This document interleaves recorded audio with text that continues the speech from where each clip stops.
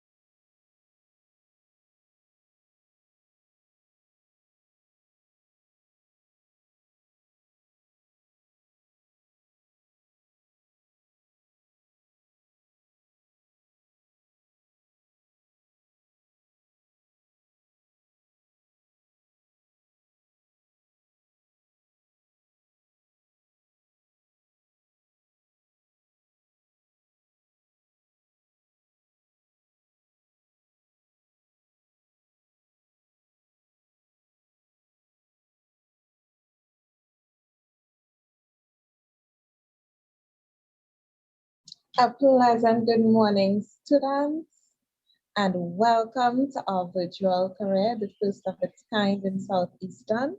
Um, we're just setting things up for you. You know how these things can go. We have a few technical challenges that we're trying to iron out before we begin our official career fair program. So sit tight, grab a glass of water if you need to, and relax. We'll be with you in just a moment. Thank you so much.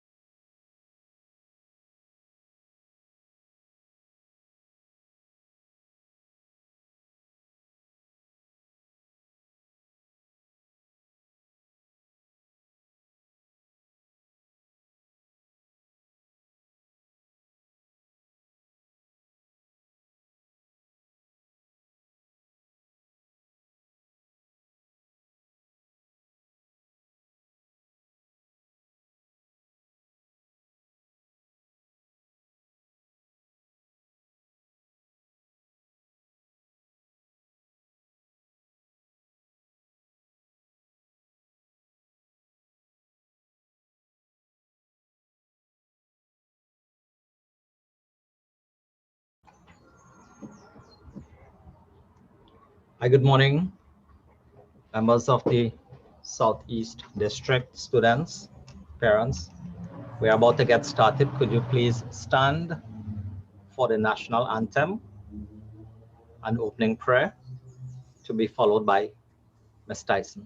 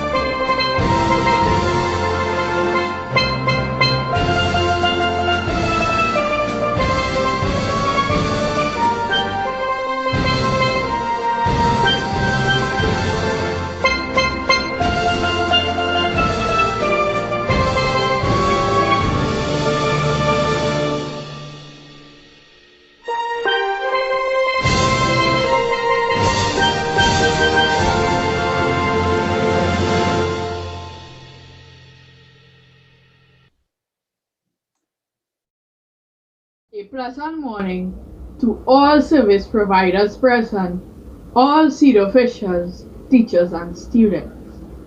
Please bow your heads as we share a word of prayer. Praise be to you, Almighty God, Creator of the universe and all that is in it.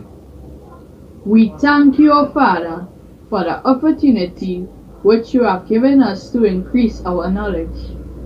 May your divine grace enable us to study hard and use what we learn for the good of our fellow citizens. We pray that you free us from selfishness, lust, greed, anger, and hatred. Warm our hearts with love, fill our minds with understanding, and strengthen our wills in the face of all difficulty.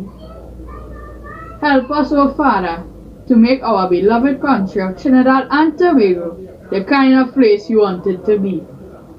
A place where human dignity is respected and where equal rights are accorded to all citizens, where hard work is encouraged and rewarded, and where you, O God, reign supreme.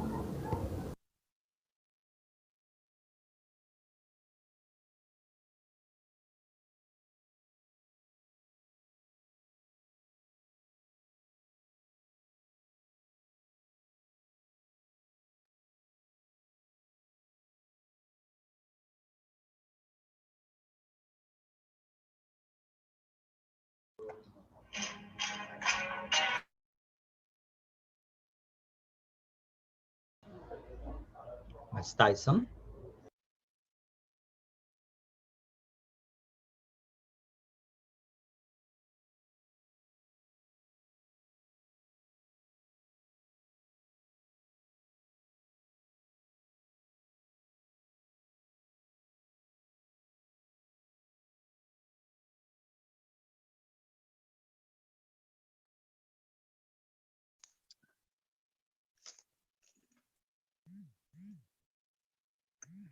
Good morning to Southeastern Educational District. On behalf of Southeastern Educational District guidance officers, counselors, and all our guidance officers, assistants from OJT, we want to take this opportunity to thank God for this beautiful day. We want to encourage everyone at this point to join us as we partner with several stakeholders who will share a wealth of information to direct our Form 3s, 4s, 5s, and 6 students. We believe we are living in some difficult times. We have seen what COVID has done, whereby our beautiful students now have to study online. And of course, we are faced with several challenges. But today, we want to provide a service whereby every child from Southeastern, and even those who may join us from other districts today, to recognize that in the midst of difficulties, there are so many opportunities for growth and development. And even for the Form 3s who are about to choose their subjects, that they will be able to choose it wisely.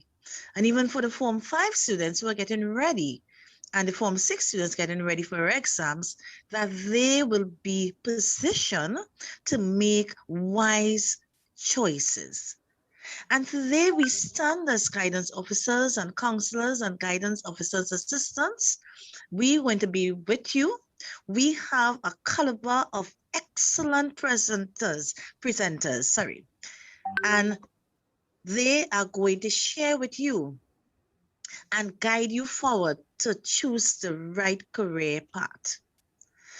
I want to thank the DSS and the SS3 and Ms. Bastian, our coordinator, who is in charge of counseling, and all guidance officers. I want to publicly thank all these people who are standing behind us as we start our first day. I want to thank Mr. Raj Ramdas, who with his company have allowed us this platform. So I do not want to be long.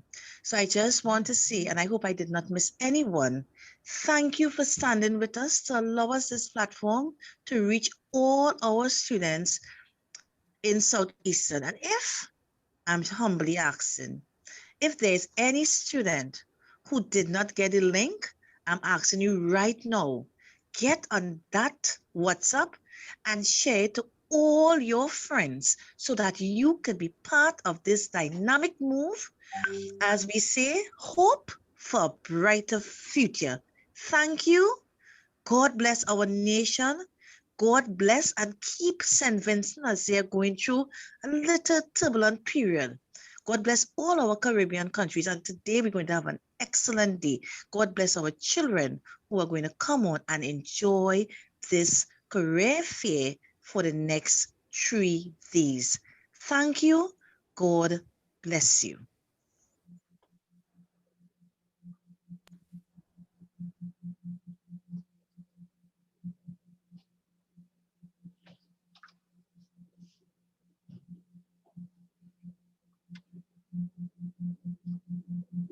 Good morning.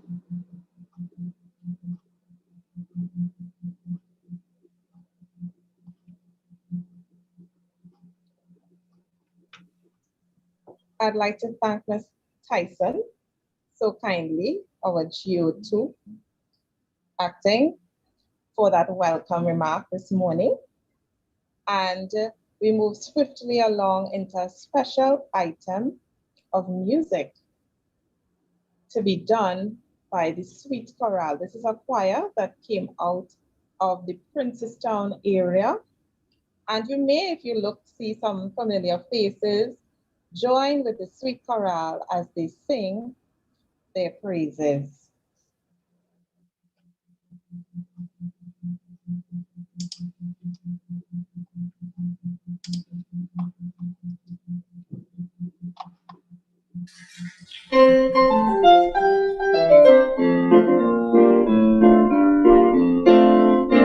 Gonna build a mountain from a little hill. Gonna build a mountain, it's my hope I will.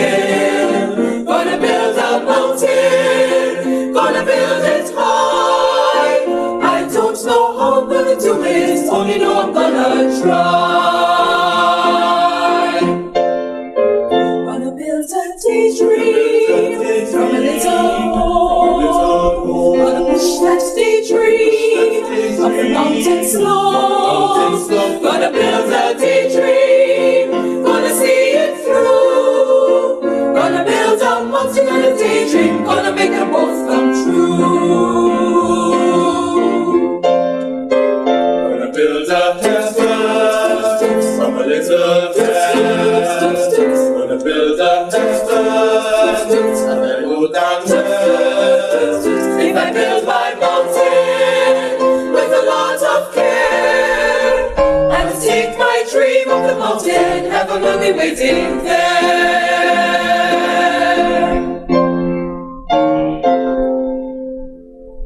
When I build that heaven,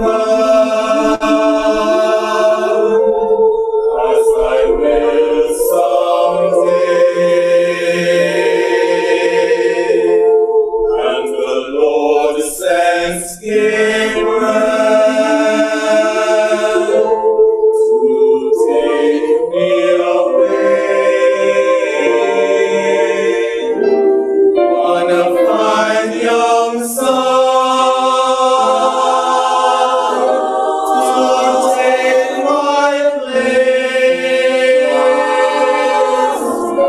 and leave a son in my heaven on earth with the Lord's good grace. Gonna build, gonna build, gonna build, gonna build. I'm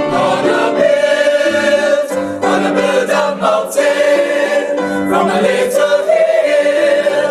Gonna build a mountain. I hope I will. Gonna build a mountain. Gonna build it high. I don't know how I'm gonna do it. Only know I'm gonna try. Only know I'm gonna try. Only know I'm gonna try. Only know I'm gonna try.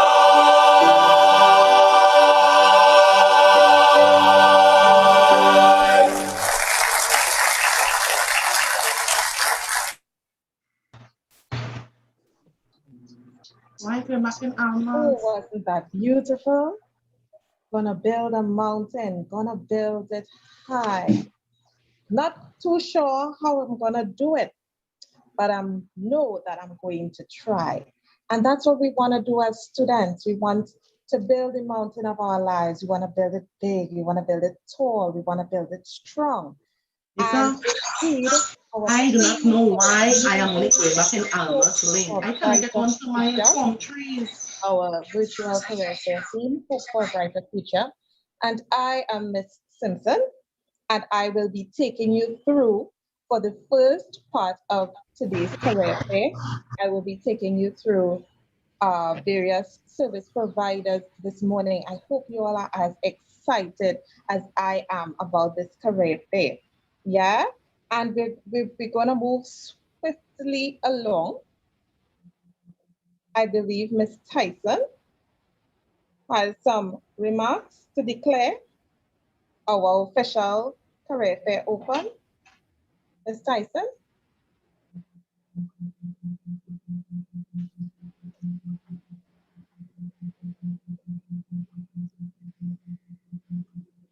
So at this time,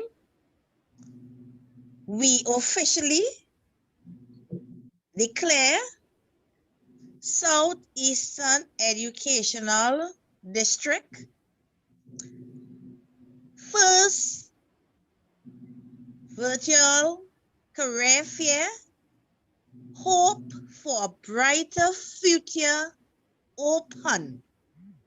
Thank you, and we're going to have an excellent Victoria's Day. Right back to you, Ms. Simpson. Oh, thank you, Ms. Tyson. So we're all official now, and we're getting right into it. Joining us first this morning, we have Mr. Doyle. and he's coming to us from Acropolis Medical Center.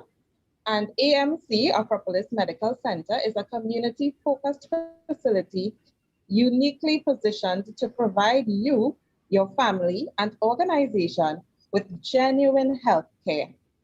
Our team of local and international professionals possess a wealth of knowledge and expertise in specialized, high-demand services areas, inclusive of pediatric, dental, dialysis, internal medicine, and cardiothoracic medicine, which is heart and lung conditions. So I would like to welcome Mr. Doyle to present to us from Acropolis Medical Center. Hi, good morning to all. It's a pleasure to share this morning and this time with, I guess, the staff and the admin and also the students. What I want to do this morning really is, first of all, just to give a little bit of information on myself. I think I have 30 minutes. Am I correct? Yeah.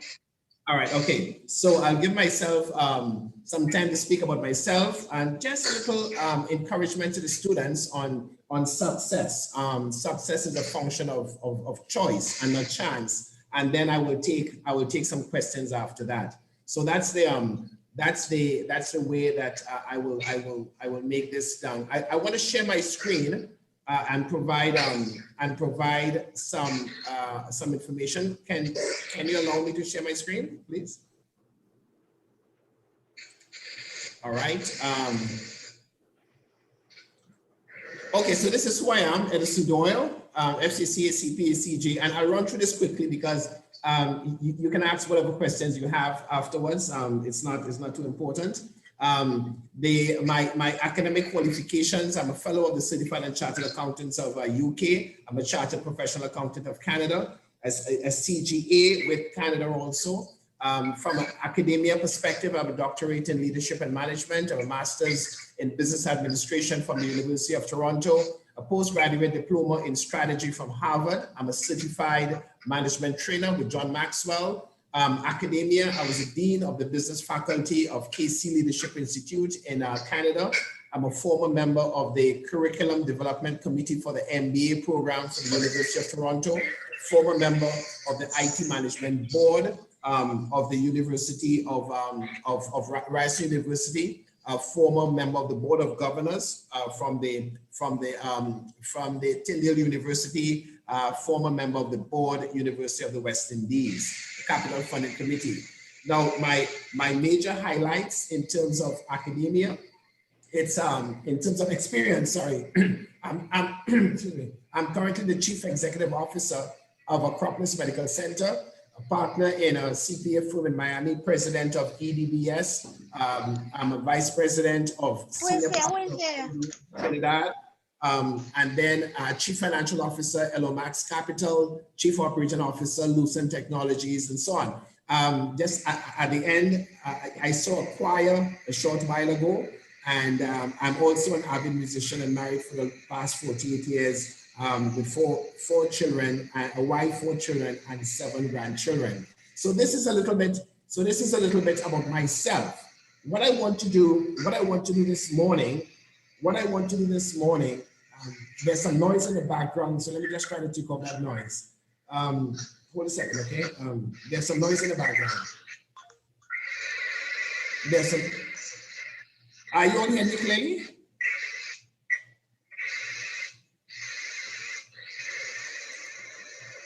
One second. Yes. I'm just taking a check here. Yes, I'm hearing you, Dr. Doyle, sorry. Oh, okay, no problem. Okay, so so what I want to do is to share a brief presentation that I have here, and the presentation is about success. Okay, what is success? Excuse me. The definition of success, the benefits of success, the principles of success, the barriers to success, the formula for success, and the 5 I's. And then I'll conclude, and we can take some questions. We can take some questions after that. The definition of success. Success is a favorable or desired outcome, the attainment of wealth, favor, or eminence. This is the Webster Dictionary. John Maxwell says it's the progressive realization of a predetermined goal.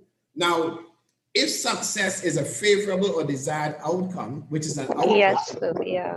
for a result to occur, an action or series of action must take place. In other words, I am sure that as students, you all want to be successful. We all want to be successful. We all have aspirations to be a pilot, to be an accountant, to be a doctor, to be an engineer. This first bullet point, it really tells us that in order for you to achieve success, there has to be an input. There has to be an input. So therefore, you cannot expect to be successful if you do not put in your time with doing your homework, put in your time with doing your research, put in your time by sacrificing some of the, I guess, parties and so on that you may want to go. If you want to be successful, it has to come from a sacrifice. Bullet point number 2, your quest for success can be aimed towards the achievement of a spiritual, physical, emotional, educational, financial, career, or business relationships. You want to be successful for, for several different reasons. We all have that desire to be successful. Number 3, God has made us all equal. The difference between a successful and an unsuccessful person is that the successful person goes and does what the unsuccessful person will not do. Okay, so we have to make sure that we do whatever is required to be successful as students. Now, I went to school myself, obviously. I'm not sure if I'm speaking to the 3rd or 4th or 5th or 6th form, but suffice it to say, I played a lot in school, and I didn't really apply myself the way I should have applied myself in school because I was extremely playful. The high school that I went to, there was a school orchestra at the time, and I played a lot of music, and I played a lot of music, a lot of soccer, but I didn't apply myself at the time as much as I should have. And I paid the price afterwards because I had to study a lot harder after leaving school in order to catch up and achieve the goals that I wanted to achieve. So really, as you are in school now, make good use of the facilities you have, understand, work along with your teachers, and ensure that you put in the work in order to be successful. Now, the road to success is not an easy one. Otherwise, it would have been overcrowded. Okay, so being successful is not an easy task. Otherwise, it would be the road would be successful. What are some of the benefits of being successful? 1, internal satisfaction. You feel good about yourself. Number 2, there's a sense of accomplishment. I have tried something. I've accomplished something. I saw recently, I believe, was the SEA results, where on television there were several students, both male and female, who were successful in I guess the top 5 or so, and there were broad smiles on their faces. Why? Because there's a certain amount of a feeling of accomplishment that you have when you're successful. When you're successful, there's a peace of mind. There's a peace of mind. You have the ability to help others. You have a fulfilled life. You can do a lot more the more successful you are.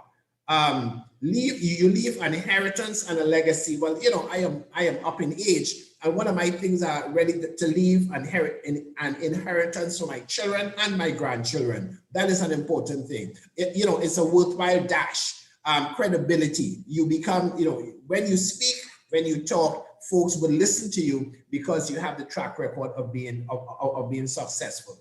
What are the principles of success? Luck is when preparedness meets opportunity. In other words, there is no word as luck in the true business or in the true in life. But if there's a definition of luck, is when preparedness meets opportunity. I must tell you guys and gals, it is tough out there. It is difficult out there. In the work field, it is difficult.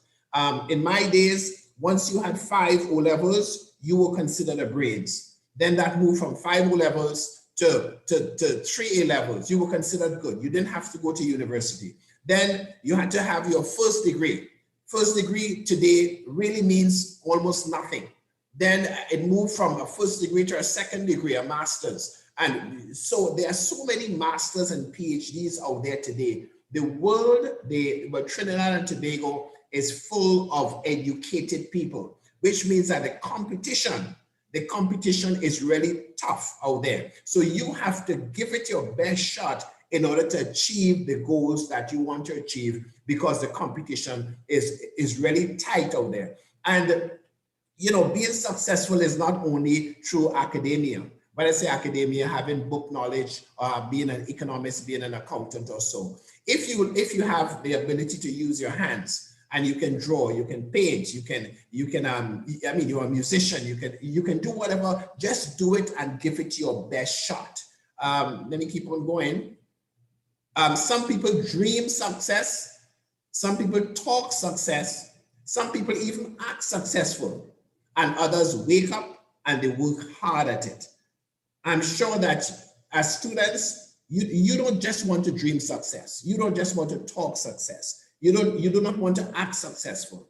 But what you want to do, you want to wake up and you want to work hard at it. There's only one place where success permanently comes before work. If I had a feedback time, probably someone could have given me an answer, but I'll tell you for the sake of time. The only place where success comes before work is in the dictionary, because S comes before W. No, in the real life, you have to work in order to be successful. What you hope to do with ease, you must first learn to do with diligence. I always draw the example of riding a bicycle, and I'm sure most of you guys could ride a bicycle. When you were learning to ride a bicycle, you can, or your parent or your big brother or sister or so would allow you to go on that bicycle and it will be in a vertical or an upright position, and yet you will fall. Once you make one pedal, you will fall. But after you kept trying and trying and trying, then you can ride a bicycle anyhow you want. The same goes for swimming. When you were learning to swim, you can do what you want. You will go to the bottom of the pool or to the bottom of the sea. But after you learn to swim, you can float, you can just hang out loose and you will not sink. The lesson here is what you hope to do with ease in the future, you have to learn to do with diligence. So nothing good comes easy. You have to work and you have to work hard. What are some of the barriers of success? You know, what are some of the things that cause us not to be successful? One, a fear of failure, rejection, and the unknown. Oh my gosh, you know, I don't like writing exams. I think I will fail my exam. I'm afraid of failure. Don't let that prevent you from giving it your best shot. Don't let it prevent you from being successful. A pessimistic outlook. It means that you always look on the dark side of things. You know something, I'm not good enough.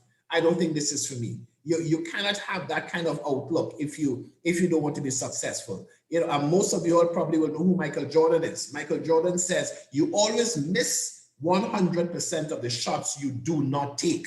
So if you fail to make a shot, if you fail to get that ball in the hoop, you would never get it in the hoop because you failed to take the shot. So you have to take that shot. You have to do what you are supposed to do. You have homework to do, get your homework done. You have research to do, get your research done. You have group work to do, get your group work done.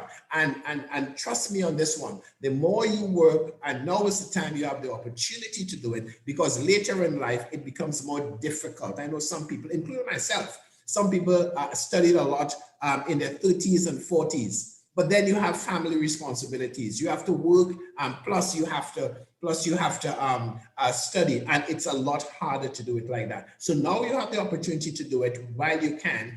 Do it from now. Another barrier is unwillingness to sacrifice and lack of preparedness. Okay, you must sacrifice in order to be successful. You must sacrifice in order to pass your exams. You have to learn the work.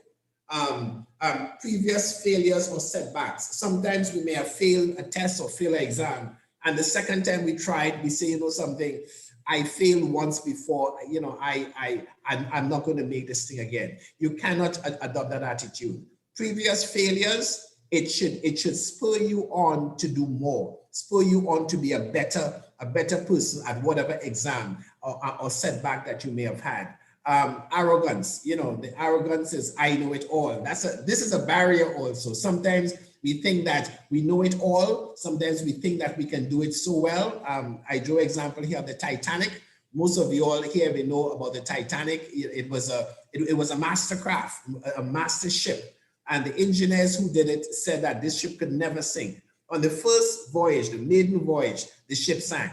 So we have to be humble. We have to do whatever we can and say, something, I need the assistance of the teacher. I need the assistance of a mentor. I need the assistance of a counselor, or guidance counselor. I need assistance. I need the assistance of my parents. And all of these things help. And if you do not have it, they become barriers to success. Of course, some of us, lack of financial resources. If there's lack of financial resources, don't make that a problem. Don't make that a problem. Give it your best shot. My own personal thing is that I grew up with a father alone. I didn't grow up with a mother. She's still alive. As a matter of fact, she's 105 years old and live in the Princestown area. I think you guys are from Princestown. There's a home up there that she's in right now. And I didn't grow up with a mother, all right? And we didn't have money. And I had to work hard in order to ensure that I could have gotten the education I got. So as a matter of fact, all of the degrees that I have were all scholarships, every single one. My first degree, my second degree, my doctorate, my professional qualifications, I have not paid a penny for one of them because I would not have had the money. So if you come from a family background that I came from, similar to what I came from, where your parents didn't have a lot of money to send you to university or so, you can still make it. You can still make it because the harder you study and the more you prove yourself, you will get scholarships. You will get assistance in order to overcome the financial challenges that you may have. What are the formula for successes? You cannot expect to reach new horizons if you are afraid to lose sight of the shore. Okay, you cannot expect to reach new horizons. In other words, the further out at sea you go, is the more you lose sight of the shore behind you. But if you want to reach new horizons, if you want to achieve your goals, you cannot lose sight. If you are afraid to lose sight of what's behind you, you ain't gonna make it. Okay, an opportunity of a lifetime must be seized within the lifetime of that opportunity. You all have a good opportunity now in some countries, in some islands, even at the secondary school level, you have to pay for it.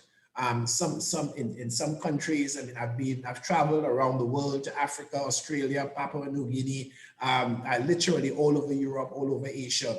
And literally, believe you me, the educational system that you have here in Trinidad, I've lived abroad for 30 years. The educational system that you have here in Trinidad is really as good as any. So take advantage of what you have and don't take it for granted.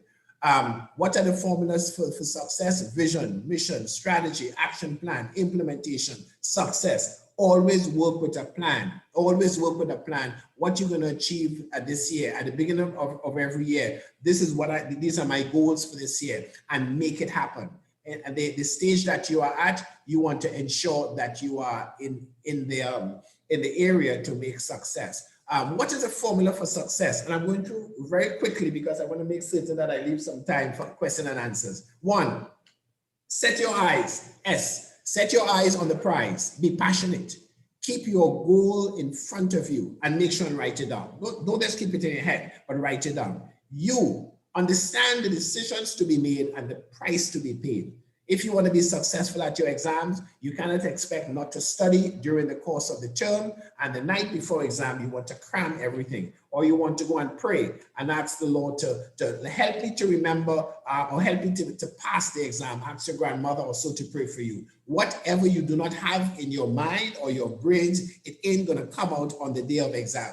And when you're under that pressure and intensity in that exam room, even what you know becomes blurred. So you can imagine if you do not know anything, all hope is gone. So you have to understand the decisions to be made and the price to be paid. Craft and implement a plan. You always have to have a plan in terms of what you do. Create a positive environment. Learn from successful people. Learn from your teachers. Learn from your guidance counselors. Learn from those who are parents and uncles and aunts who have been there. Find a mentor.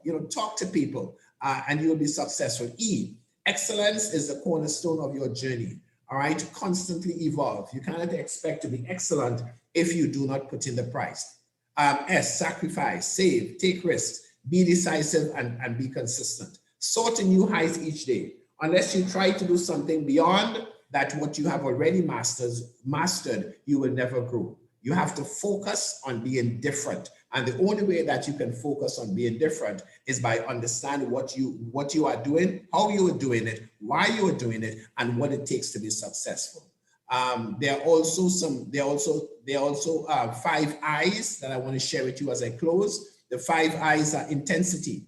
Whatever you do, set your mind, do it with a passion. Number 2, integrity. Always apply rigorous standards to ethics, credibility, reputation, and morality. 3, intellect. Education and knowledge is the key. This is the knowledge is the key to success. A former Prime Minister of Trinidad and Tobago, the first Prime Minister, at the beginning of a school term, he said, your future are in your school bags. And that is so true. Education and knowledge is the key. Interpersonal, you have to know how to interact with your fellow students, you have to know how to interact with your teachers, and you have to build relationships in that capacity. Introspection, always review, adjust your strategy, and do things differently to get your success. Again, success is a matter of choice. Start your journey from today, all right, from impossibility to possibility to reality. If you were mediocre before, let today be that first day. Give it your best shot and do your best. Make that sacrifice, work smart, take risks, and set yourself apart by being excellent.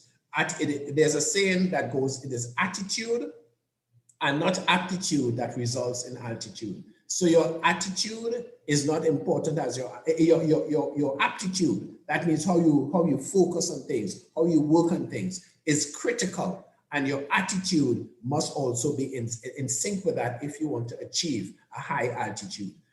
Remember, the class of service you sit in or you enjoy, you tolerate or regret, directly correlates to the price paid. So in other words, if you fly in an aircraft and you pay for first class or business class, the class of service you get from the air hostesses and so on, they would treat you good because you paid for that class.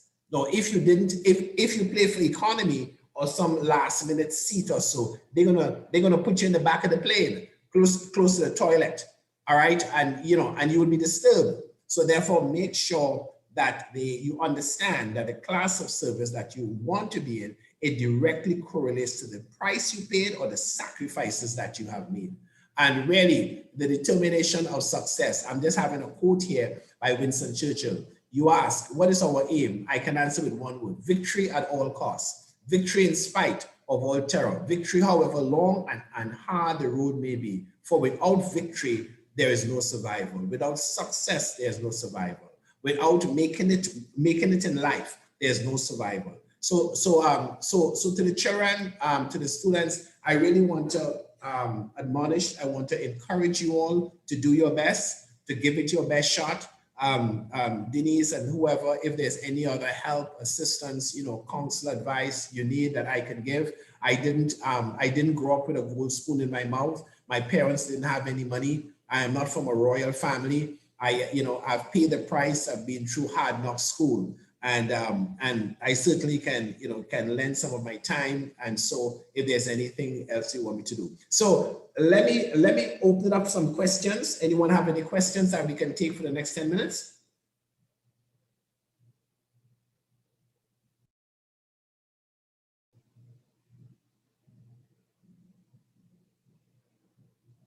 Ms. Tyson?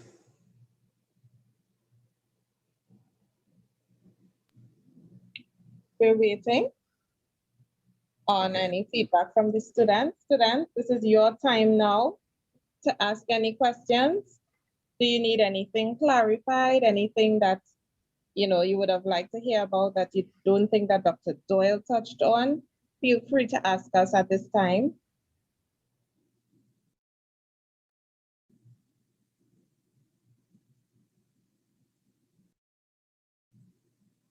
We have a very quiet, we have a very quiet class.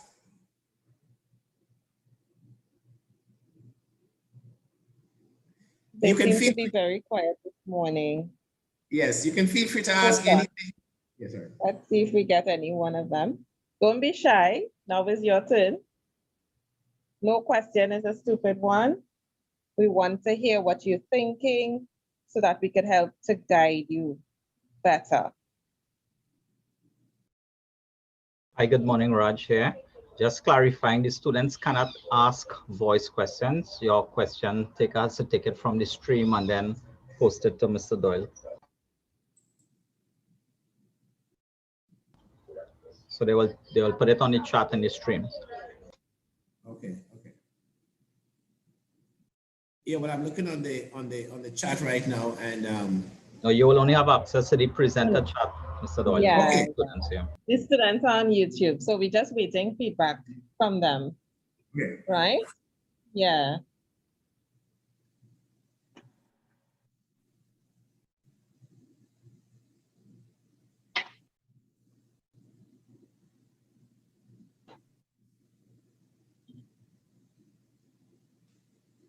Well, I guess it was very clear. I am hoping that I could only guess that. yeah, I'm You hoping know. that yeah, I'm hoping that they're encouraged. The students are all encouraged to work hard, give it their best shot. Yeah, I certainly hope so. You and you know, when things are open up, as I said, if you want me to come in person, I can certainly avail myself. That will not be a problem. Yeah. We certainly could get back on to you if we have any further need to present. Yeah. You have shared a wealth of information with us this morning, and I'm sure that the students that are joining with us at this time are so appreciative of what they would have learned this morning. So I want to thank you so much, Dr. Doyle, for being with us. I know that you took time out of your busy schedule, and we so appreciate it. Yeah, I still haven't gotten any questions from the students. So just like you said, I think that they think it's crystal clear. Yeah, it must be that. So I would just like to thank you so much for joining us, and do stay in contact with us so that if we need you again, we could get you to share again with the students. Thanks so much. Sorry, just now, somebody just asked a question. Kyle Burju is asking, should we go for a job we like or or a job that pays? So let me respond to that. It has to be a combination of both, because you wouldn't want to pursue a course or a direction only because you like it. You want to make sure that there's the potential also to make money. Okay, from since I was 9 years of age, I knew there are two things I wanted to do in life. One of two things, either to be a businessman or an accountant, that kind of business, or to be a musician. And that's a perfect question, a very good question. I love music a lot, but when I looked at the music horizon, I realized, hey, you know something, you can't make money with music. You can't make money with music. It's difficult. The music, whoever you see up there, Beyonce and so on, they're one of millions of artists who look to the entertainment world to get money. So I knew I had to do something else. And what I did, I pursued the business stream, and business. And also, I still kept on playing music. I still play music. So now I use music as a hobby and my business as a passion. So therefore, it's a hybrid. But you always survive and you always last longer when you like what you do. There's a statement in the world, in the world that says, if you like what you do not go to work a day in your life, because you find fun in doing it. So one suggestion I would have, do not only go into a profession for the money, because if you do it for the money only and you do not like it, it will soon become a pain and a bore, and you will regret, you will not perform well, because you're just doing it because you're either forced to do it by your parents or by grandparents or so. Always choose an area that you like, but ensure when you're making that decision that the area that you like can allow you to live the life that you want to live, you know, buy a nice car, you know, live in a nice home and so on. So that's the comparison. I think there was a second question. There was another question, yes. What subjects do you think could help you become a doctor? I believe it is at this time. Well, you have to pursue the sciences. Okay, you have to pursue the sciences, the chemistry, biology, physics. That stream will allow you to gain entry for your first degree, because you know, being a doctor, you have to go. You must have your first degree.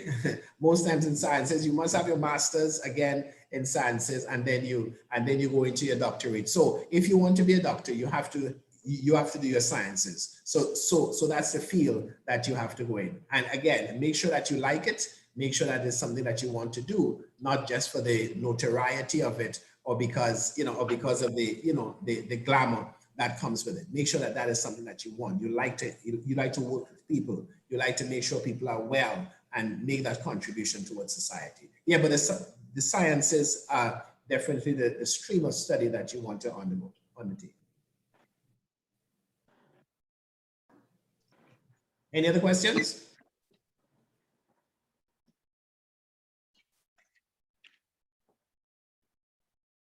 What subject should you pursue to become a head nurse? Well, again, to pursue a head nurse is a position in an organization.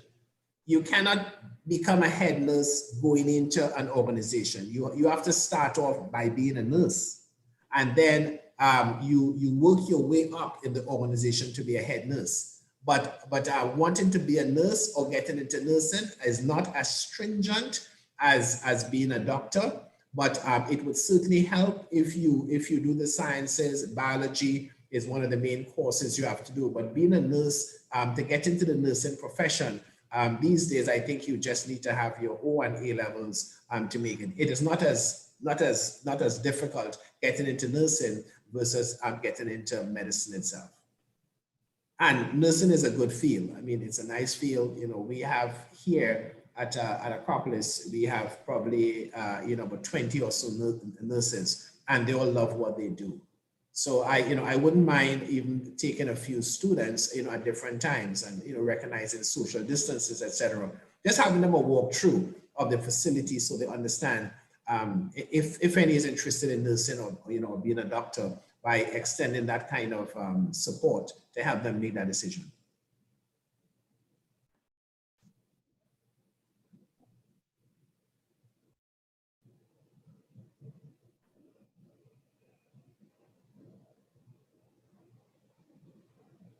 Thanks so much. We're just giving them a minute to see if there are any more questions. Okay. Well, while they're waiting, I just want to reemphasize hard work, no pain, no gain. Nothing good comes easy. And, achieving your goal is more than just writing your goal down. You have to work hard at it. You have to work hard. You have to sacrifice. Friends take you, but they don't bring you back. Okay, watch your friends. Watch those who you hang out with. There are a lot of young people these days. They get into the wrong company. They stop studying, drop out of school, get into trouble with the law. You don't want to go in that crowd at all. You want to make sure and stay in line. Do your work well, make an honest and a decent living. You want to do your best. You want to achieve your best. One thing, if you have a criminal record, what happens is that it keeps on your record. You can't get a job. Okay, you can't get a bank loan if you want to build a house. So being on the right side of the law is really critical. And you want to live a productive life. You want to live a long life. You don't want to get shot at 18 or 20 years of age or 22 years of age. You don't want to be in that category. So watch your friends. All right, watch your friends and be careful who you hang out with. Oh, lovely.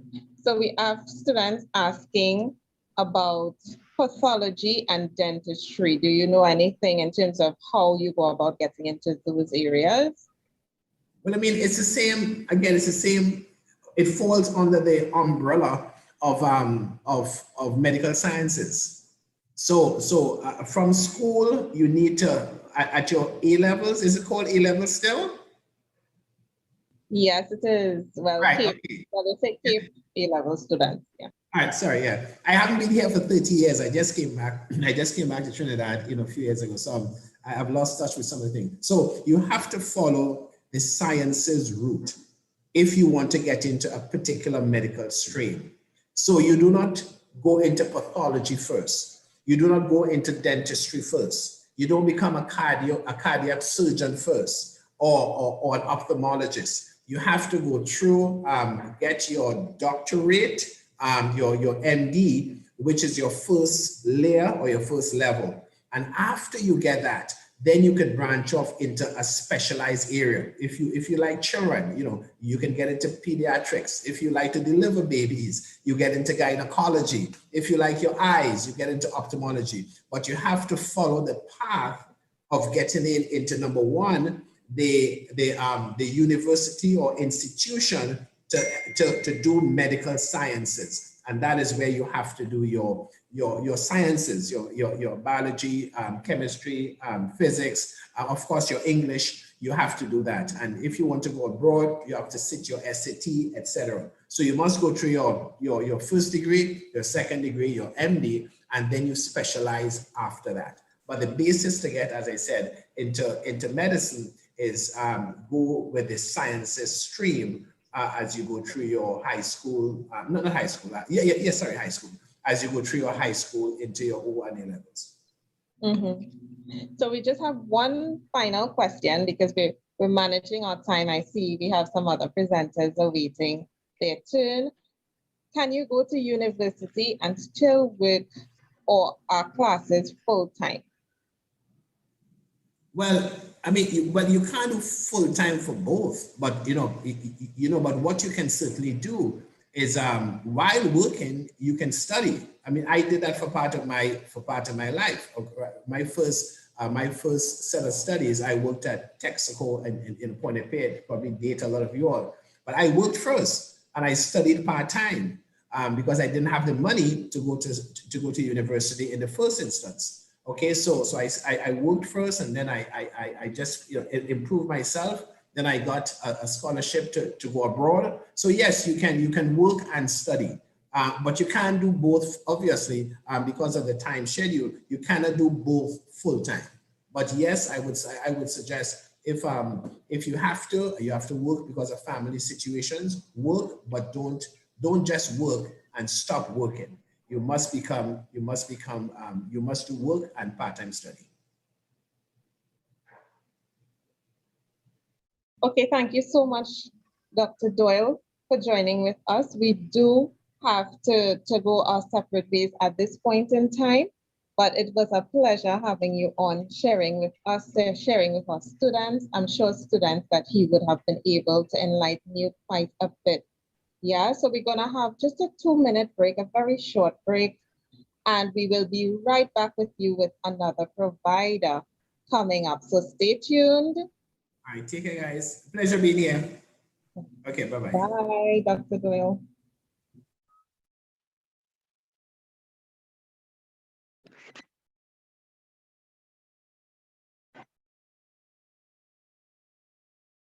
Two-minute break, and we will be right back. Thank you.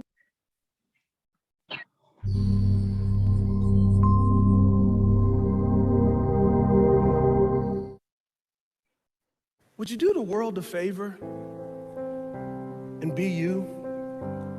Because everybody else is already taken. Do the world a favor and be you. The world needs you, or God wouldn't have made you. If God wanted me to be somebody else, I wouldn't be here. I would be them. Stop trying to be somebody else. Stop letting the culture define what's beautiful. God says you're beautiful. Have you listened to God's voice in Psalms 139, 13, and 14? That when you were in your mother's womb, you are wonderfully and fearfully made? Have you looked in the mirror and said, I'm wonderfully and fearfully made because God says? Or have you looked at TV images? Have you looked at magazine covers and said, oh, I'm ugly because I don't look like them? And God is going, precious child, you are beautiful to me.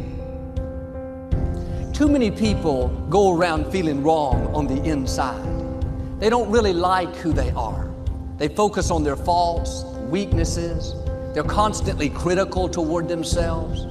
That recording of everything they've done wrong is always playing in their mind.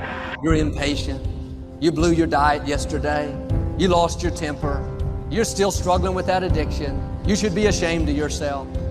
They wonder why they're not happy. It's because they have this war going on the inside.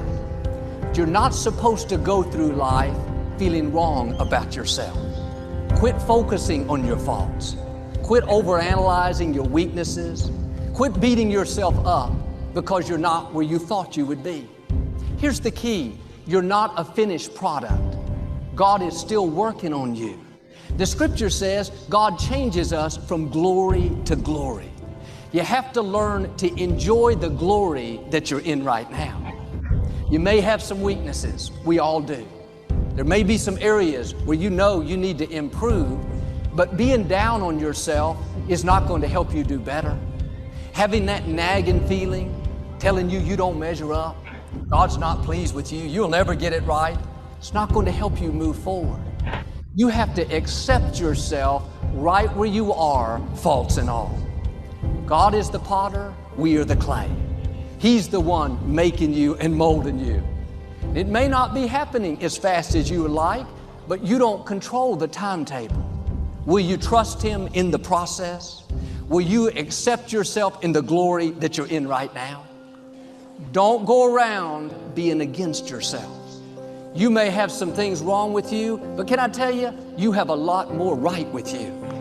You may have a long way to go, but if you look back, you'll see how far you've already come.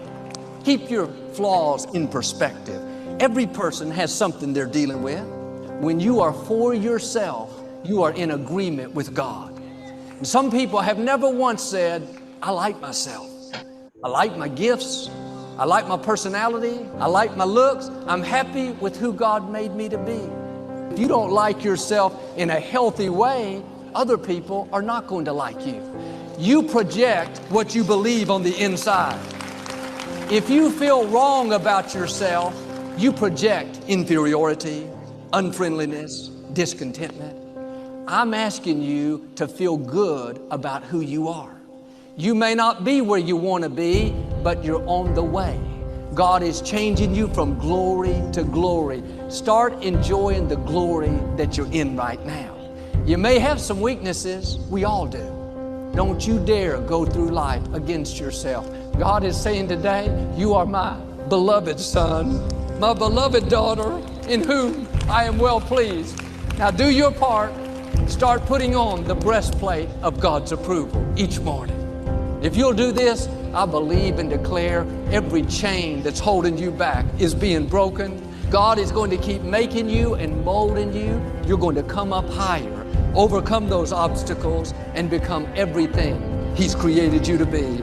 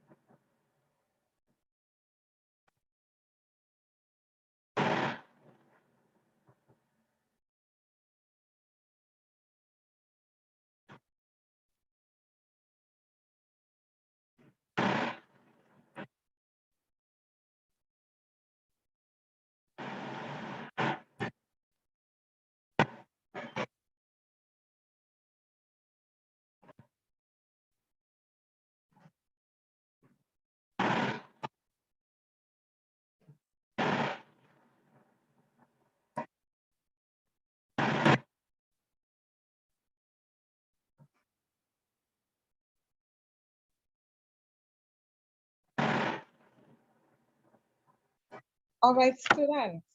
So I hope that you were inspired by that video that would have been shared. Yeah. I hope you took the opportunity to stretch your legs, grab a snack if you needed to, whatever you needed to do just to, you know, do your neck rolls. Yeah, just make sure you're relaxed in front of your device. And we have another service provider coming up. I'm just verifying, is the Ministry of, the Institute of Marine Affairs with us? Hi, good morning. We are. Yes. All right. So we have them joining with us at this point in time to do their presentation. Students, please.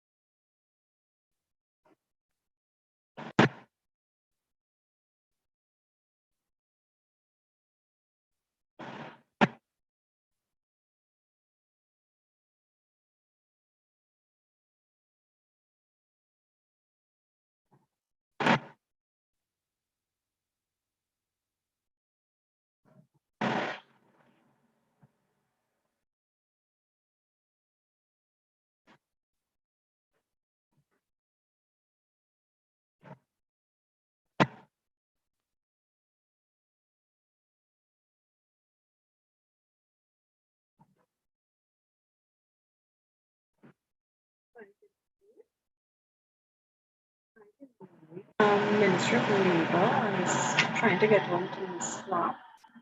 We are invited to be part of the seminar. I signed on the confirmation because I heard another organization.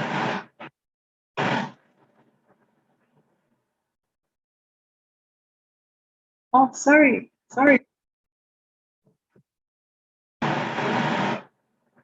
Oh, you're waiting as well. Okay, because it's in the chat group, so I apologize.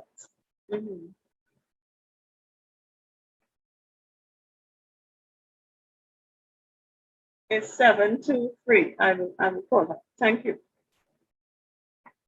All right, perfect.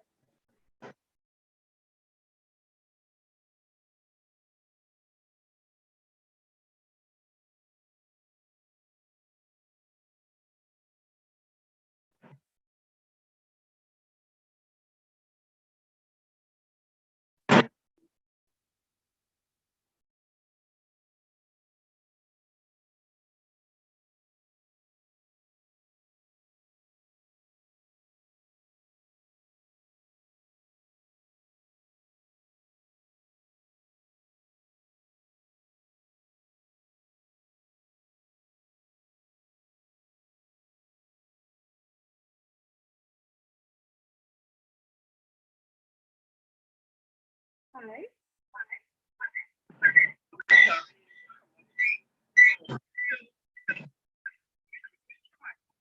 Okay, very good.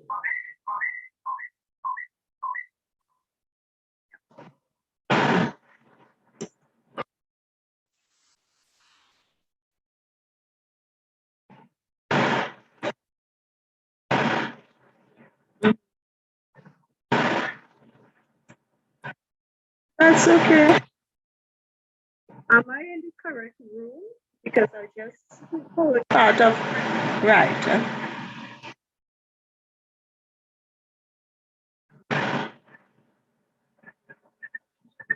Thank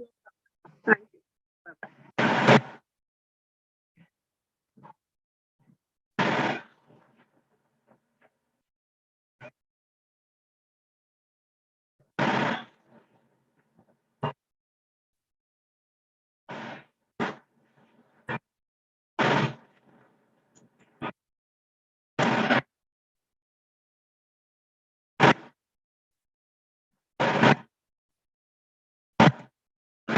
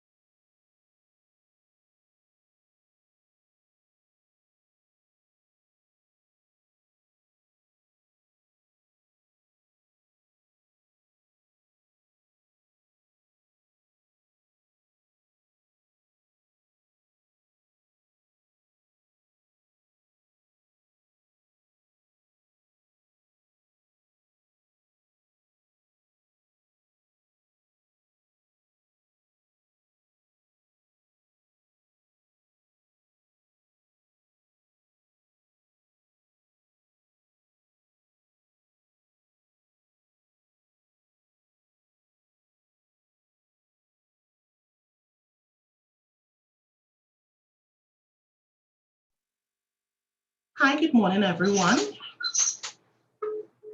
Welcome to Southeastern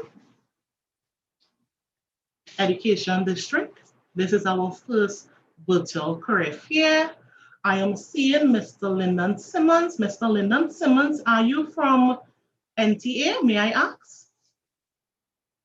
Hey, pleasant good morning. No, I'm from the University of Southern Caribbean, USC. Okay, so right now we have you online. So let's give me 1 minute. USC. Okay, hi, Mr. Simmons. Yes, Can you hear me? Hi, first of all, good morning again to you.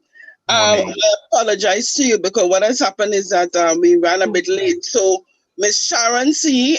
of the Ministry of Labor is actually on to present. We had a bit of technical difficulties. So what I will do, I will call you offline and just have to chat with you. Is that okay? Yeah, that's no problem. That's no problem. Right. And again, Ms. Sharon, we do apologize for the delay. We had a bit of technical difficulty. However, we are glad that you're here with us. On to Ms. Garcia Hall, our host. Miss, can you tell me what agency are you from again? Good morning. Good morning, ma'am. National Employment Service. I'm not hearing you properly. I'm from the Ministry of Labor, National Employment Service. Okay, give me 1 minute.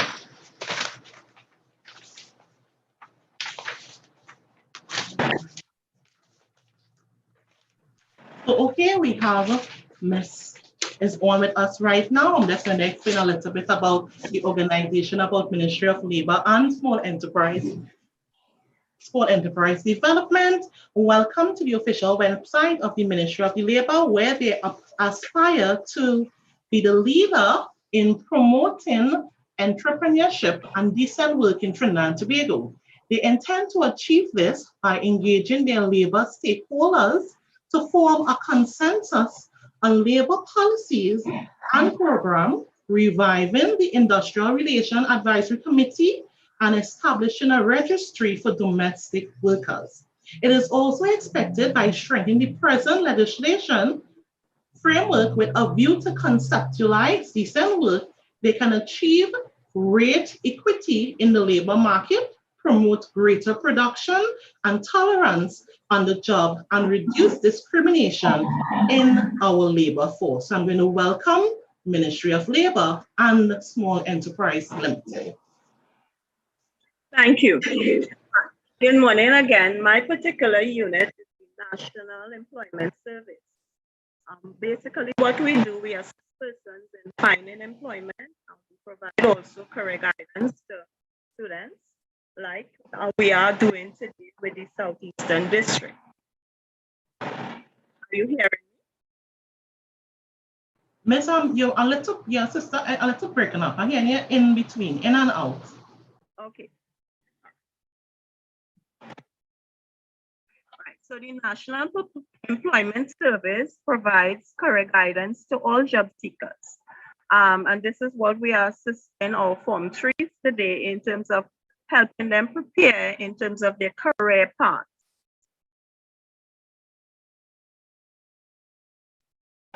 So we know that the Form 3 would be getting ready to choose subjects and in terms of making that career choice. So we want to assist them with providing this information.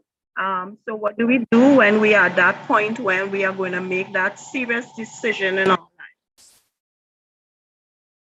So let's talk about what's a career. A career, as the dictionary defines, is an occupation undertaken for a period of one's life. It's usually with opportunities to progress. An occupation, however, could be described of a group of duties and responsibilities that are carried out in exchange for payment of that job. So most persons within the public or private sector, they are all self-employment, they are within a career path.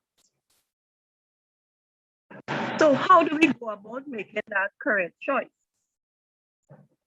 One of the things we can do is we can talk to persons. So let's find out now. It's not really a simple process. It requires a lot of thought. It requires preparation to, as we say, that crossroad. Some of us would follow others. Others would do what's popular, or what makes money, right? Or what looks good. And some of us, we enter into careers based on what our elders or parents want us to do. But it's important that you know when you are choosing a career, you need to do some inspection. Ask yourself a few questions. Speak to your teachers, your guidance officers, or members of your community, and most importantly, do research. No one knows you better than you. So no matter how confused it might be, taking some time to understand your hopes, your dreams, what you like, what you don't like, what you're interested in, would help you to fine-tune that career choice. So getting to know yourself, what we can do is we can list some of the things we like, some of the things we don't like, what we might be good at, what we're definitely not good at, and what maybe some things that we are repulsed by, for instance, blood. So number one thing we should do, we can ask ourselves the following question. What do I really enjoy doing? What are the things I'm interested in? What are my values? I like outdoor. Am I more comfortable, let's say, in a laboratory or working in an office behind a desk? Am I more physically inclined? Do I like a job that would require me to be more active physically? Sometimes the extracurricular activity we are involved with at school can give us some ideas. So let's go about trying to help you answer some of those questions.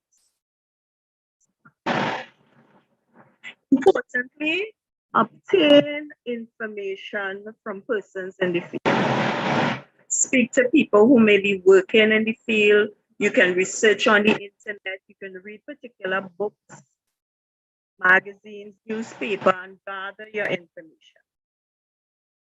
Thirdly, it's important, in your case, you have to choose the right group in a subject. And for some schools, there are set groupings. But you need to be true to yourself. List what those dreams and aspirations are in order for you to make those choices. So having discovered what your strengths or weaknesses might be, that helps you to make that decision. You can also look for information online. For instance, Myers-Briggs type indicator helps you to choose. It will give you information on what your personality type is, what jobs might be more suited for your personality. For instance, if you are more of an investigator also. Excuse me, Miss, I'm hearing you slightly. The audio is breaking up very badly on our side. So I'm hearing you going in and coming out. So I don't think I'm not hearing you clearly. I think the students are not hearing you clearly either. Are you seeing the slide presentations? No slide presentation. Okay, all right. So my volume is up, and I have shared screen up. I am hearing you clearly now, more clearly now, okay. Right? So I don't know if Mr. Raj, can you share her screen so she could show her presentation, please? Thank you.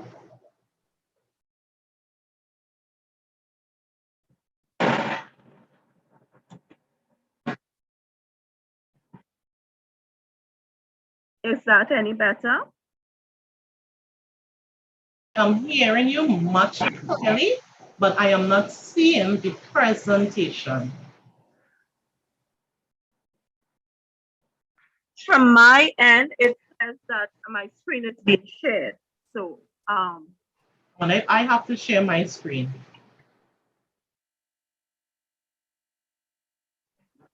Let me see.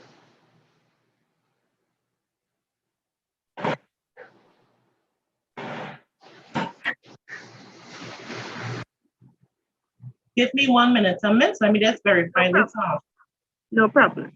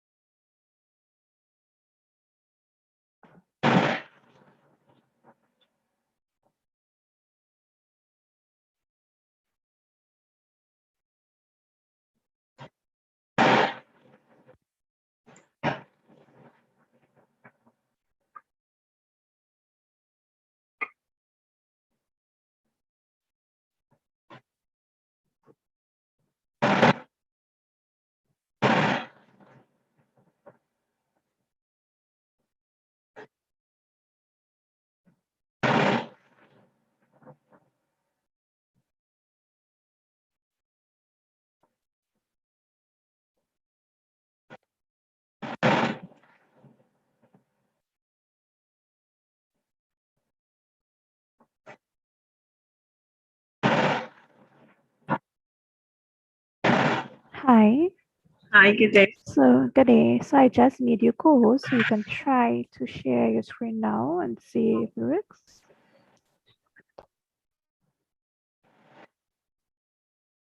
Okay, I have shared screen. Are you all seeing?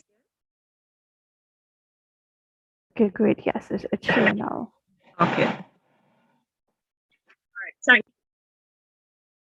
you. No problem. Is that okay?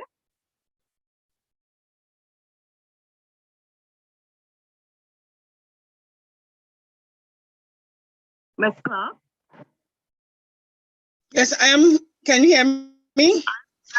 Right, I am seeing the PowerPoint now. Yeah. Okay, no problem. Live. Thank you.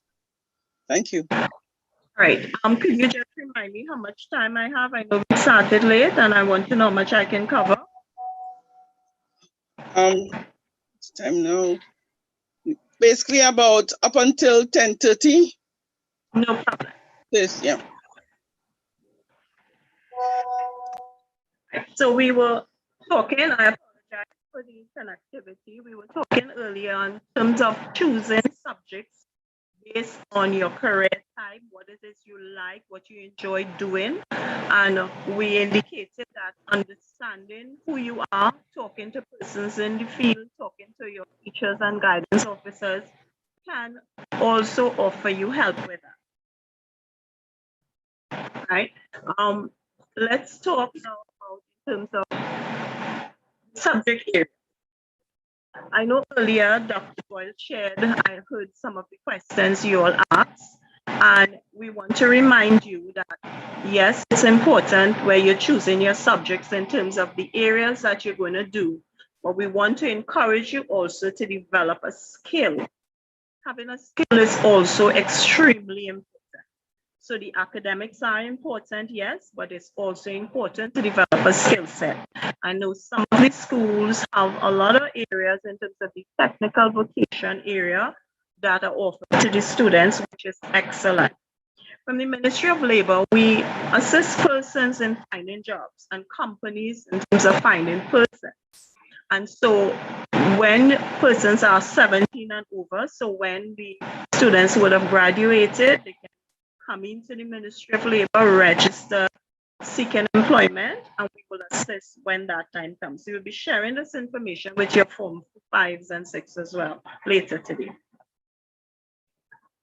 So for some of you, in terms of if it is you're looking at in the medical related field, these are some other skill sets that are important.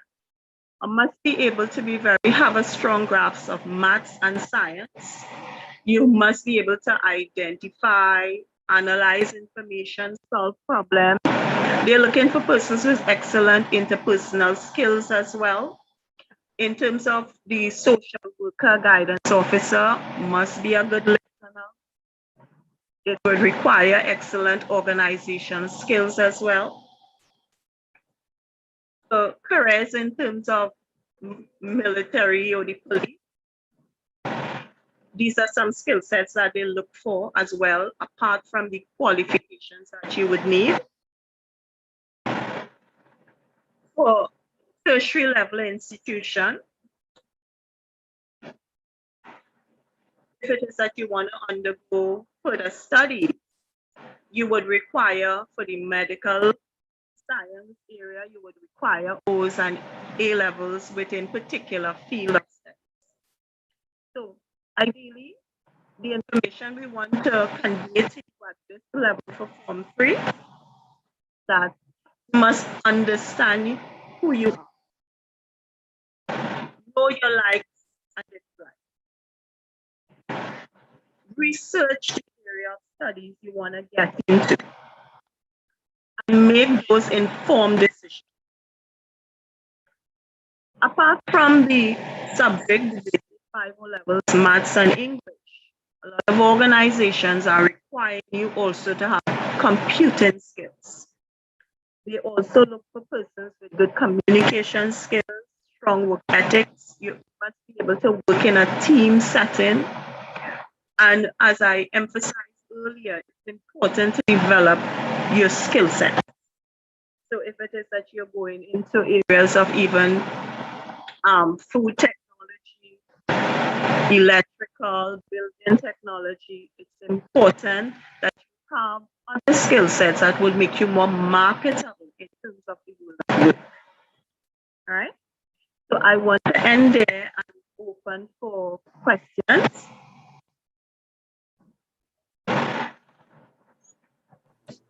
So Miss, I'll just be waiting to see if the students send in any questions and I'll get back to you, right? So I'm just waiting right now on their response.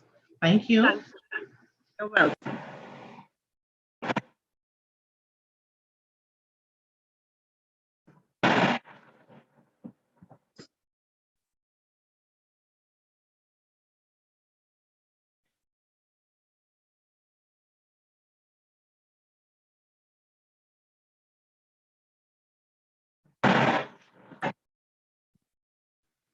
So Miss, I'm still waiting. They are a bit quiet. I don't know if they are a bit shy, right? But they are still waiting.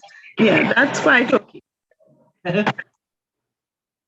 But I like the point you draw though. I always tell children whenever they are choosing a career, they need to know a little more about themselves, and that is very important, right? I love that point you draw, and they need to know what they like as well as what they don't like, right? So there are some vital key points that you draw today in your presentation, and I love it. So I want to say thanks, and by the time I'm just waiting for them to ask any questions. So I'm waiting for the questions to come in, right?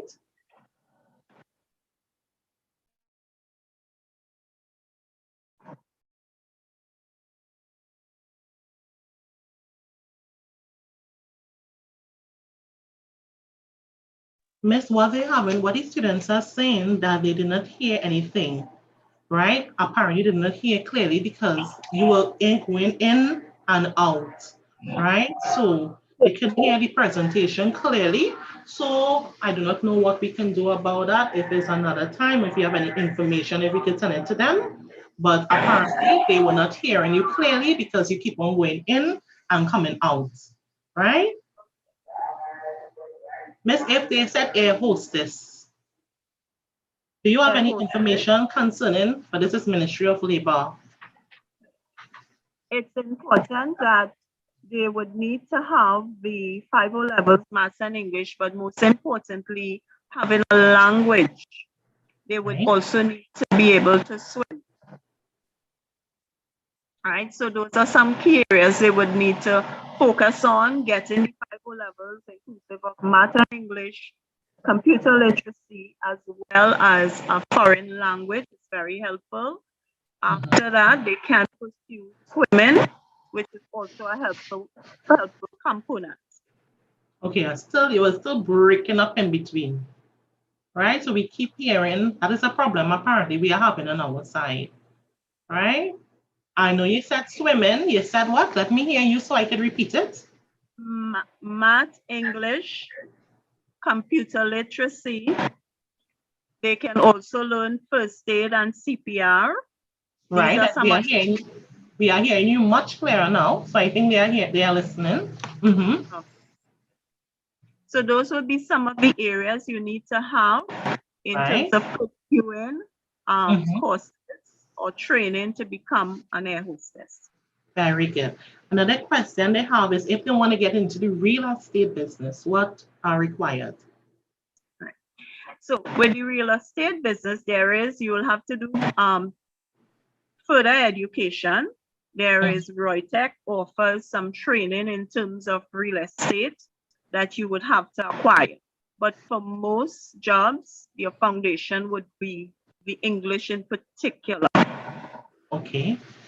And you must have computer skills. Okay. All right. Another question is how can I get into Coast Guard? Into what, sorry? Coast Guard. Coast Guard. The Ministry of National Security would advertise through the Service Missions Department when they are recruiting. When that advertisement is out, persons will have to fill out a form, attach their documents, and submit. The qualifications, you must be a national of Trinidad and Tobago. They would give you also the age requirement that you have to fall into. Of course, you must have the O levels. Having the skills as well would be an additional, it would be an asset to you to get into those related areas. Okay. And one more, they asked the one if, go ahead. They asked him, do you need an education to get a job? Education is not just certificate. Education also means that you can learn a skill. Excellent. Education is not just having CXC. Education is learning from your environment, from persons in the field, and so that you have those relative skills and competencies that would make you marketable in the world of work. Okay.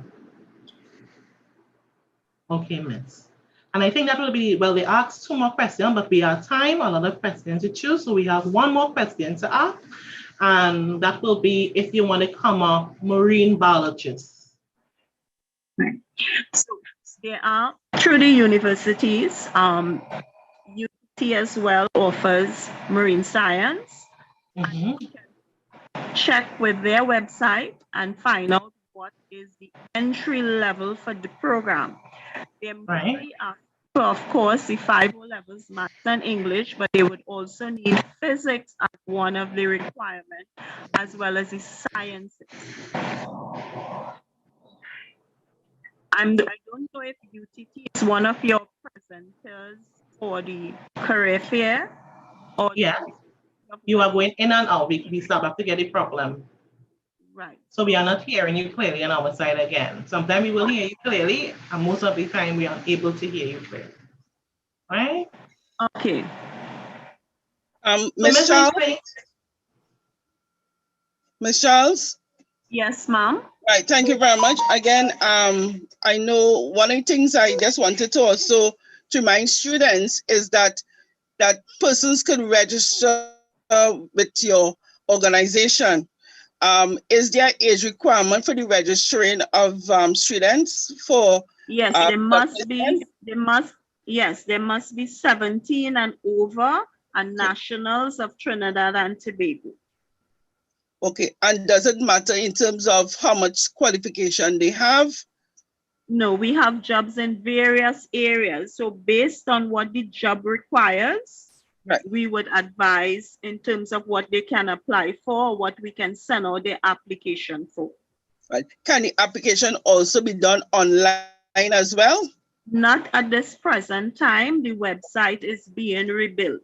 Okay. So persons 17 and over can visit our office. We are located on St. James Street in San Fernando, same building with WASA, 3rd floor. Documents required would be the birth certificate and ID card, 2 recommendation, resume, and any academic certificates they have. That can also mean skill certificates. Thank you very much, Ms. Charles. Most welcome. So, Miss, this time I'd just like to take this time to thank you very much and having the patience to be with us today, because we know because of technical difficulties, we were unable to come on a little late. But I just want to take time to thank you, right, for taking this time to come on and share this information with our students. You're most God welcome. bless. Okay. Ms. Garcia? Yes. Okay. We also have Fire Trinidad and Tobago Fire Services online to present. And after Mr. Lyndon Simmons of University of Southern Caribbean is also online. So what are we doing? Are we going into a break or are we continuing? Well, I guess we could continue with the fire. So Mr. Gregor?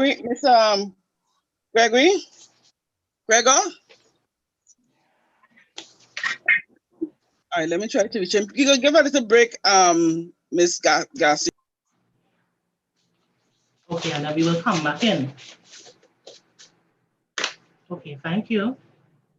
So we'll be having a little 5 minutes break for the students. Get up, stretch, walk around a little bit, get something to eat, drink, and we will see you back in the next 5 minutes. Thank you.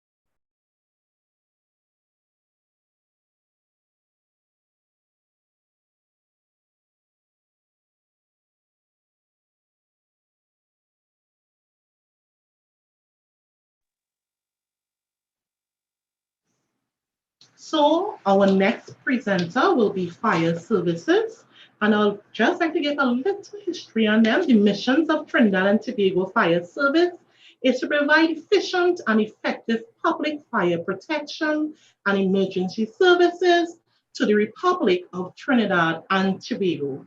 As a member of the police of the fire service team, you will play a key role in supporting this mission while contributing to the protection of life and property. So I'd like to welcome the other presenter, Mr. McGregor.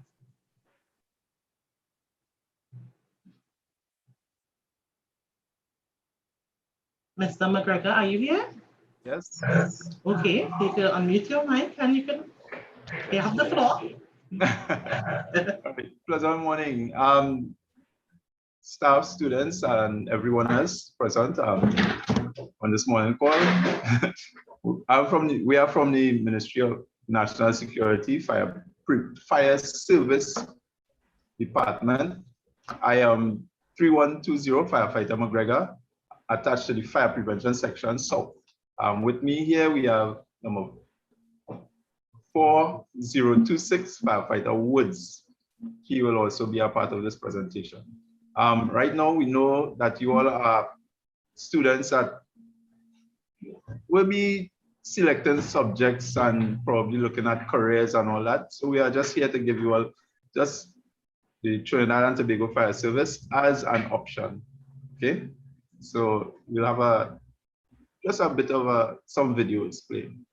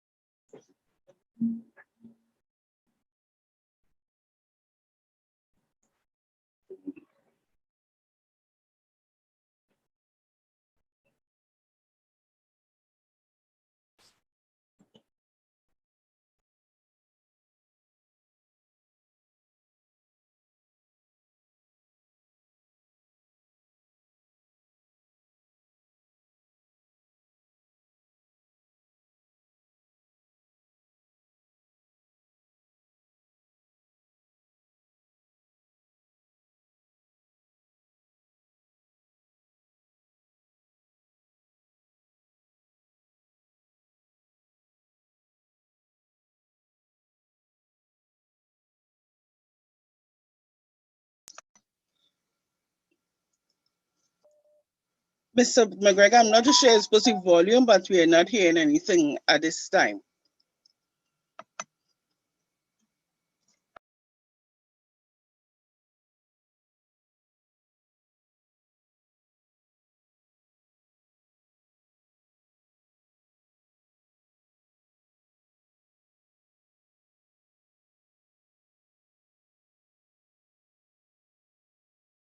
Stella, apparently his mic is off. Mr. Gregor, can you please check your microphone, please? I think it's off.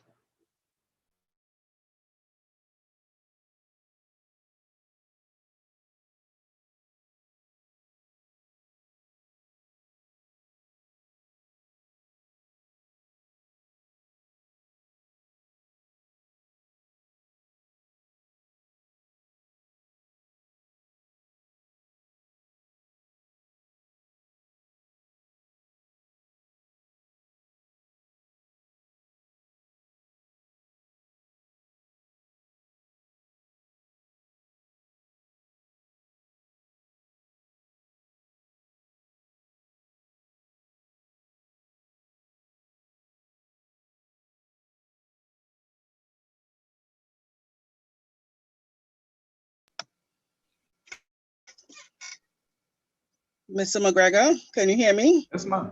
Yes, ma'am. Okay. Well, apparently what happened, the streaming was very poor in the clip you tried to show just now. So it was not seen. Oh, it was okay. Yeah, that's okay. Thank you. All right. Okay. One second.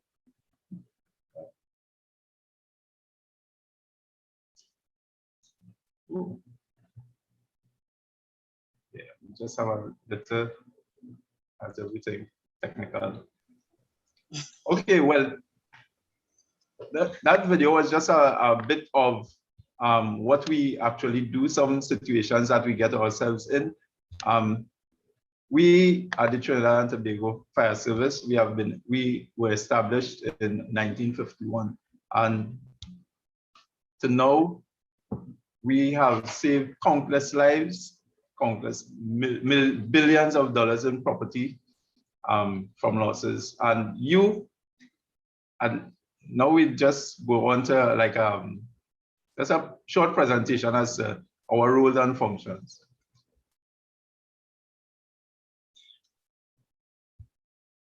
Can you all see the screen? Yes, we can. All right. Who are we? The Trinidad and Tobago Fire Service is just an arm or a department of the Ministry of National Security, established in 1951. Our department head is the Chief Fire Officer, who answers to via the Minister of National Security.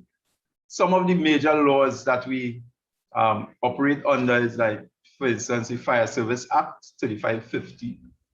That gives us the guidelines as to what we can and what we cannot do, the powers that we have and what we don't have.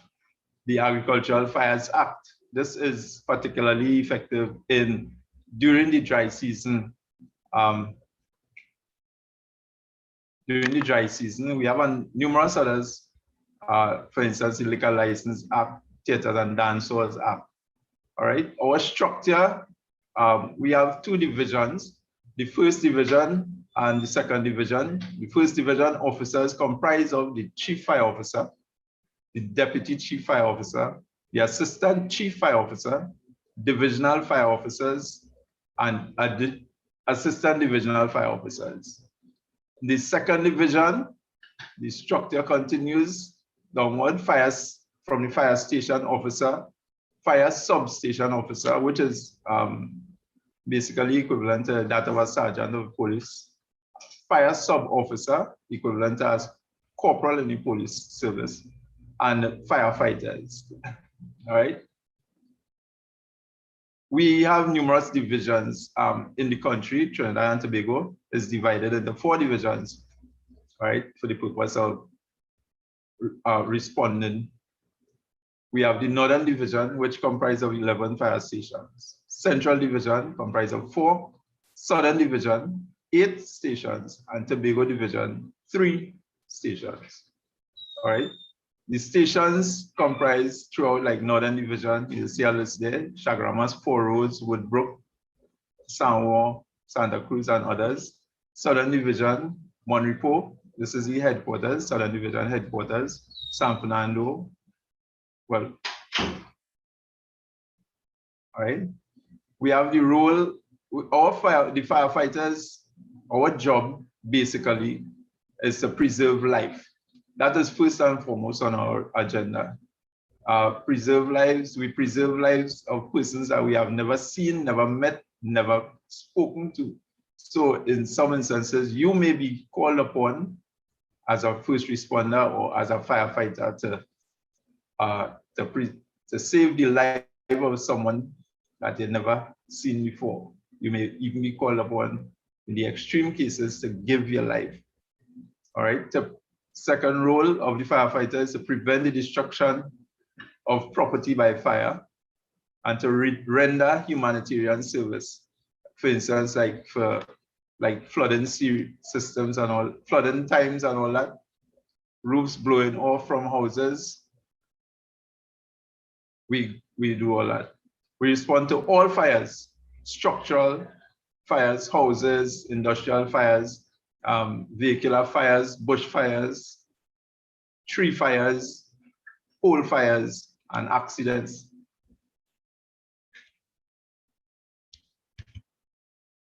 All right. Entry requirements. It must be between the ages of 18 and 35 years old. Must have good character, must as evidenced by a police certificate, or what we call a CFC, as a certificate of character. Should possess at least 3 CXCs or 3 CSEC passes, 1, 2, or 3 in English, and English must be passed, must be inclusive. Males must be of good physique, at least 166.5 centimeters, and females of 160, generally shorter. The selection process includes preliminary screening, Like a few years ago, there was screening in Skinner Park and right throughout the entire country. But from these, all persons having the necessary criteria would have to sit an entrance exam consisting of maths, English language, and current affairs. So you need to constantly be reading the newspaper, listening to the news, perform an aptitude test, which would include running, jumping, push-ups, light exercises, all right? On passing that, you'll have an interview by a panel of senior officers and must undergo certain medical exams, right? Medical tests, all right? On completion of this, you may be or will be selected to go into induction training. Induction training is normally about 4 to 6 months, where you'll learn a number of different skills for drills. You know, fire service always look good for Independence Day parades and such. A lot of drills, electricity, you'll learn about that. Fire engineering science, pump operations, and because there are a lot of things that you need to know. First aid, fire prevention, and fire drills. This is just a display as one passing out parade that there was a few years ago at the Mani Ranjan Stadium. All right, this is another one. In the Trinidad and Tobago Fire Service, you would not be only, although fighting fires is our preliminary or primary function, you may be called upon to do a lot of different services. Like there are different sections, the ambulance section, fire service school, reference to training, project section, which would house the artisans and all that, the fire service band if you are a music enthusiast or breathing apparatus, land, sea, and air rescue if you like that type of excitement, fire prevention, stores, engineering, water section, wireless and IT, information technology, and administration. Our hours of work, we work, there are 2 basic sections, which is operational or the watch, and the sections, which are persons that work 8 to 4, Monday to Friday. If you're on watch, you work like 900 hours to 1800, or 9 o'clock in the morning to 6 o'clock in the evening. You go home, you spend the rest of that day home, the morning period home, and you come back out to work 1800 hours or 6 o'clock in the evening, spend the night, and go home at 9 o'clock in the morning. And then you'll be home for the other 2 days, right? That's how we work. On the job, we continuously, well, this job is an instructional job, right? So we have to keep on, we take instructions from senior officers in order for the job to go on. We must continue upgrading ourselves. There are always classroom sessions and drills. There's engineering section. The engineering section works together, maintaining the fleet, and IT section. These are just some pictures. We have the search and rescue team. The search and rescue team there, you can see a picture up in the left corner. Guys rappelling from the San Fernando Hill. All right, as we said before, we attend to accidents or RTAs, as we know it. Because of the hours that we carry, we are afforded extracurricular activities. So we have a firefighter, Sorez. He was a national and internationally known bodybuilder in Trinidad. He is still a serving firefighter. We have here Ms. Rema, Krista Francis. She has been to the World Police and Fire Games, and she has countless medals. She's also on the ESPN She was on ESPN cover. As I said before, there's a rank structure with the chief fire officer to the head on the head of the organization. We have the first division ranks and the second division ranks there to the right. All right. You can, as I said before, because of the area, the amount of time we are afforded when we are working, we can continuously upgrade ourselves. So we have a number of persons engaging in pursuing the degrees, health and safety, public safety and security, fire engineering, science, arson investigation. We have a lot of persons in the organization presently holding master's degrees and bachelor's degrees, associate degrees. So there's always room for further development. And that's something that we try to advocate, that persons do not just come to the job, stop as being a firefighter or even a fire officer, must always have something else to fall back on in the future. Our basic salary, we know we all work for the purpose of money. We exchange time for money, monetary rewards. Presently, firefighters earn upward of what, 6,700 upwards. That's basic salary. House allowance, marriage allowance, they call that. If you are single, you get less money. If you are married, you get a greater amount of money. I don't want to give out the figures. You have meal allowance, cost of living allowance, COLA, qualifying allowance. Qualifying allowance is given once you have passed the relevant examinations for promotion to the other rank. You get an allowance for that. Protective suit, that's why you need to maintain your demeanor, your clothing. Laundry allowance, you get paid to clean your clothes. And persons with degrees in OSH and different fire service relevant, you get paid for it. You get allowances.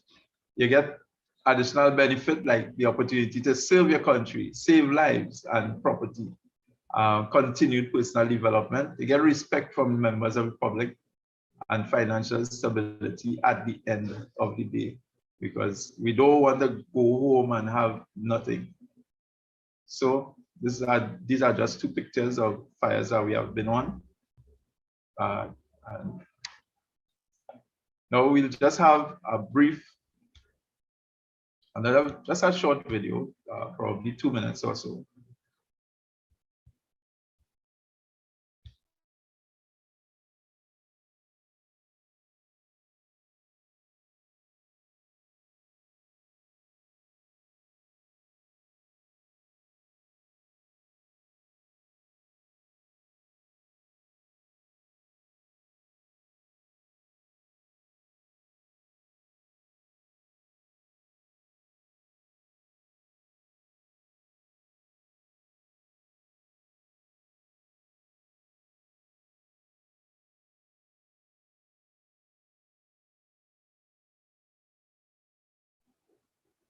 Mr. McGregor, we are able to see the video.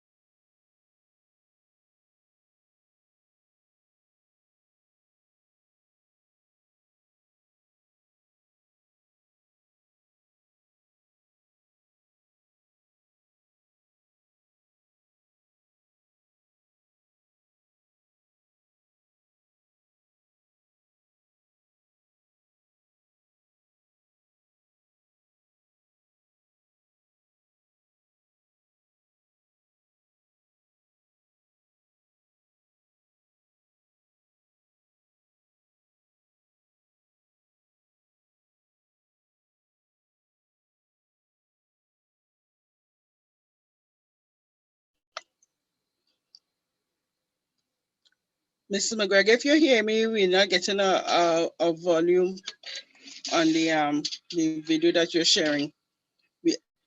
But we are seeing.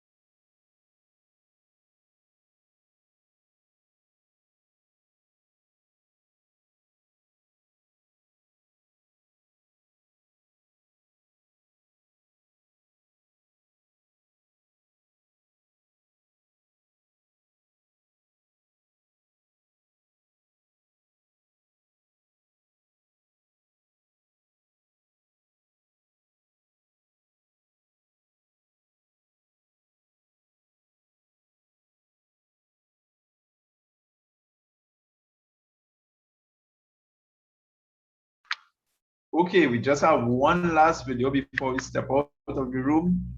And So before you step out, Mr. Gregor, we will have some questions the students may want to ask you, right?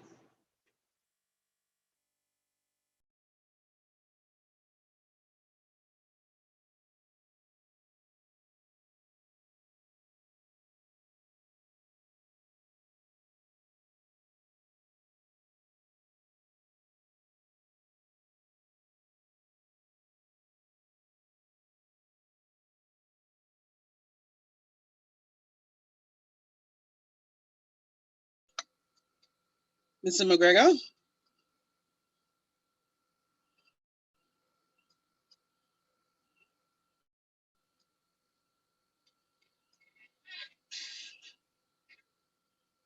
Okay, if you hear me, Mr. McGregor, I'm not hearing you. I believe, what's happening?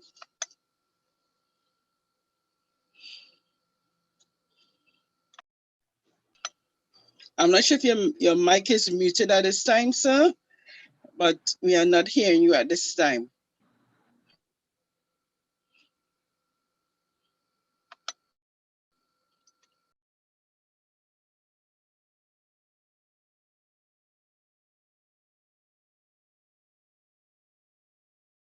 So students, while we are waiting for Mr. McGregor to come back on, if you have any questions, you could feel free to ask your questions at this time. Thank you.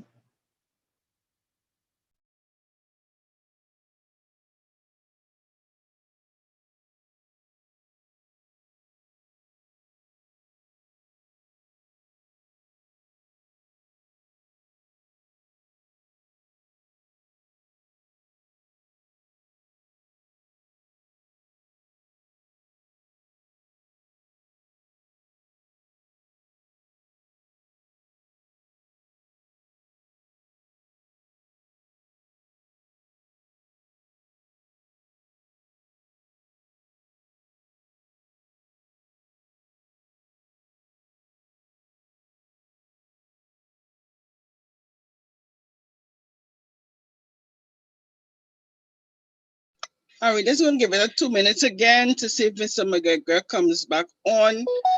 Maybe he's getting technical difficulties. If not, Ms. Garcia Hall, we may have to move on to the other presenter who have been really been patient and holding on with us, and much appreciated. So let's try one more time. Again, students, listeners, thank you very much for your patience as we proceed throughout. Just let you know, we have some exciting events coming up after. So just bear with us. Just give me one moment again while I sort out the technical difficulties. Thank you again, Ms. Clark.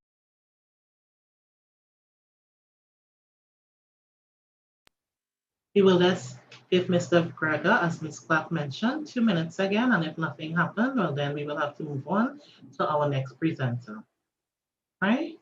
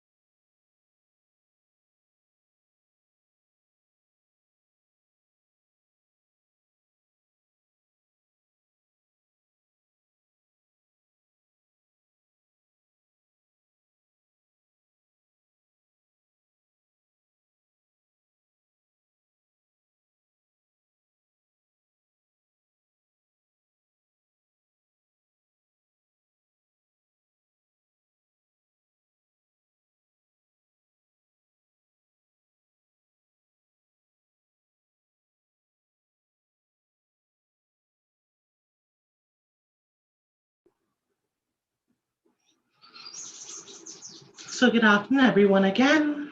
Thanks for bearing with us. Thanks for having the patience. We are experiencing a little difficulty in between and outside on the presenter side. And next we will have our presenter, I think it's Mr. Lyndon Simmons. Am I right? Yes, it is. Are you from USC, may I ask? That's Right, correct. so may I introduce you? So the University of the South Caribbean is a private co-educational institution with a diverse student body. It is operated by the Caribbean Union Conference of the Seventh-day Adventists, which consists of the following territories in the Anglophone countries: Barbados, Guyana, Trinidad and Tobago. Mr. Simmons, am I right? Yes, please. Right. The British and the US Virgin Islands, the former Dutch colony of Suriname, the Windward and Leeward Islands, including the Francophone dependencies. The University of South Caribbean was founded in 1927 as East Caribbean Training School for the purpose of educating the youth of the Caribbean Union Conference. 2 years later, it became Caribbean Training College. In 1945, the college developed a well-defined college preparatory instructional program, and in 1947, Caribbean Training College was officially declared a junior college, offering 2 years post-secondary certificates in theology, teacher training, and business and secretarial science. So I want to take this time to welcome Mr. Simmons from USC. All right, thank you so very kindly, Miss, for your kind introduction. Good morning, rather, to everyone, especially to the students here who are locked on the YouTube channel. So I am delighted to be here with you all this morning, rather. And for the next few minutes or so, we are just going to go through some things that pertains to your education. All right. Now, I want you for the next few minutes or so to be very attentive so that you'll be able to get the information that you so desire, so that you would be able to make some informed choices going forward. All right. So if I may just share my screen here with you all. Just give me 1 minute, please.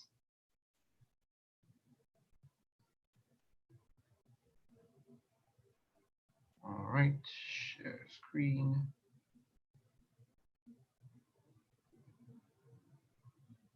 All right, so I'm hoping that you're able to view my screen at this point in time. Can somebody just verify that you can? Yes, we are, sir. We are seeing the screen. Beautiful. All right, so students, you know, I just want to meet you at where you are at this point in time, and I want to be very direct. Life is about choices. You can't get away from choices. The mere fact of you being here today is a choice that you're making. And I would have had the opportunity to look at the chat. You know, some of you all are very distracted. You might be saying to yourself, oh God, boy, one to them, boy, them talking all morning. How long we gonna be here? They only talking in people's head. Now, you are a very fortunate bunch of young people, because where you are at this point in your educational pursuit, we did not have that opportunity some years ago.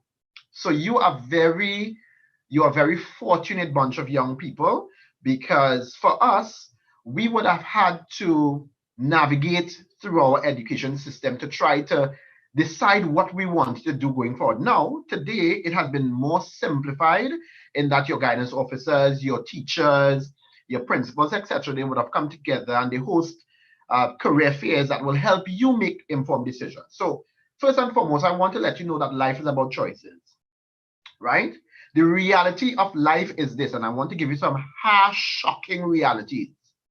2 years from now, some of you all will be in one of the following categories. The first category, the people who would get all their CSEC passes with 1s and 2s. You know, you will be excited, you'll be happy because, you know, you would have put in the work and you would have received, you know, that reward of your hard work. Then we would have some of you all who just get a couple of passes, 2s and maybe 3s, that kind of thing.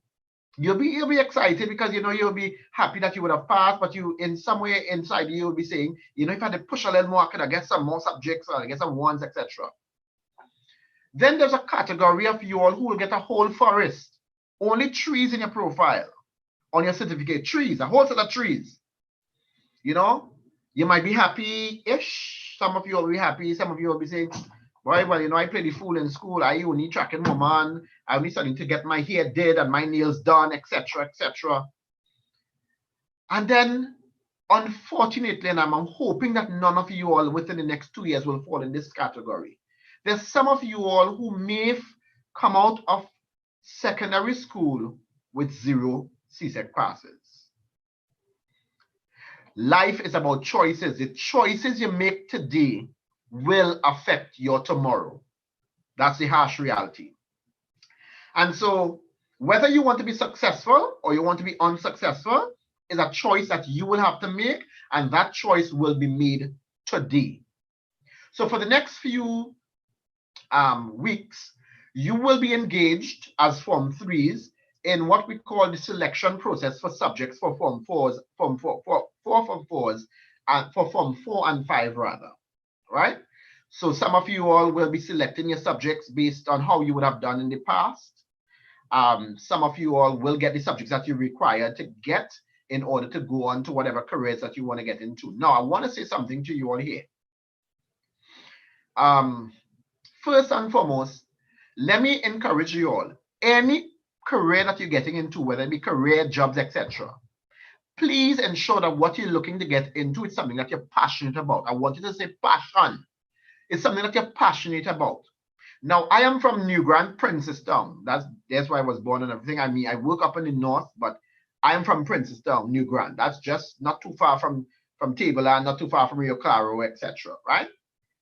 And when I was in secondary school, I got a lot of licks from my parents, my father in particular, because my father used to always say, well, my teachers used to always say, I mean, I never used to do badly in school. I used to come second and third and fourth and stuff like that. But one thing that they had in my report card was Lyndon talks too much. And so anytime my father would see that it's licks like peas, man, listen, my father was a dread beater. Anything he get, his hands fine, you get a licks with, you know. You get in licks with, I remember one time I get licks with some dumbbells. I mean, now you might call it abuse, but I'm thankful for the licks really and truly, yeah. But the point is, today, what I am doing here today, I'm being paid to talk to you all, to give you information on the University of the Southern Caribbean. Again, life is about choices. You have to know what works for you. So for me, I like talking. It's something that I was natural at doing. So there are many things that I could have become because I liked talking. And so today I'm being paid to talk. I'm saying, and it's a passion of mine. So I'm saying to you, whatever you're getting into, whatever field you're getting into, ensure that it's something that you're passionate about. You know, many times we want to do something because we dog doing something, you know, my brethren doing that now, so I want to do it too, you know, or my girlfriend doing that, you know, my real girl, she doing that, or my cousin doing medicine, so I want to do medicine too, because, you know, it's a competition thing. You want to compete, but your cousin might be cut out for medicine, but you may not be able to cut out, you may not be cut out for medicine, or your cousin, or you might be better at maybe becoming a guidance officer because you like to listen to people and offer advice. You might be better at becoming a teacher because you're good at explaining things to people, etc. But many times I know people run from becoming teachers because you don't want to teach yourself. 10 years from now, you're thinking about the students that you are now, this caliber of students now, and 10 years from now you say, nah boy, I can't even kind of watch I'm sure, no. That kind of thing, so you would run. But you have to know what works for you. All right. So make sure it's something that you're passionate about. Now, this is one of the reasons why the University of Southern Caribbean is here. We are one of the 3 universities in Trinidad and Tobago, and we offer a number of degree programs. We take students from where they are to where they would want to be in the future in terms of career and their education. All right. Now, this photo that you're seeing here is we are located in Maracas Valley. All right, so this is an overview of what it looks like, and so this is the final outcome. So when you come to USC, we want to ensure that you become a changed individual in terms of you have that educational backing and that certification to be going into the world of work so that you can perform. All right, so I now turn your attention to this video.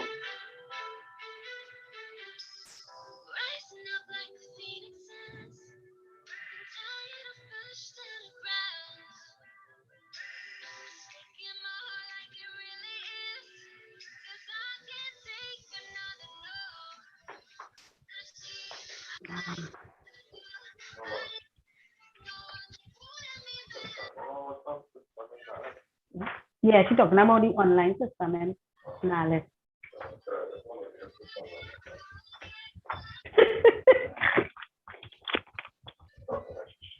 Okay.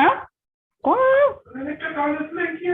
I watch these things, you could know how to. Well, yeah, we're trying to get in the right one now. All right, so that was a short video of the University of Southern Caribbean and some of the things we do at USC. Okay, so I'm not too quite certain if my screen has. Okay, good. So the University of Southern Caribbean, we offer over 30 programs, and those degree programs fall in undergrad, graduate, professional courses, and seminars, etc. And we basically have 5 academic schools that house all our degree programs. All right, and so is someone saying something? I think what's happening here, I'm going to address a situation now, sir. I'm seeing 2 persons who are on that may not necessarily have to be on at this time. So I do apologize, but I will have it corrected for you. Not a problem, not a problem. All right, so the first school we're going to deal with is for persons who are interested in business area. Maybe perhaps you want to become an entrepreneur, you want to become an accountant, an economist. You want to do something in hospitality and tourism management. You want to become a banker. You want to become a marketing specialist, a human resource director. These are the degree programs that we offer at the University of the Southern Caribbean now. We have a Bachelor of Science in Accounting, a Bachelor of Science in Economics, a Bachelor of Business Administration in Finance, a Bachelor of Business Administration in Hospitality and Tourism Management, a Bachelor of Business Administration in Human Resource Management, a Bachelor of Business Administration in Management, and a Bachelor of Business Administration in Marketing. All right? So you have to basically know if you want to get into any one of these fields. All right? Now, getting into any field is not very difficult to do once you put your mind to it. But again, it all goes back to being passionate about what you do. Because when you are passionate about things, you wouldn't really have to work a day in your life. And that's what you want. Because you see, what happens many times with people, a lot of people, they focus so much on money. And that's the next point I want to make to you all. Do not get into a job because you're only focusing on the money. The money is important, yes, right? But ensure that it's something that you really like doing. And you know, when you get up every morning, it's like, yes, I have the opportunity to go on work today and do the best that I can do. as opposed to, you know, getting up every morning and say, oh, God, better go to that walk today, boy. Nearly feel to go them disgusting people, you know, that kind of thing. Because I will tell you this, while people might think that cancer and HIV and AIDS and all these nice, well, not nice, all these diseases are #1 killer. The #1 killer is actually stress. Because when you are stressed, there's nothing that can really help you. You will die within mere days of being too stressful. All right. I had a friend whose parent had cancer. She was not aware she had cancer. She was living with it actually. And as soon as she found out, she frustrated herself. She stressed out herself so much. And within 2 months, she was dead. I'm saying to you, my dear young friends, that ensure that you are doing things that are not too very stressful for you, based on, you know, your talents and skill and that kind of thing. All right. Good. So this is the School of Business. Now, in order to get into the School of Business, you must have in terms of subjects, you must have math, English, mandatory. And when I say English, English A. All right. English A, mathematics. And if you can select a subject like accounting or business, it will also be good for this for the business area. Once you have those 3 areas, those 3 subjects, and any other 2 CXC passes, you can get entry into any one of USC's business degree programs. Now, I also want to encourage you. You have to also look at what is happening in the world today. So, unfortunately, when I was in secondary school just a few years ago, I never liked Spanish. It's something that as soon as I reached Form 3 into Form 4, I dropped Spanish like hot bread. But I'm telling you, it's something that I live to regret, because right now I am I was one of the managers of the national volleyball teams. And what I noticed that we would have been traveling pre-COVID to a number of Spanish-speaking countries. And poor me can't speak Spanish to live my life, to save my life. So, you know, I had to, you know, we Trinis, we like to make up all kind of English, Spanish words, you know. I mean, we just make joke and fun out of it. But for me, if I was fluent in the language, I would be able to communicate as best as possible. But for any degree or any career that you're looking to get into now, the world has become one. And that's because of globalization. And so if you're going into like business and stuff like that, it is always good to have another language. And because we are so close to South America, Central America, etc., it is in your best interest to do something like Spanish as well, as a side subject, if you can do that. I know some people like me, they don't like Spanish, period, but it'll be nice to do that. All right.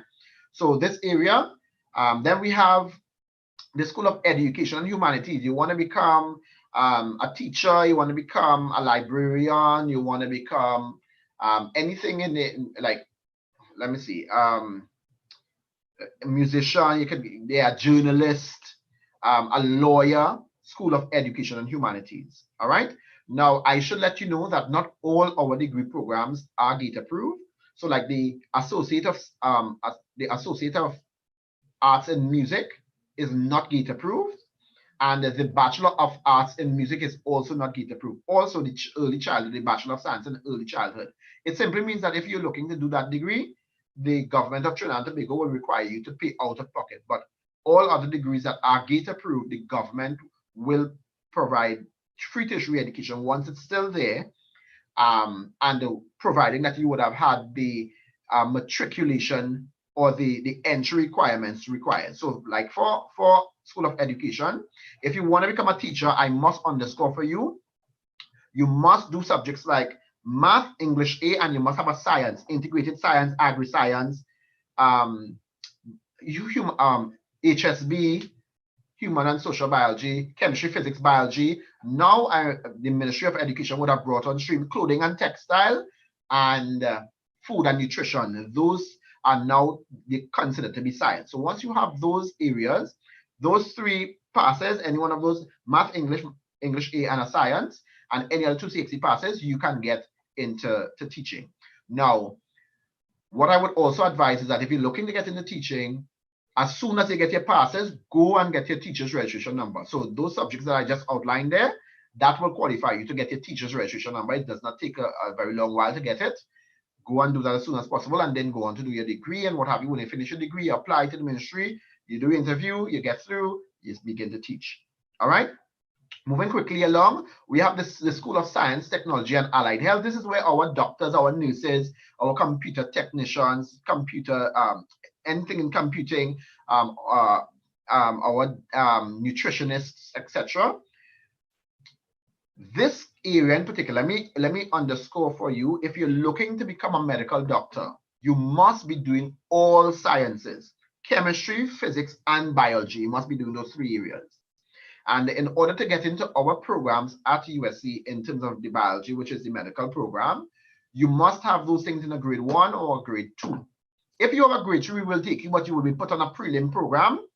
And because you are placed on that prelim program, the Ministry of Education, the school USC will, the government of Trinidad and Tobago does not cover tuition for those prelim programs. So you will have basically to cover that out of pocket, and it's $1,500 per part. So it's in your best interest to make sure that you get grade 1 or grade 2. And it's not very difficult to do that. Once you do what you have to do, once you follow the guidance by your teachers, do your SBAs, people. Let me put a plug for your SBA. You see, when you get into Form 5 or Form 4 and you begin your SBA, take your SBAs very seriously, my dear friends.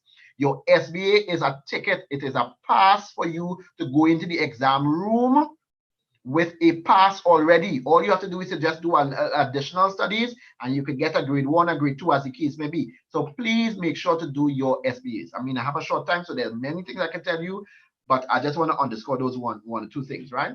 So, so the biology program, math, English, science. The nursing is one of our highly subscribed nursing programs in Trinidad and Tobago. You're just required to have math, English, and any other 360 passes, you're good to go. All other programs, once you have that math, English, and any other 3, you should be okay. All right.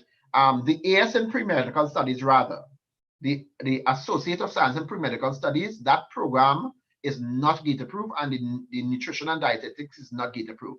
The AS in Pre-Medical Studies, in order to do that program, you must have only grade 1s, and I think 2s, maybe, no, only grade 1s for the Associate of Science in Pre-Medical Studies. That's a 2-year program, all right? But you only have required to do, you will only get accepted if you have grade 1s in that program, all right?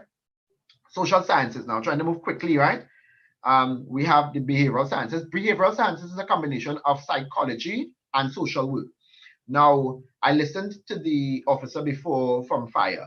Now, many of our students who are looking to get into the protective service, whether it be police, Coast Guard, Army, FIRE, whatever, most of them do this degree, but the Bachelor of Science in Behavioral Sciences. Now, the thing about it is, you can go in the fire service or any of the protective services with 5 CSEC passes, but you go at the lowest rank. But if you go in to the protective services with a degree, you go as a ranked officer. So 5 CSEC passes, you will be an unranked officer, whereas with a degree, you will be a ranked officer. The ranked officer gets way more money, 1, and 2, you get to boss people around. So you see, when you go in there as a rookie, where they come and cuss you up and boss you around until they whatever. Not that I'm saying cursing is okay, right? I'm not saying that, but that's the jargon that they use in those kind of areas. You go in there, and you can be the change, and you can command and give orders and what have you, as the case may be. Of course, you have to work yourself up, right? But you can go in with a degree, you work for way more money, all right? But just remember, do not make money the only and the most important thing that you're looking for, right? Criminology and criminal justice, that's not GATE approved, and the certificate in paralegal studies, that's if you want to get into law as well. That certificate will help you lay the foundation for that. The BS in psychology, the Bachelor of Science in Psychology and Social Work, you can also do those in order to get into the protective service. But most people do the behavioral sciences, but you also can do psychology or social work, as the case may be, because there are different areas that you could get into. All right. Then finally, I think this is the final one. The School of Theology and Religion. And yes, you might be saying to yourself, but wait now, you have to do a degree to become a pastor? Yes, you have to do a degree to become a pastor. So if you want to become a pastor, you want to become a chaplain, you want to become, somebody who a Bible worker within that religious aspect, you have to do a degree. All right. And so in order for you to do the degree here, you must have English and any other 4CXC passes. All right.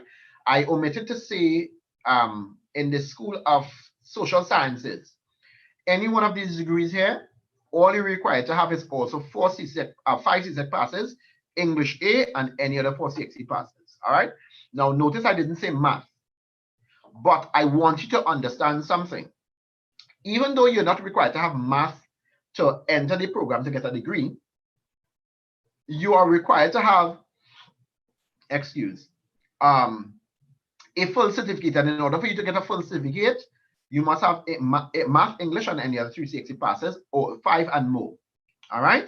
So it is always in your best interest to make sure that you have 5 CSEC passes or more. So English and math must be mandatory. So in your mind, say to yourself, I'm going to get my math, I'm going to get my English A, and all my other passes. You need to start to program yourself, to be doing well. All right. Right. Basic minimum entry, 5 CSEC passes, math and English, with the specific requirements for the different courses. Please note that the nursing program is only offered in September. Now, I'm not going to go through all of these things for you all because you all are in Form 3. You're just basically prepping to select your subjects. So we have some time with you guys. We have 2 years with you all. Most likely we may see you all again. I'm not sure what's happening on my screen here. Okay, good.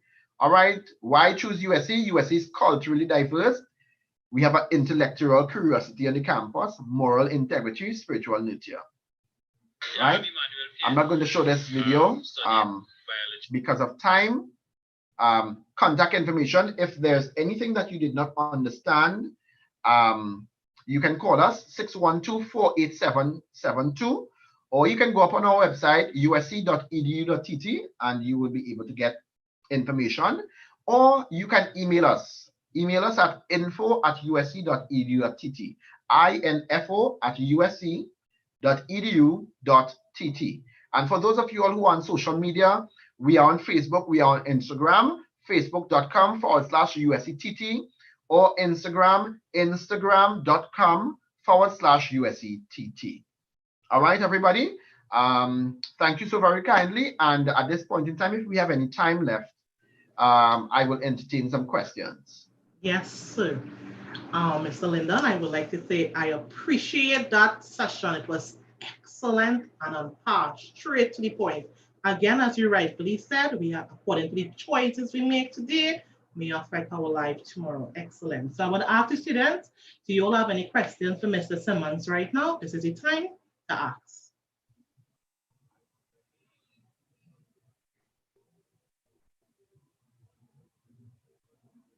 So I'm waiting for the questions, and as soon as I get the question, I will ask you, right? Sure, not a problem, not a problem.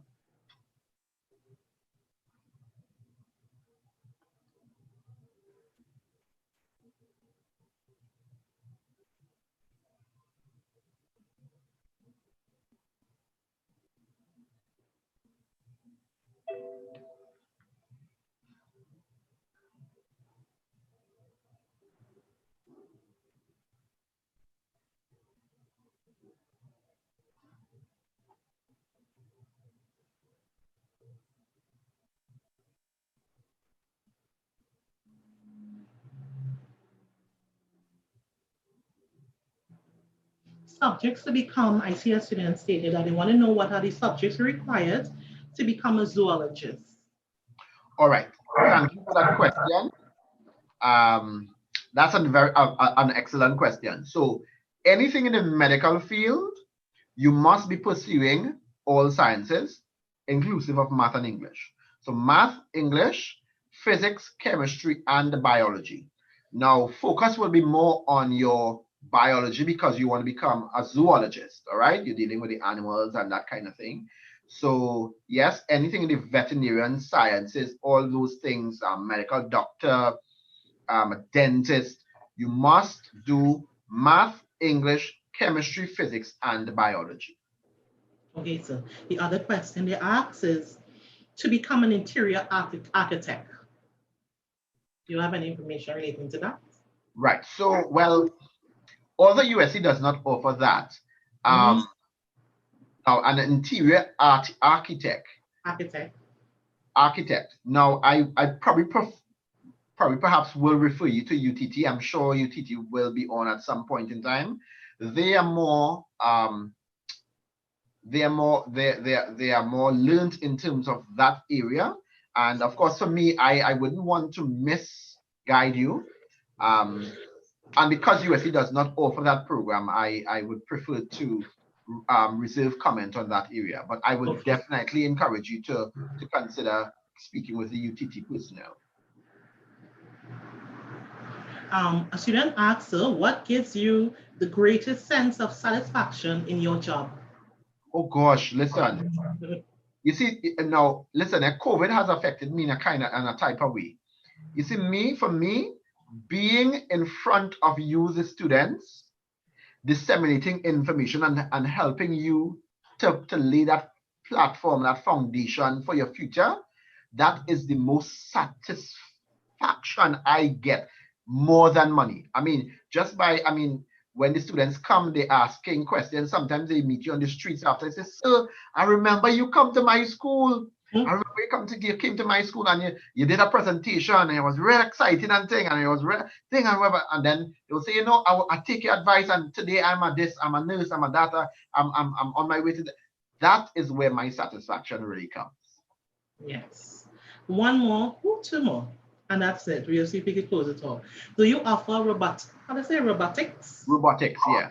All right. So we do not offer robotics as a degree program, but within our computer sciences degree, robotics is one of the courses that we offer inside there.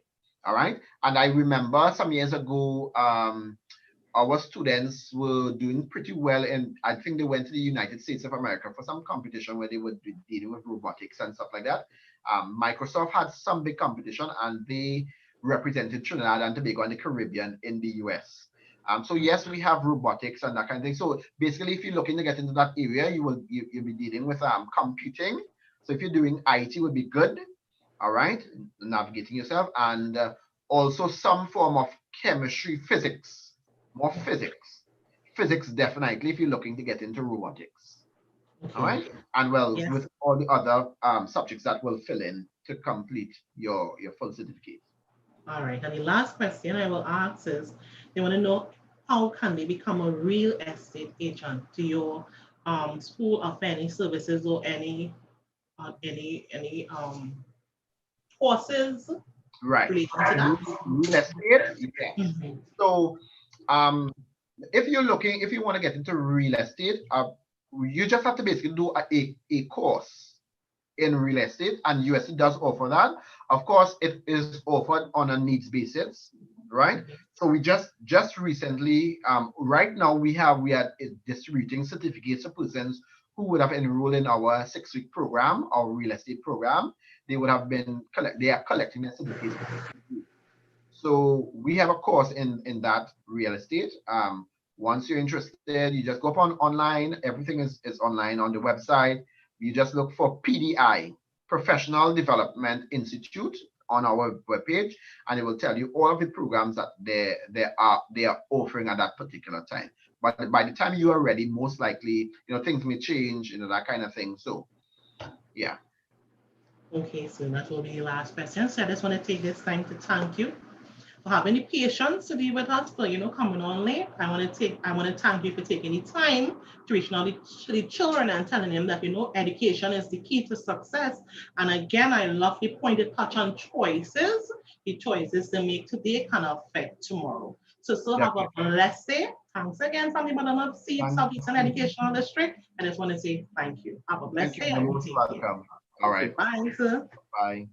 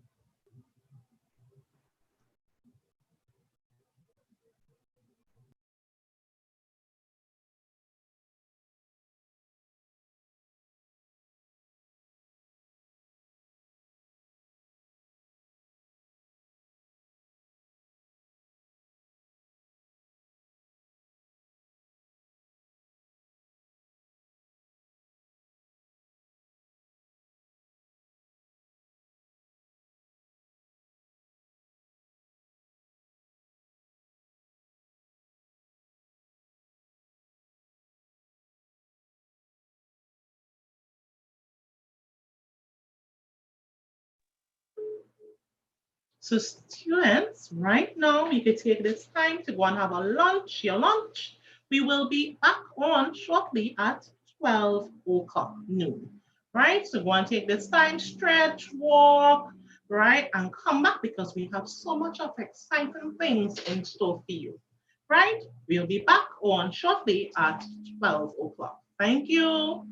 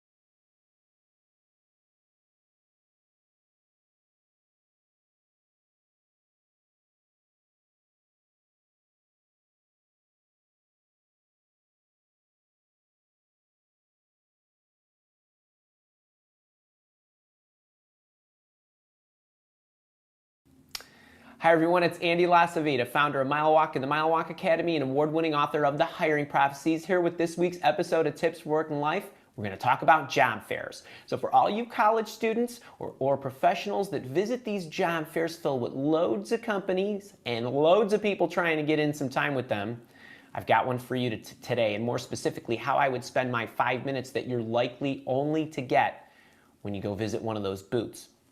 So before I dive into how I would spend my 5 minutes, I want to talk about what exactly not to do, because I think it's the biggest mistake that people make when they go to these things.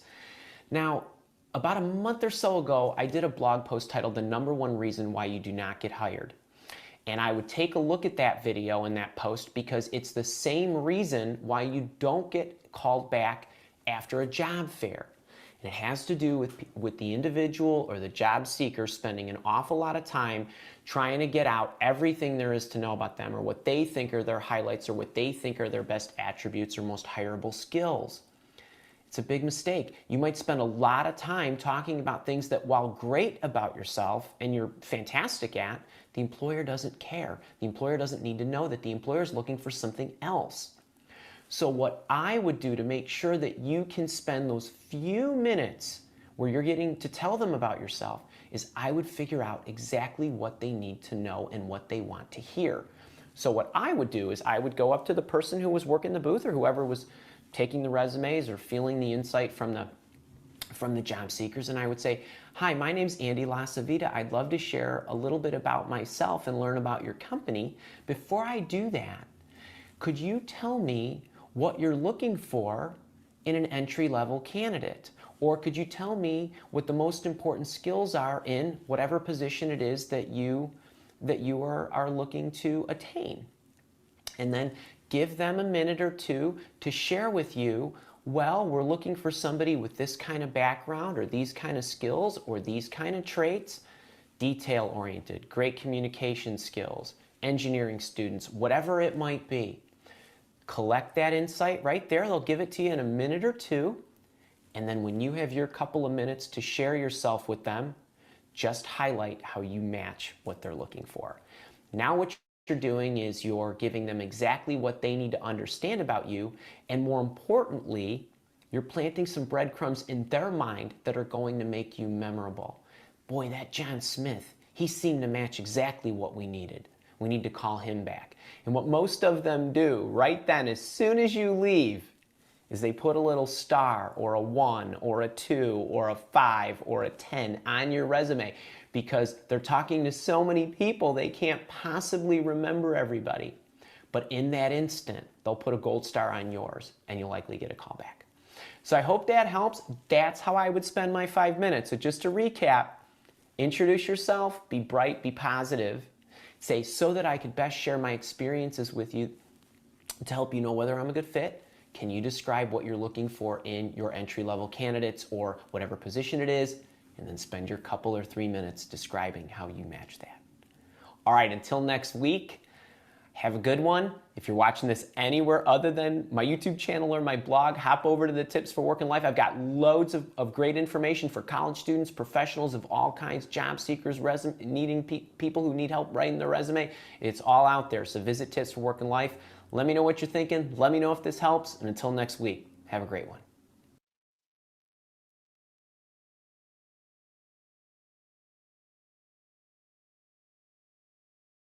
Today we're going to talk about how to create a 1-sentence elevator pitch. That's right. By the end of this little show of mine, you're going to know exactly how to create that elevator pitch in 1 sentence, what the 3 components are that absolutely need to go in it, and how one of my one-on-one coaching clients used this exact formula to get hired on the spot. So let's talk about this. Elevator pitch. You might be thinking,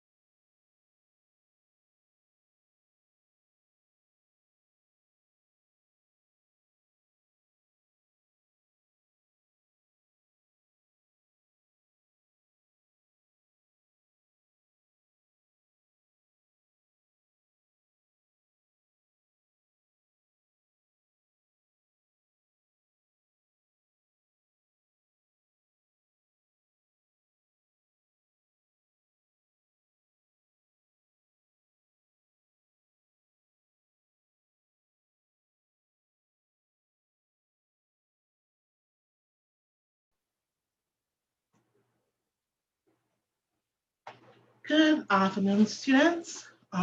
Right now, I know we're supposed to have another presentation at 12, but something came up. We will let's extend your lunch until 12:15.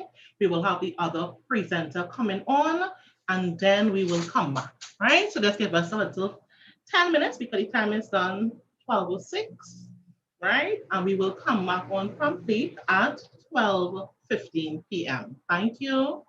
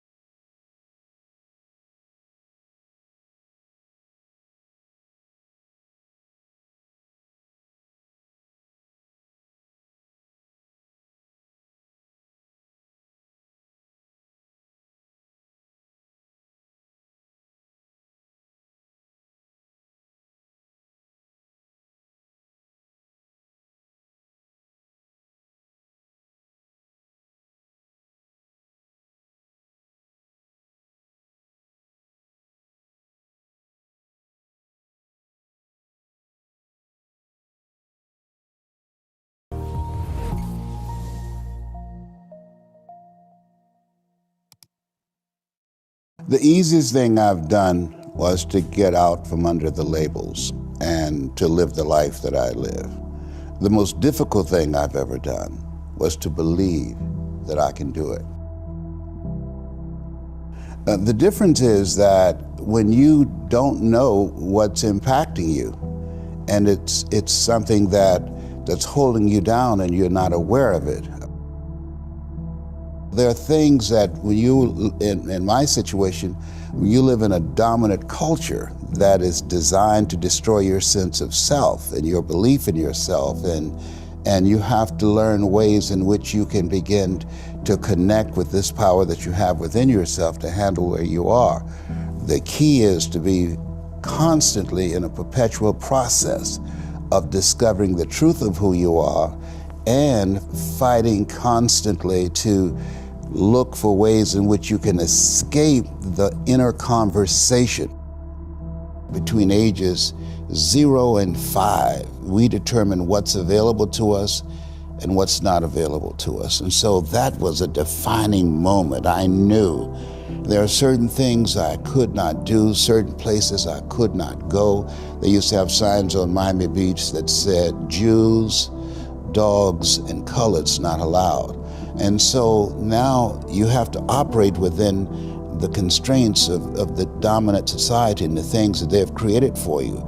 And it's a challenge to see yourself beyond that and to work to get outside of that even after those laws have changed, because that has become so much a part of you, you unconsciously operate within the parameters of what has been put in place. Like you're driving on the expressway, the 405, and you'll get off on an exit that you weren't going in that direction, but you unconsciously did it because you've done it so many times that many people, because they're not making a conscious, deliberate, determined effort to think outside of what life has thrown at them, they end up doing the same thing over and over and over again. Einstein said that thinking that has brought me this far has created some problems that this thinking can't solve.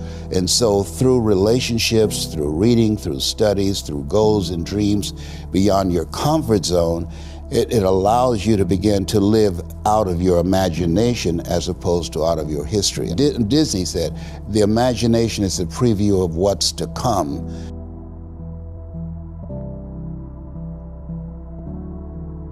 They have to expose themselves to something that will give them a different vision of themselves. And in addition to that, they have to put themselves in a community of what I call OQP, only quality people. A gentleman who dramatically transformed my life, I was a junior at Booker T. Washington High School in Miami, Florida, and I went in his class looking for another friend, and he said, go to the board and work this problem out for me.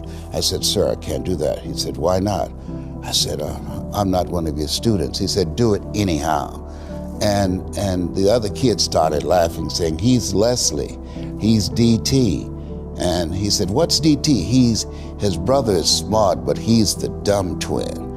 And I said, I am, sir. And he came from behind his desk and he pointed at me, he said, don't you ever say that again. Someone's opinion of you does not have to become your reality. And he taught me 3 things. He said, if you want to become successful in life, young man, he said, number 1, you got to change your mindset. He said, you don't get in life what you want, you get in life what you are. Number 2, practice OQP, only quality people. You earn within $2,000 to $3,000 of your closest friends. I found that out. I left all my broke friends. I said, y'all got to go. Because I used to be so broke, I'd pass the bank and trip the alarm, you know? And the 3rd thing he said, develop your communication skills, because once you open your mouth, you tell the world who you are. He said, those are 3 major things that you want to work on that will liberate you from living in Liberty City, living in poverty in Overtown. It will help to escape out of where you are right now, because I see you watching me and I know you want more. I can see the hunger in your eyes. You get hungry by finding something that's you. I believe that all of us are born unique, but most of us die copies. You got to find out what is it that turns you on, what resonates with you. One of the things that I realized and what allowed me to become successful as a speaker, the speaking industry, it's been hijacked by people who speak to sell, and it's okay to do that and make money. I speak to change lives because somebody spoke and changed my life. So this is my passion. This is my drive. This is something that I feel in my heart. And so the key to that hunger-driven life is a heart-centered life. I didn't do what I'm doing for years because of my programming, because of the culture in which I was raised in. I would see other people with degrees and PhDs and MBAs and credentials I don't have, and I convinced myself I couldn't do it. But Mr. Washington, on that day, we became friends, and he taught me not only someone's opinion of you does not have to determine your reality. He said that you have to work on yourself and you have to have an unstoppable attitude, and no excuse is acceptable, and you've got to make it a priority, a non-negotiable in your life, and hold a constant vision of what it is you want to achieve. See it accomplished and go all out. Find a way to win. In spite of the setbacks, in spite of the disappointments, in spite of your failures. I tell people when I'm giving presentations, you will fail your way to success. I have a saying, is life knocks you down, try and land on your back, because if you can look up, you can get up. And so those experiences of going after goals that's beyond your comfort zone, and having relationships that will challenge you, and surrounding yourself with coaches and mentors who can take you to a place within yourself that you can't go by yourself because you can't read the label when you're locked in the box. And so those experiences, they challenge you to go to that next level and continue to move forward in your life, doing new and exciting things that eye has not seen, ear has not heard, nor has entered the heart of mankind what God has in store for you when you live a heart-centered life, deciding that you're going to live a life that will outlive you. You're going to live a life that counts, a life that will build a legacy and change the planet. You know, Horace Mann said, we should be ashamed to die until we've made some major contribution to humankind. And so my goal is to make a major contribution to humankind. Every day when I get up, my mindset is, what is it that I can do to touch and impact somebody's life today? What is it? What does that look like? Don't live the life that has been given you by their circumstances, by the people that's around you. That Sidney Poitier wrote a book called The Measure of a Man. And he said, when you go for a walk with someone, something happens without being spoken. He said, either you adjust to their pace or they adjust to your pace. Whose pace have you adjusted to?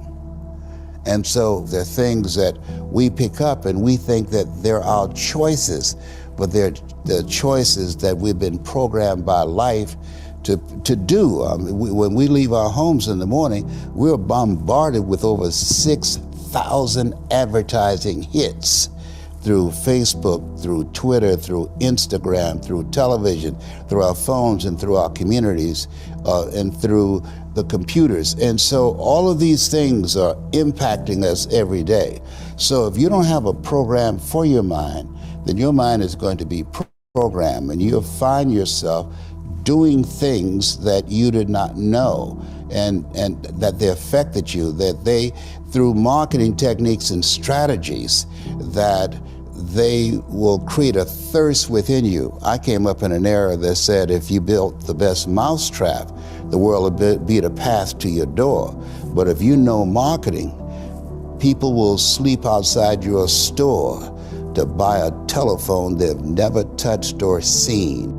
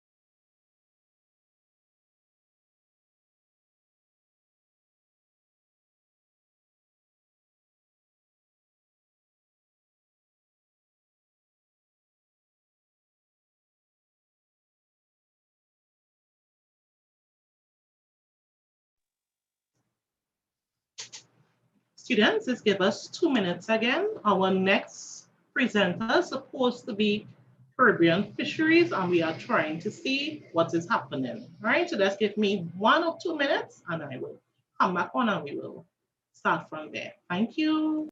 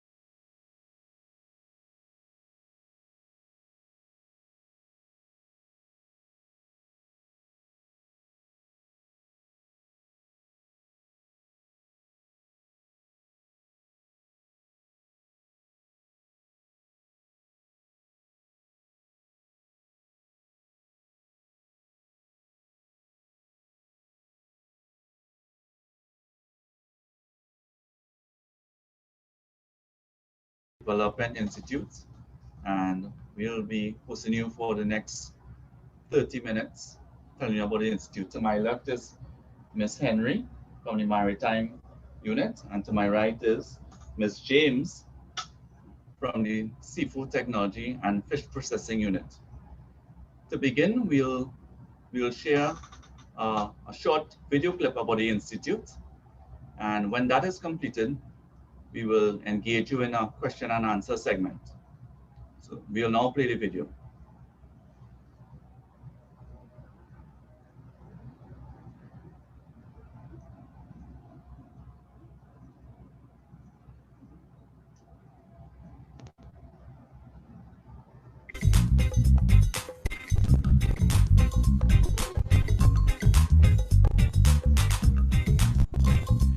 Caribbean Fisheries Training and Development Institute provides training for personnel involved in the fishing and maritime sectors. At the CFTDI, we recognize that skills development brings empowerment. So we have invested considerable resources in providing quality training for fishers at every level of the industry. Interested persons can explore courses in seafood processing technology, basic navigation and sea survival techniques, marine engineering, and fishing gear technology. Within each of these major categories lies a range of career opportunities that are often overlooked. Let's deal first with fish processing, building entrepreneurs in coastal communities. Fish processing is the set of methods and techniques used to transform fish that have been harvested from the sea into food. Fish processing consists of fish handling and preparation. Fish handling involves acts such as butchering, washing, and icing of the catch. Preparation is the act of preparing attractive, marketable, and often long shelf life fishery products. This involves the preparation of products into various market forms, heating, and various other processes. At the CFTDI, we have an on-site fish processing unit that is designed according to HACCP specifications and comprises a receiving area, processing hall, test kitchen, product development room, packaging room, smoking area, sensory evaluation room, equipment storage, and fish shop. Fish product cycle. The cycle begins when fish is landed aboard the vessel and continues through to receiving, primary processing, further processing, packaging and storage, and sales.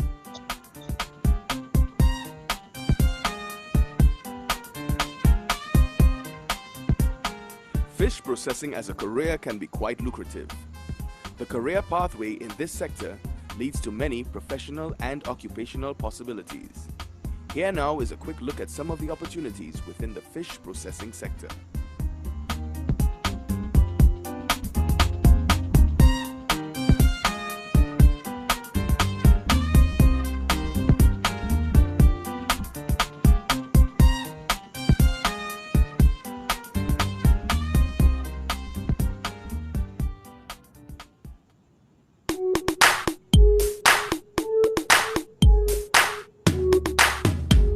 Ladies and gentlemen, good day. My name is Captain Ronald Wild, and I'm one of the instructors here at Caribbean Fisheries Training and Development Institute. I spent 30 years working at sea in many beautiful places around this world. At this facility, we provide people with an opportunity to enter the maritime industry. It can be an excellent way to make a living and is both financially and fundamentally rewarding. In order to be employable for any job at sea, an individual must first undergo basic safety training.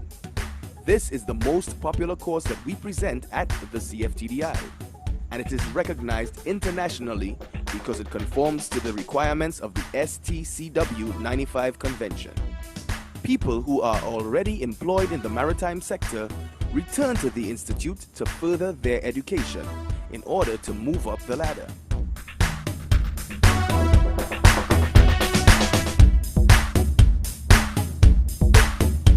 The offshore industry in this country provides employment aboard ferries, fishing vessels, tugs, supply vessels, yachts, cruise ships, and more. As the seafarer develops their skills and gains knowledge, their responsibilities and their paychecks grow. The captain of an LNG tanker, for example, earns $250,000 US for just over 4 months of work per year. Basic safety training will soon be mandatory for fishers and fishing vessel personnel in TNT.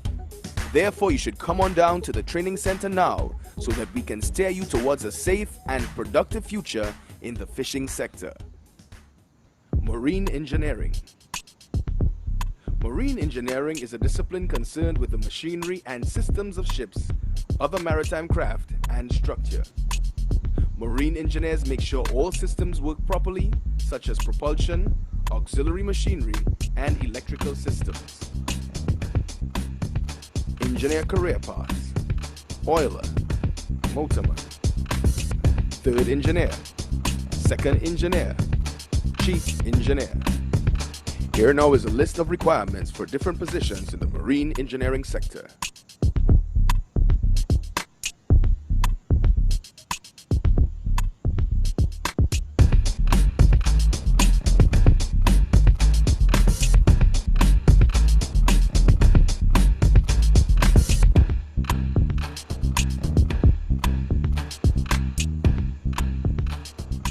Further career paths include welders, fitters, plumbers, refrigeration technicians, and marine electricians.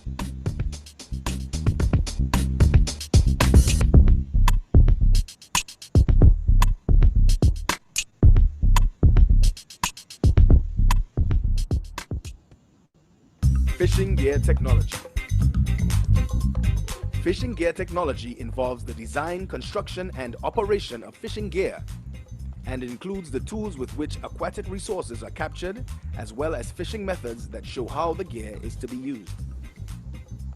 If you desire to pursue a career as a gear technologist, you will need to fulfill the following requirements. Some of the areas covered in the fishing gear course include basic rope work,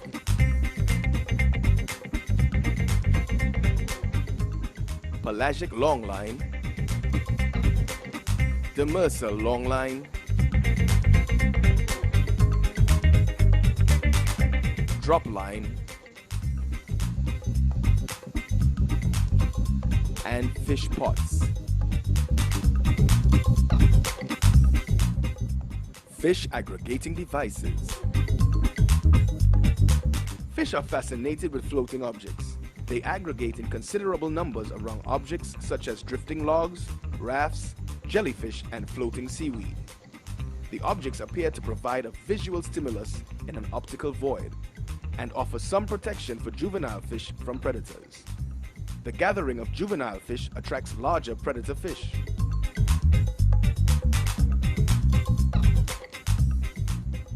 If you love the sea and would love to learn more about it, the CFTDI can definitely steer you in the right direction.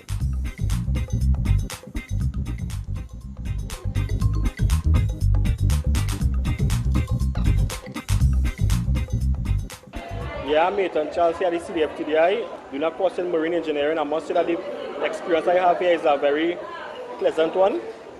The institute actually has a large number of courses in which to choose from, most being short courses. The course that I am doing presently is an 8-week course in marine engineering. I must say hats off to the tutors. The tutor has a large reservoir of information.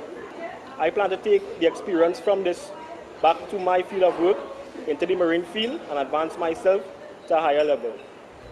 The correct aptitude and attitude towards disciplines involved in the sector leads to upward mobility. Hi, my name is Natasha Baru. I'm presently doing a fish processing course. Currently, I'm employed with the Seafood Industry Development Company. I'm in the Quality Control Department. And I must say the past 4 days with the program has been quite interesting. The course was quite informative. I've learned a lot of new stuff. Also, I've gained a lot of hands-on experience, which will be useful later on in life when I want to open my own business. Historically, fishing has been considered a low-class occupation, but that is far from the truth. for it enhances socio-economic development and provides attractive remuneration. Fishing is an important profession which assists in ensuring food security for the nation, and it is time that it is recognized as a noble profession in TNT.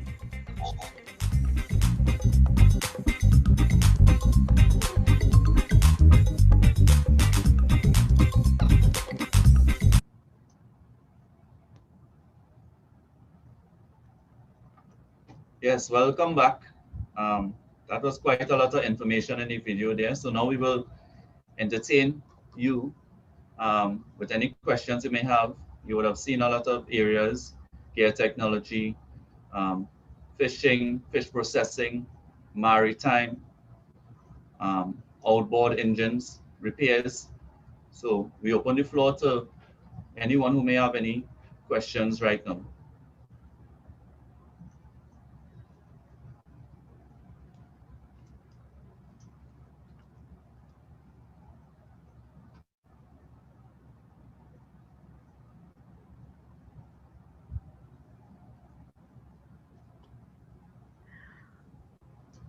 I have a question coming your way, sir. Good afternoon.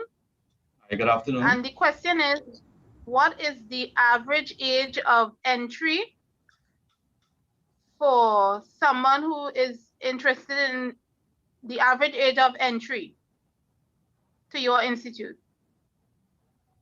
No less than 16 years. And what qualifications would be required at that time? The person has to have basic literacy skills, and that is all. They have to acquire a medical form, which you will get at Maritime Services Division. They get that medical done, present us with 2 forms of ID, 1 passport size photo, and you can enter to do the basic trading course. Is there any exams that have to be written upon entry? No, not upon entry, but in the basic training course, in some of the models, there is examination. Thank you. You're welcome.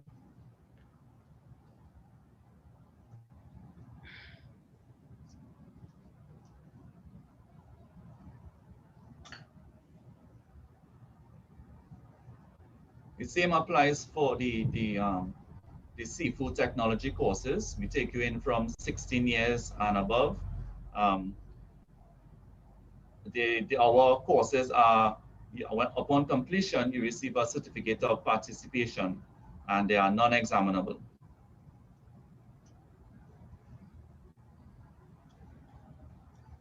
Where can these forms be accessed?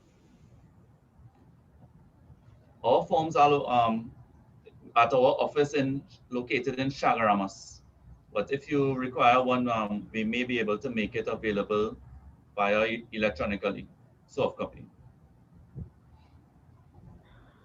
Another question is coming our way, and the students are asking if the courses are available part-time and the average duration of a course. The courses are available full-time, and it depends on which model of the course. Some are 8 days, some are 10 days, some are 5 days. Okay, thank you so much. You're welcome. I am not seeing any further questions at this time. And that is definitely because your presentation was very detailed. You gave a lot of information in a very precise and attractive package, and so we are very grateful. So Caribbean Fisheries Training and Development Institute, thank you for your contribution this afternoon, and all the best to you, and we look forward to your continued support. Okay, thank you very much for inviting us to your virtual career fair with students. I'd like to thank all the students that logged on and enjoyed the video. I hope you take away a lot of information. And if you have any more information or require any more, please forward it to the guidance counselor, and we'll be happy to provide all the answers to your questions. So thanks again on behalf of Caribbean Fisheries Training and Development Institute for having us here, and take care. Thanks, Mr. Simmons. You're welcome. Okay.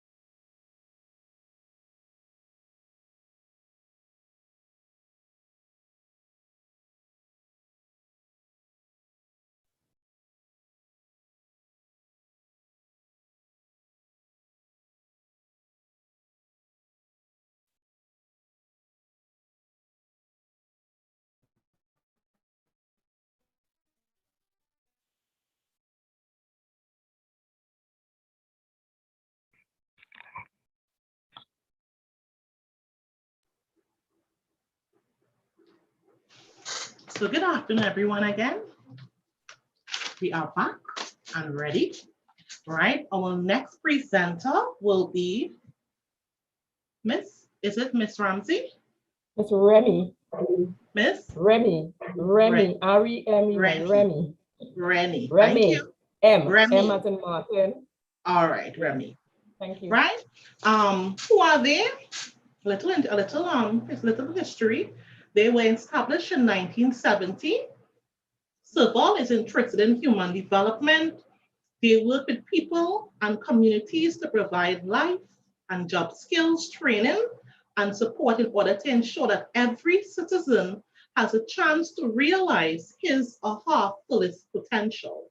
Today, they have served over 250,000 people. Right, so I'm going to introduce you to Miss Remy. Thank you. Thank you, ma'am. Are you all hearing me quite clearly? Yes, Miss. Great. So the sound system is good. So thank you again for the wonderful introduction. And thank you so much for inviting us to your career fair. I am really humbled to be here to help to guide the career path of our adolescents. So we'll go right into it. I have a PowerPoint presentation at the end of my introduction, and that has visual information that would be able to assist you to work with me.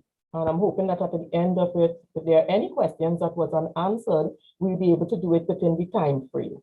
Okay, so you're in your career day today, students, and what I want you all to know is that this is a very important day for you because it's going to be the point in time where you have to make decisions. And I'm speaking particularly to the Form 3 students, right? Form 3 students, you are going to choose a skill, and that skill will direct you to a particular career path that you will have to be working in for about 40 to 45 years. Yes, that is your working life, is 40 to 45 years.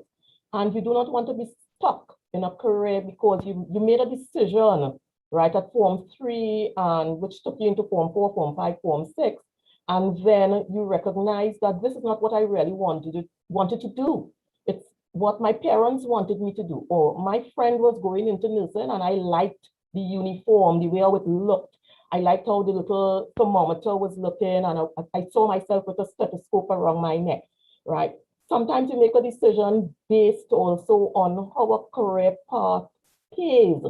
So if it is about, today is about which one of these presenters are going to present information for a career for the future that pays the most money, and you do not have a passion for that skill, you're not going to be a really happy employee. And chances are that you would be looking to switch careers. So I have designed a document here called Choose Your Skills Wisely. And what this document, what we're going to go through, just 17 slides, is what CIRCLE is about, right? So we are a technical vocational training institute.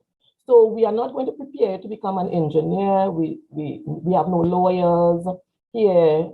We have no pharmacist, no veterinarian. We're not going to teach you how to become a pilot. It's technical or vocational trades. And I'm going to take you through the slides. I'm going to share the screen and we are going to go through it, right? So at this point, your IT person, let me know if you are getting my PowerPoint presentation. Is it up and running? Yes, Miss, I'm seeing. Make a correct plan. Right. So it's up and running. So I'm going to take you to the top of the slide. So World Skill Training Program. So as I said, we are a skills training institute. We teach skills in the technical vocational sphere. Right. So the first question I want to ask you all is, are you confused about what skill to choose? And today you are going to be confused because you are seeing so many things. I was on for quite a long time, and if I was sitting in your chair today and I hadn't made a decision as yet, it's going to be so confusing because everything I saw was wonderful. It was marvelous, right? And most likely I might have wanted to do everything, but of course in skills training, you can't. You have to specialize in something, but you always have a second something on the side that you could leverage on, especially when you retire. So are you confused about what skill to choose? Servon is a technical, vocational, technology-based organization. Technologies are changing constantly, so there's no end to the things you can learn and the skills you can acquire. But with so many options, how do you decide what skill to learn next? What you need to do is to answer a few questions and then just get started. This presentation is structured to assist you in choosing your skill. So when you come into Servon initially, after the registration process, we will do that at the end, right? Just like today, you're going to be exposed to all these skills in one of our own physical career day, and you become even more confused. But something I tend to guide students on is that sometimes you are guided from small. Since you were a child, you're always behind your mommy in the kitchen and you want to roll a little bit of flour, or your dad is tinkering in the engine and you want to pass the spanner, or you have a doll and you're always combing the hair and putting mommy's lipstick on it, or you're opening up the radio and the TV home and you're able to put it together. Most likely from that age, there's something inside your internal self that is already guiding you to a particular career path. You must have that passion. You must love people if you want to be a nurse or a teacher, right? And if you don't have that passion for the job, you'll be just working for the 25th of the month when the salary goes to the bank. So when deciding a career path, ask yourself, what jobs don't I want to spend the rest of my life doing? Instead of what jobs do I want to spend the rest of my life doing? So one, think about what excites and energizes you. This one is the first obvious step we all want to enjoy and actually like as our career. Find a mentor, right? And when I say find a mentor, it is that you probably know somebody who is in a skill. You want to be a nurse, right? Do you really like nursing? Can you see blood? Can you see vomit? Can you see somebody's intestines open on an operating theater? Do you have a friend, a colleague, an aunt, or somebody in your village you know who is actually a nurse or a doctor? And have conversations with them. So you will actually get the pros and cons about whether or not you really want to be a nurse or a doctor.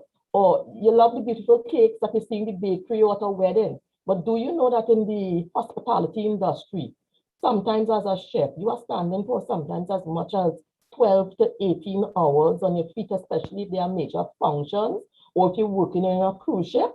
Yes, the final result is wonderful, but some of these jobs, hairdressing and all of that, takes many hours on your feet. And if you have a medical condition or you don't like standing for long periods, then maybe going into the hospitality industry or going into the cosmetology industry, etc., may not be the career path that you would want to take.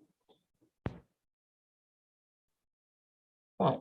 So here are some additional tips in choosing your career that I'm going to go through. Number 3, keep in mind what you're good at. Maybe you are good at multiple areas and you find it difficult to choose a specific skill. Then you need to focus on personality and what you are best at. Don't do what you have, do what you are. And I just went through that. Then I have a formula that we tend to use, right? Use the GPV formula. This stands for the gift, the passion, and the values. Your gift is what you are inherent. My first degree was in culinary arts and management, but today I'm a marketing officer. But let me tell you something. There isn't anything almost that I can't cook, that I can't bake. There isn't a setting on a dining table I can't do. I'm really, really, really good at it. That's where my passion lied. But after working about 40 years in the industry, I made a quantum shift into the management aspect. So I can now own a restaurant, manage a restaurant. And if the chef doesn't come, I can go into the kitchen, right? And I can work in the kitchen. The barman doesn't come, I can go in the bar and work, right? I can supervise the kitchen. Right? So the thing about it is that we are all born with some inherent passion that we have. And that's the first step, right? What talent you're born with drives and motivates you. And your values are what is non-negotiable about the way you work. Do what is right. And when I talk about doing what is right, what I'm talking about is that sometimes you're going to go into the world of work, young people. And what is going to happen is sometimes environments have cultures. And you know that this is not your culture. And there are things that you will not do. You would not go into an organization and just go with the flow with the people who are already there, because you have a goal, you have a mission in life. And if that mission, right, is about being the best you can be at the job that you are doing, most likely you are going to stick to the plan.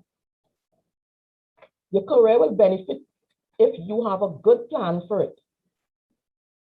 Maybe you want to be a mechanic, but the next step after that is specialization in a particular area, or you may want to open your own garage, map your career plan, and decide on the time period it takes for each phase. Now, Serval is an institution that is going to give you the basics. We are going to start you at level 1, level 2, at the NEC level. And our goal is to give you the matriculation to go on to specialize in. So for example, we have a cadre, we have over 23 programs that we offer, but we also have programs that are going to start you from the beginner's level. For example, our electrical installation program will take you through a 9-month electrical program. But if you have the math and the English and you were exposed in secondary school to your physics and technical drawing, etc., you can move on to our advanced skill training center in South, where you can do the advanced industrial electrical. Same thing with our auto program. We have our basic 9-month auto program, and then we have an advanced program to it. So in Serval, right, we are going to start the process with you. Some of our programs, students can move straight out of Serval and into their own micro enterprises, right? For example, like our beauty culture program, you're exposed to 2 sets of examinations at the end of the program. You will do the NEC exam, and we also have a SASHA exam. But what we have seen and observed, like in hospitality and beauty culture and some of these programs, is that even while students are training, they are generating revenue and actually are in the industry. So like in our beauty culture program, we actually have students who are already doing the nails and doing the hair and all of that whilst they are in Serval, and they're working their way through the program and paying their way through Serval as well. In the hospitality and food prep and culinary aspects of the training that we have students from the first term who go out and do jobs, and they are actually taken in by some institutions, or they start doing their own micro business. So at the end of their 1 year or the year and a half training with us, they actually are into the industry already, and they know for sure, this is what I want to do, right? So we will take you through the first level, give you the matriculation to move on to the other programs. We're moving on to upside. I missed something. See your career and set up as stepping stones, and I just explained that, so I don't need to go through this. So let's get to the fun part of the thing. Now, our programs are divided into 3 categories: service skills, construction skills, and advanced programs. So in the service industry, we have programs like auto mechanics, basic and advanced, air conditioning and refrigeration, advanced auto mechanics, beauty culture, auto body, childcare, dental aid. Who knew that Serval actually can give a dental aid program? Yes, we do. And we never have enough space for this program in particular.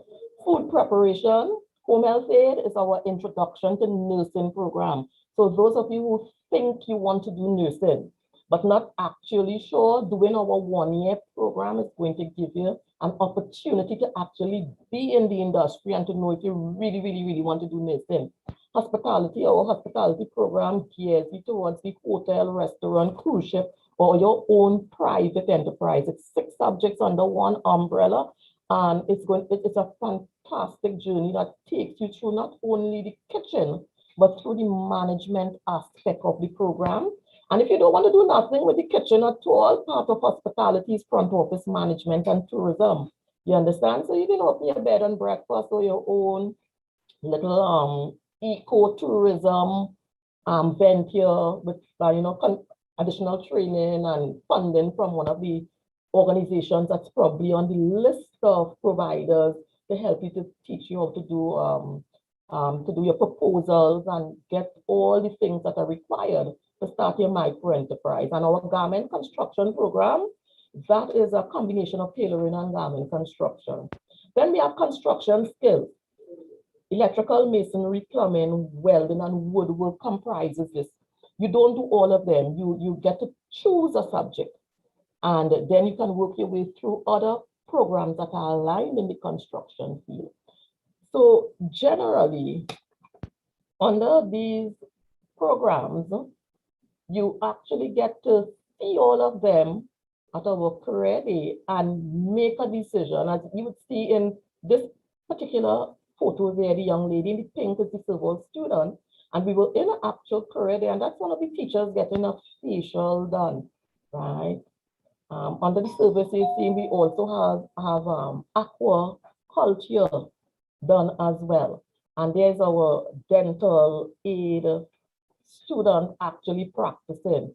In the dental aid program in Forest Park, we actually have a lab where you are actually with the patients. We have the classroom and we have the lab, and you're actually with the patients on a daily basis. So you are constantly getting on the job training with our dental program, right? So I'm just running you through some of the photos of some of the skills. And whilst I'm running through some of them, to let you know, our programs are 9 months in duration for most, and the advanced ones are about 1.5 years, like hospitality, advanced industrial, electrical, etc. We do exams twice a year, and in June, July, and in around October, November, there are exams. You do NEC exam. In Serval, you get to do a trade exam, which is our internal exam. You get to do the NEC exam. And then we have what is called an affiliation with certain companies. For example, with Beauty Culture, we are affiliated with Sasha, and I'm sure the young ladies would know Sasha Cosmetics, right? They would come in and validate and do additional exams. In hospitality, we are aligned with the Trinidad Hilton and Conference Center, where the best 8 students are selected to do their externship at the Trinidad Hilton, and then you come back in with on your skill and you do your internal examination. So here are some other photos of our electronics and industrial and advanced skills, right? So the first one you see in there is our electronic and computer skills program, which is a combination of computer repairs and networking, industrial electronics, digital media, and computer graphics, which is one program. Under industrial skill, we only have one, which is general industrial maintenance. And under the advanced, for those of you who would have acquired your subjects and have completed school, and we really wish you would finish school before you try to come to us, we have the early childhood care and education program and the electrical wireman's craft level 2 examination. For the ECCE, a lot of you young ladies tend to love children and I want to work with children, right? We have a daycare program and we have the ECCE. With the ECCE, you must have 3 subjects, CXCs, and preferably 1s and 2s. Maths and English is compulsory. It's just like the advanced industrial electrical. The math and English is compulsory. We offer TXT math and English, but it's a basic program for those of you who come in and don't have the subjects. Now, to get into Serval, for most of our programs, there are no prerequisites in terms of having to have X amount of subjects. But if you want to go on, remember we talked earlier about stepping stones, and we're going to start you off and then we go on to other levels of training, taking you from Serval to university. We expect that if you are coming from a secondary school, you have the fundamentals of math and English and good communication skills, right? Unfortunately, some of you drop out along the way, right? So for some of our more advanced programs, like the nursing and the hospitality and the industrial programs, you must have some form of fundamentals. Otherwise, you would not be able to move further than being probably an apprentice working for somebody. Don't you want to own your own business one day? Don't you want to earn the big salaries because you have the qualification to demand your salary? We do technical vocational education, but yes, there is sciences and other academias. We don't do the science, we don't do the engineering. But each engineer, each doctor, each lawyer, they eat in a restaurant. Who cooks the food? Somebody who came to Serval and did tech work. When their car is done and they take it back to the showroom to be repaired, who repairs the car? An auto mechanic student who came to Serval. You have some dental problems. When you go to the dentist, it might be a Serval dental student who is there working with you. The lovely clothes you're wearing right now, it was a technical vocational, or what we tend to call alternative education. Somebody who probably came to an institution like Serval or YTEC or MIC, etc., and they learned the rudiments of garment construction.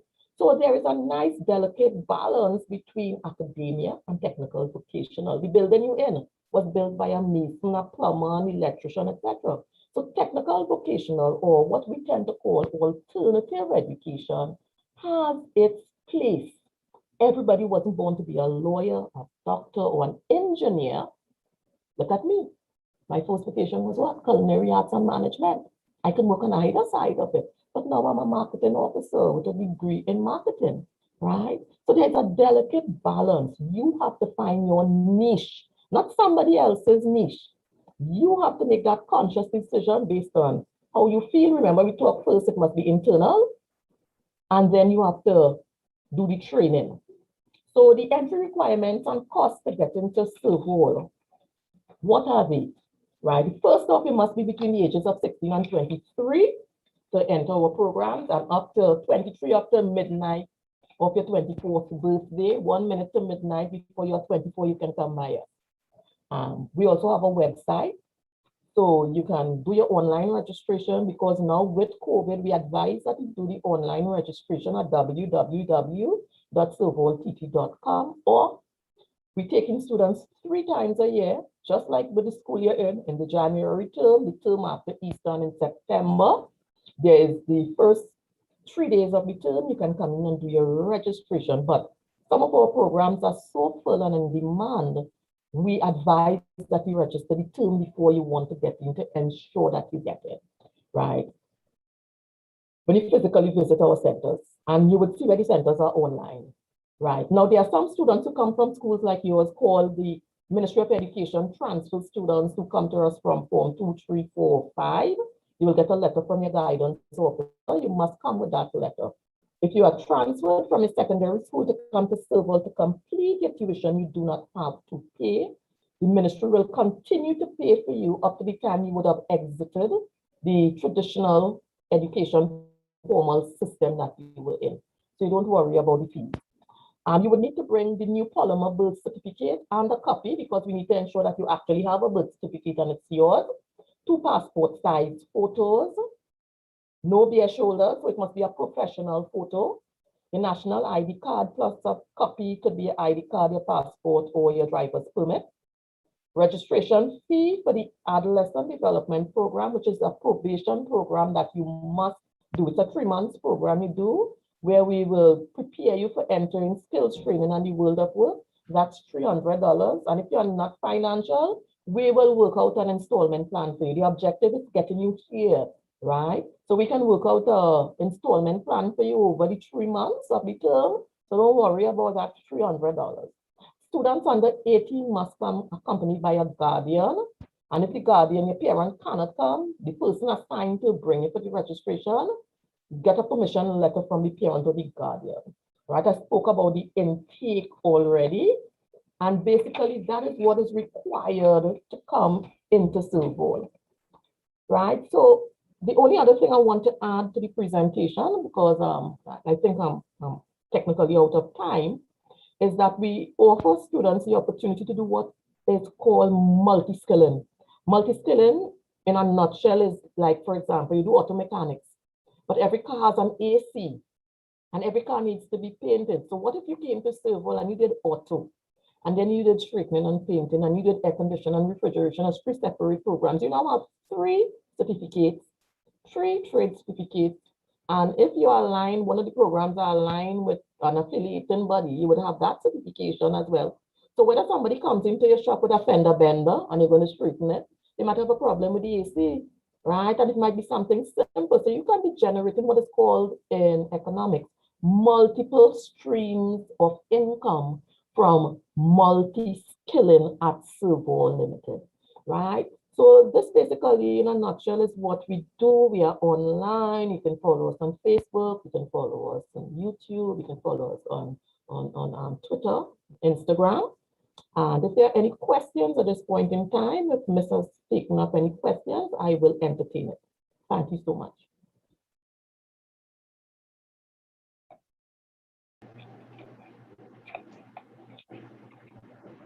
No questions? Thanks again for the presentation. I'm just waiting for the students. They can't ask you directly. They will have to leave, and then somebody will tell me, and I will ask you directly, right? So let's give me 2 minutes, and we will see if any questions are raised. But excellent, excellent presentation. All the information was clear, right? So I'm just waiting for the questions now. So students, if you have any questions, this is the time to ask this. And we have had so many, as we waited, we had so many success stories of people actually doing a skill. And for example, there is, the name eludes me now. As you get younger like me, sometimes you forget things that are on the tip of your tongue. But there's a young lady who specializes in garment and tailoring. She's now the weather girl on one of the stations, Alicia Bushy. She did garment construction in Servol. And then we have one of the managers in Jaffa's went in there to eat and Miss Rainey, and I'm saying, who knows me in here? And do you remember me? One of the most miserable, what we call miserable trainees, and it's so proud of this uniform. You really, really, really feel good when you see students come out and with organizations like Servol, they tend to say the children work better with their hands. And I tend to say they are differently abled bloomers, right? And there's nothing wrong with working with your hands, because when I do a wedding and I do a fantastic wedding cake and you see the flower and say, is that real? That's really fun done.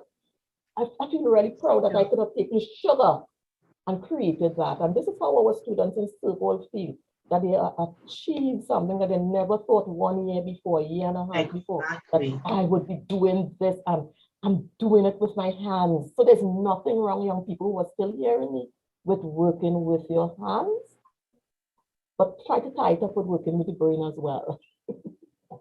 Very well, Miss. So let's ask one more time. Are there any questions for Miss? This is the time to ask, if you will have any.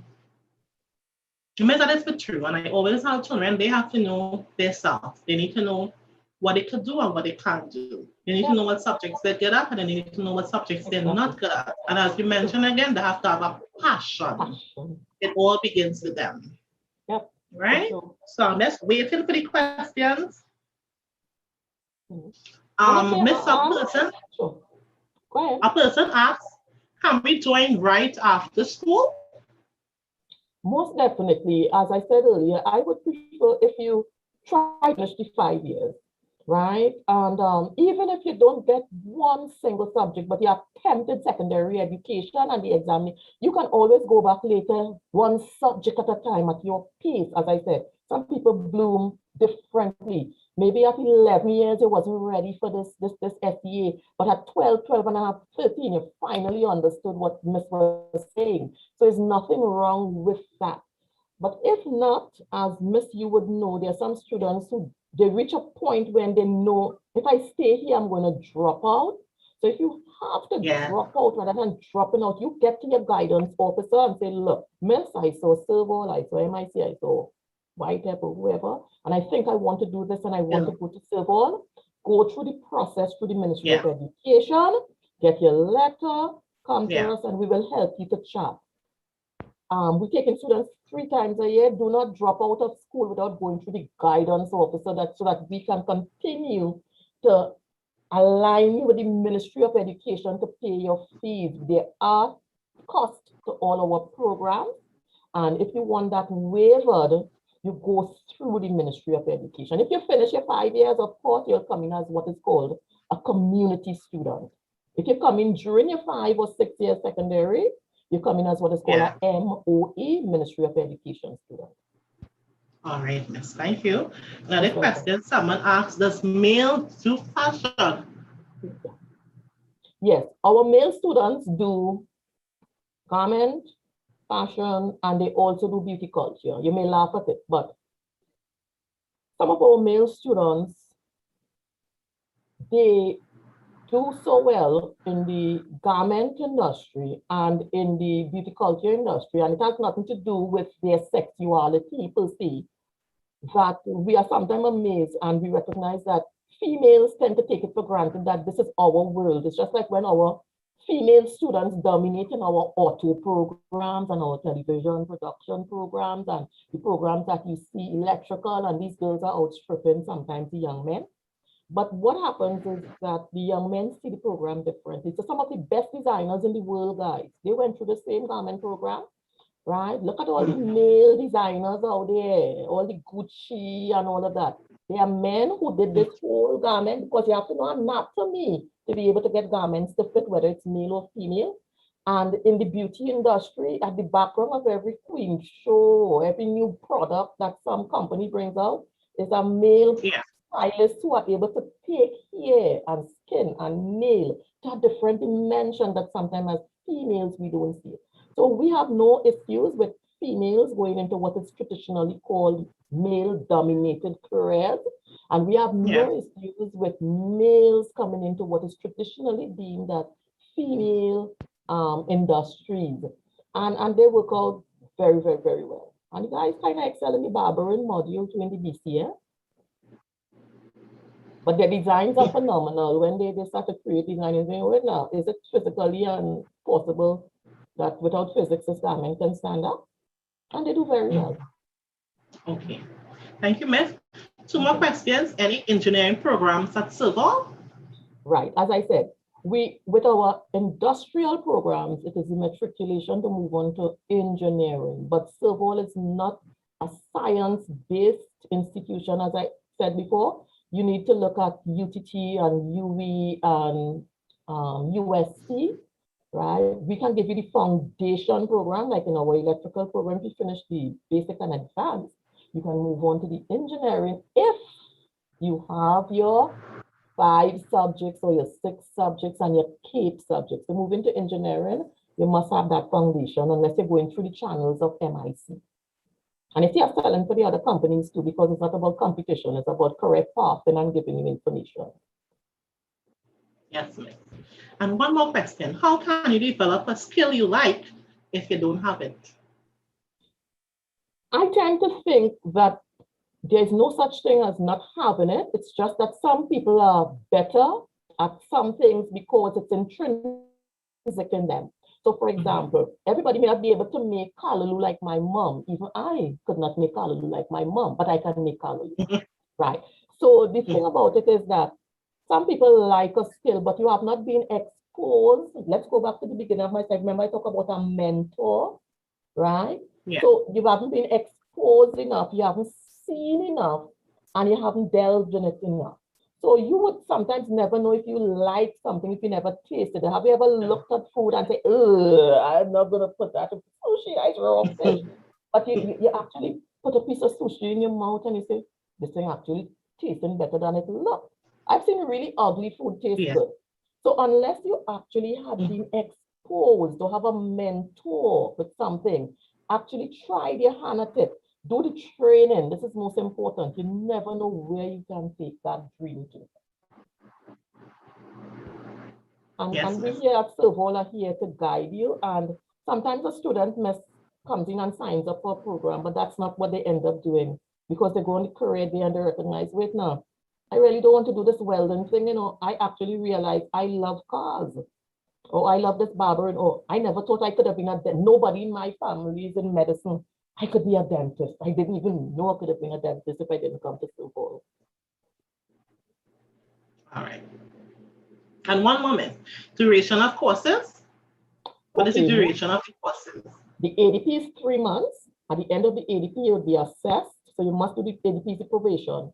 And then our most basic programs are 9 months. I call it a year because it's 3 terms within a year, it's a year. And the longer programs, it tend to be our advanced programs like hospitality, that's a year and a half because that is 6 subjects.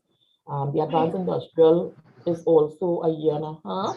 But most of our programs, the basic component is 9 months. So if the student comes in and they are not grasping the concept as quickly, there's a point when we send them out on what is called externship, where you actually go and work in the industrial line to be skilled. We do continuous assessment on a daily, weekly, monthly basis before sending you ready for exam or whatever. What we do is we look at your assessment and look at the gaps. So if your gap is in the practical and you need more practical skills than we can offer in the workshop, the industry you want to, let me tell you something, you're not going to make it in Serval if you're going to come late, line on the block and reach for your 7:30 class at 8 o'clock and hoping that we get back to mainstream. And even if it's the blended method we do now and you have to log on for 7:30 or 8, if you log on late, you'll be considered late as though you were in the physical classroom. So one thing we train you all for is just like in the world of work, your employer demands you be there at 8 o'clock and not 15 minutes past 8, right? So to go out on externship, you must have attendance, you must have punctuality, your attitude must be good, your discipline must be good, right? These are some of the factors, even more so than how well you can do the practical, right? These are some of the assessing tools. So if the gap is in your practical, we would send you on your 3 months practical training outside. But we'll talk to the employer and say, in module A, B, or C, these are where this person is weak. Can you ensure that they get more training in that area? If your weakness in the assessment is in the theoretical aspect, and in Serval, we do 1,500 practical contact hours, unlike some of the other programs that are 300. So we are actually doing a level 2 program within the level 1 training. So if your weakness is in the theory, then we will keep you a little longer in the classroom, because the theory is sometimes even more important than the practical, because when you're really good at your theory, you can troubleshoot your practical, you can assess certain things, you think differently, you're more analytical in that context, because technical vocation requires precision. And you can't forget to screw in a man engine and he drive off and boom, the engine fall down. We're not training students, right? You can't come to do my silk press and when I go the back of my hair degree certificate. That might be your last customer. Word of mouth is going to be where you are going to get all those referrals. So in that context, the on-the-job training and all the attributes you need must be there just as if you're in the physical classroom. Okay, Miss. Okay. So, Miss, I just want to say thank you very much for taking time off your busy schedule. Thank you very much for bearing with us, because I know you were on a little while ago. I hope the children, we have a right to laugh. I hope the children listen. I hope they're taking every single thing. It was clear. And I just want God to continue to bless you at what you do and continue doing your best. Thank you so much. Thank you very much, Miss. Thank you for inviting us and all the best. All right, Miss. Bye.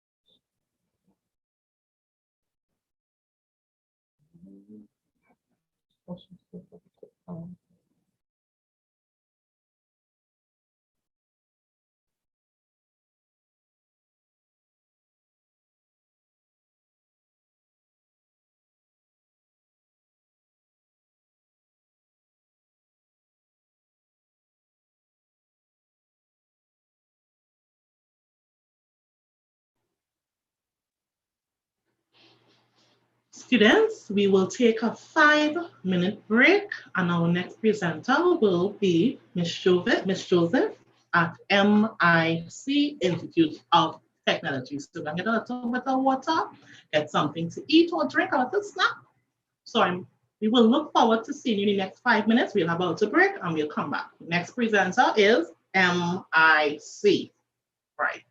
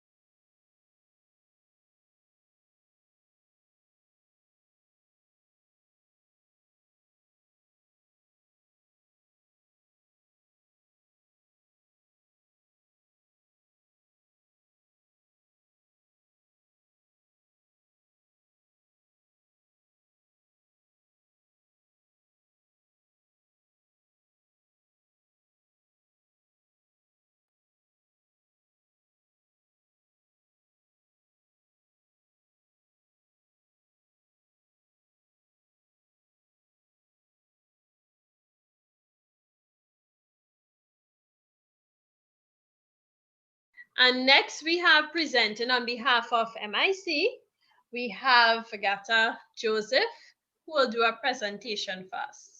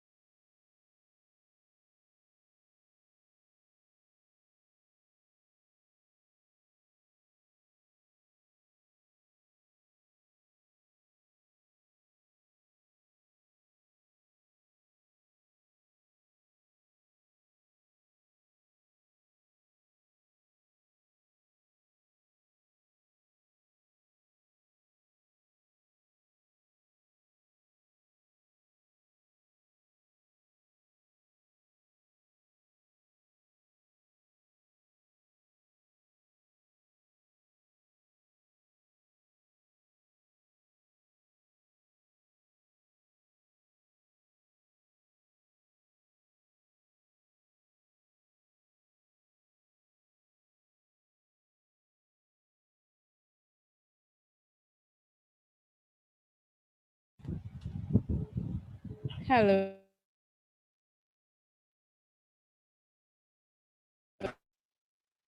Hi, we're hearing you.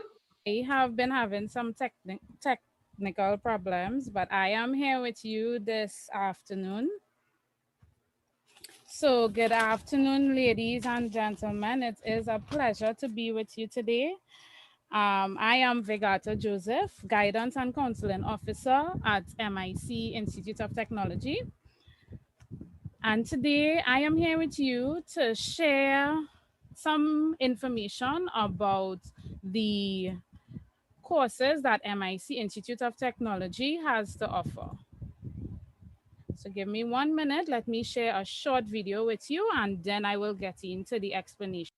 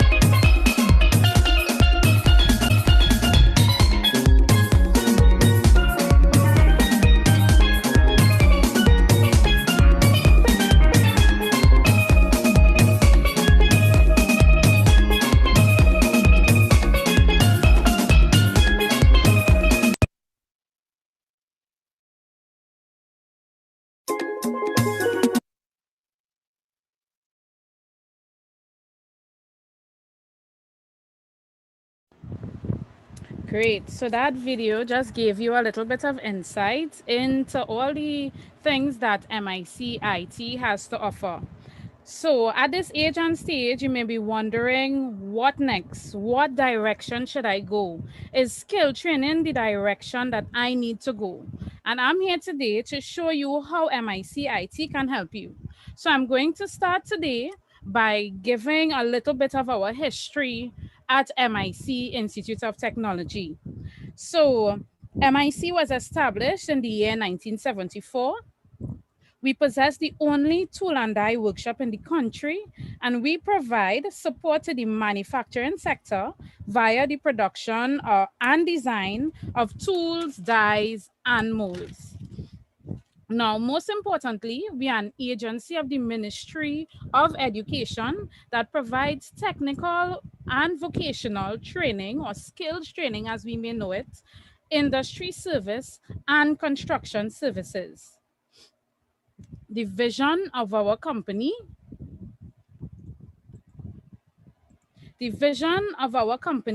is to be the catalyst for developing technical and vocational competencies for national and regional industries through quality training, innovation, manufacturing, construction, and engineering products and services.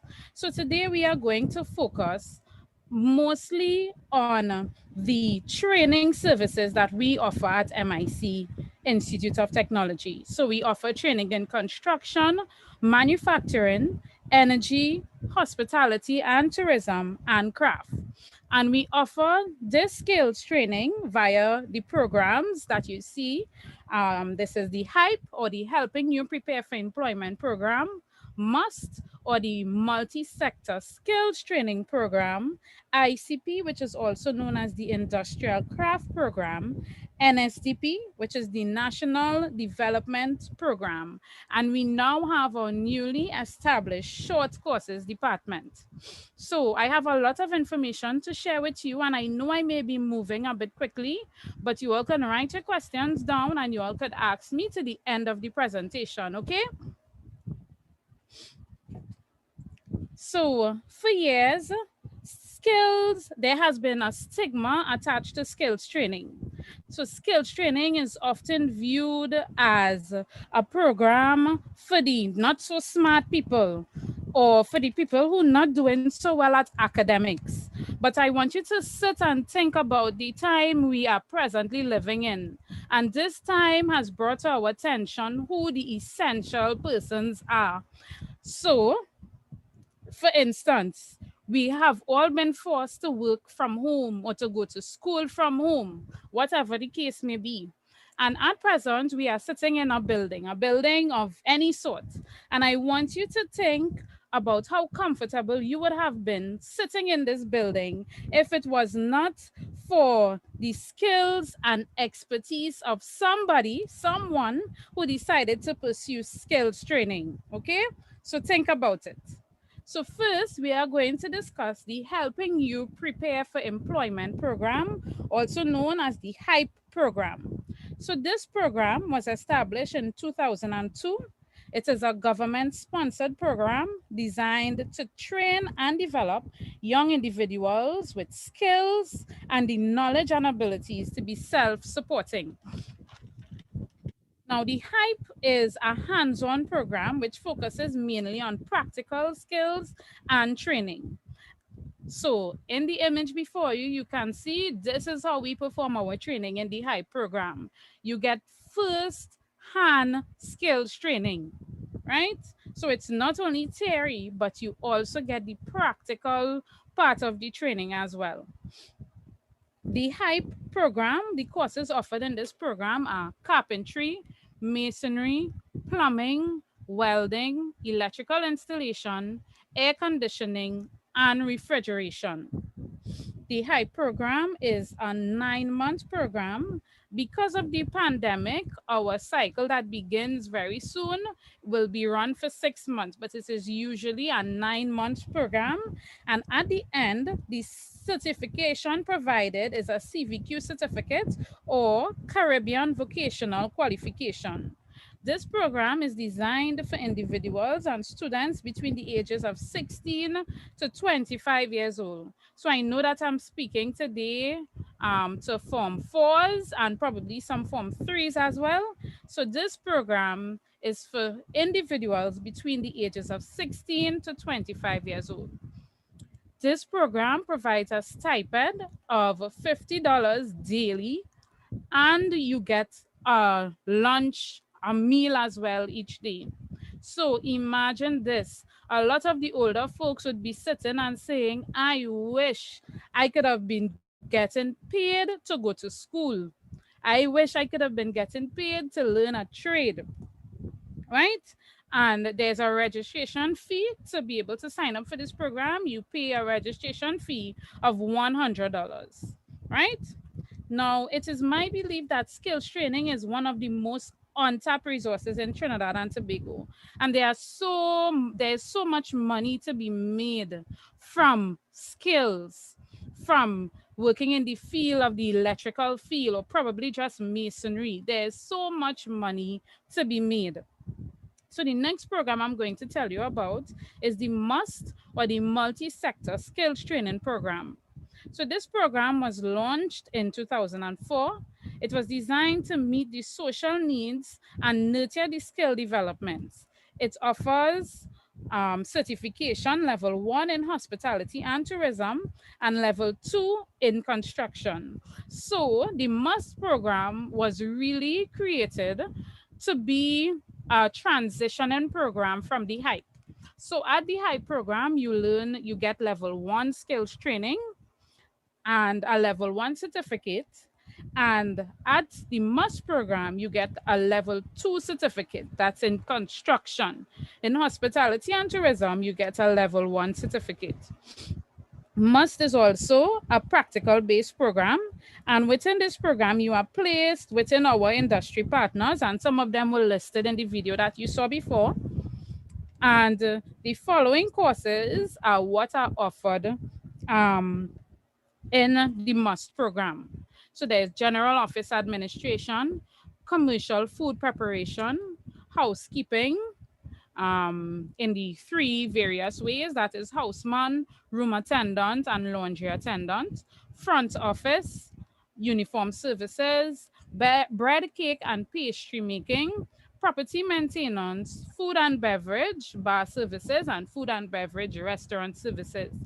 So our students who are present right now, who may be a part of any form of business or entrepreneurial class, or may have done the topic at any point in time within schooling, you might have been able to see how much the pandemic that we are presently living in has brought forward so many entrepreneurs, so many people trying to make their money out of the regular means. And these are the courses that could open those doors for you.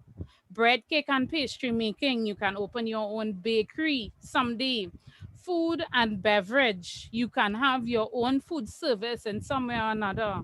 What the pandemic has done as well is there is a lot of local tourism. So people are looking for bed and breakfast to stay overnight. So these are the courses that you can use to develop yourself as it relates to business and entrepreneurial development, right?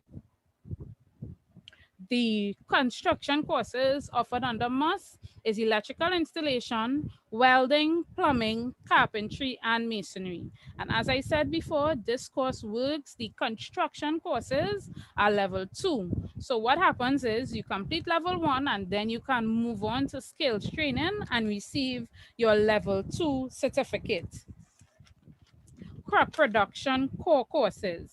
So the crop production courses provide training in production systems, irrigation systems, preparation of land for cultivation, installing and constructing irrigation systems, cultivating crops, rabbit rearing, plant propagation, harvesting crops, market produce, communicating with stakeholders, budget and financing, and practicing health and safety. Now, it is also very important for us to take note of how many persons have been planting and growing their own food, whether it be for individual consumption or whether it be for sale in the markets. And if any of you have been to the market with your parents, you would have seen how the prices of things have been raising over time. Even if you go to the supermarket, you would see how the prices of things have been raising over time. So these are the courses in the crop production course, and I really want you to sit and think and really consider about how crop production and something in the form of agricultural systems and sales and services may be able to help you in the future. Right? So the next program that I am going to tell you about today is, oh, sorry, I did not explain to you. So MUS is a 6-month program for hospitality and tourism. Construction is 9 months and crop production is 9 months. And as I said before, they give level 2 training in construction and crop production and level 1 qualifications in hospitality and tourism. This program is geared towards individuals between the ages of 17 to 50 years old. There is a $100 registration fee, and a stipend is also offered within this program. Now, as I said before, the MUST program allows you first-hand training within the industry. So you are placed within our industry partners for training, okay? So the ICP program. The ICP program is a program that was started by MIC IT. It was started in 2006. It was designed to fill the gap between the skilled and unskilled and provide industry-ready craftsmen. So the courses offered within this program, I will explain it to you, but the ICP program also offers hands-on training as well.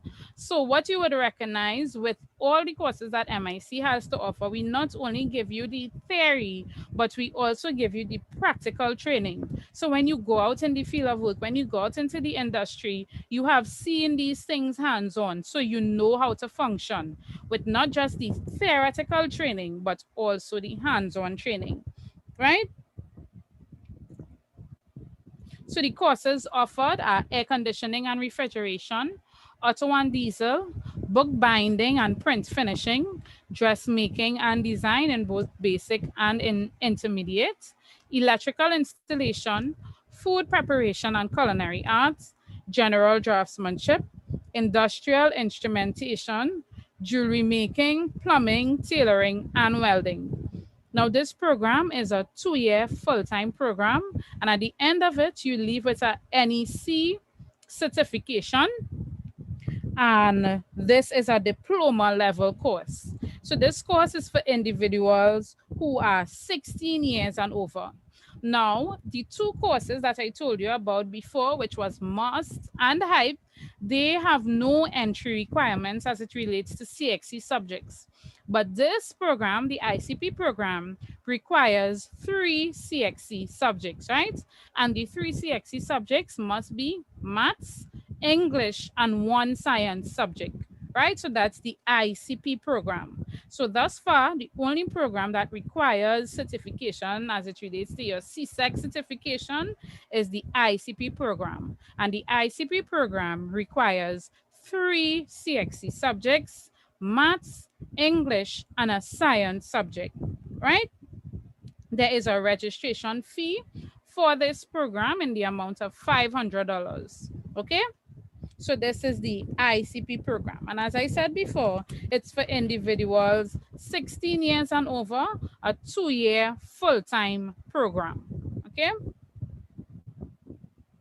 Right, so next we are going to discuss the NSDP program.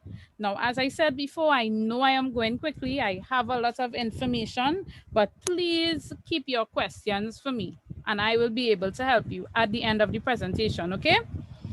So the NSDP program is the National Skill Development Program. It was initialized in 1994 It adapts to the German model of technical training. And this system makes use of technical vocational training and hands-on training in factories and industries. So as I keep stressing on, hands-on training as well. So when you go out into the field of work, you are ready to perform, you are ready to function, right? So, right. So with the practical training, both theory and practical skills would be developed. And the core courses offered via the NSDP program is joinery, the journeyman program, master craftsman, mechanical engineering technology, and green tech facility. This program is a 3-year full-time program. Certification is provided by MICIT and the German Chamber of Crafts and Trade. And this is also a diploma program. Now, this program within the second year of training, so in the first year of training, you are at our centers doing most of the theoretical work. And in the second year of training, you will be attached to an industry, and that's for the apprenticeship phase of the program. And this is where you not only get the practical skills, but you get to work within the industry. So sometimes you might receive training, but you're receiving the training probably within a confined space, within the classroom, you know, but within this program, you get first-hand training in the industry. So you really see how the world of work is, right? And this program, a stipend would be given for the period that you are attached to the industry, okay? This program is geared towards individuals between the age of 17 to 25 years. For this program as well, you are required to have 3 CXC subjects, maths, English, and a science subject, okay? So the 2 programs that you are required to have CXC subjects for are the ICP and the NSDP programs, right? And the 3 subjects required are maths, English, and a science subject, right? And last but not least, we have our short courses department that has been established. We are in the process right now of starting a new set of courses because there are some that have gone already. So these are the courses that we have. Now, you may be thinking, but I still in school, why I might want to do a short course? But there are so many young people, as I said before, who have been branching off and doing their own thing.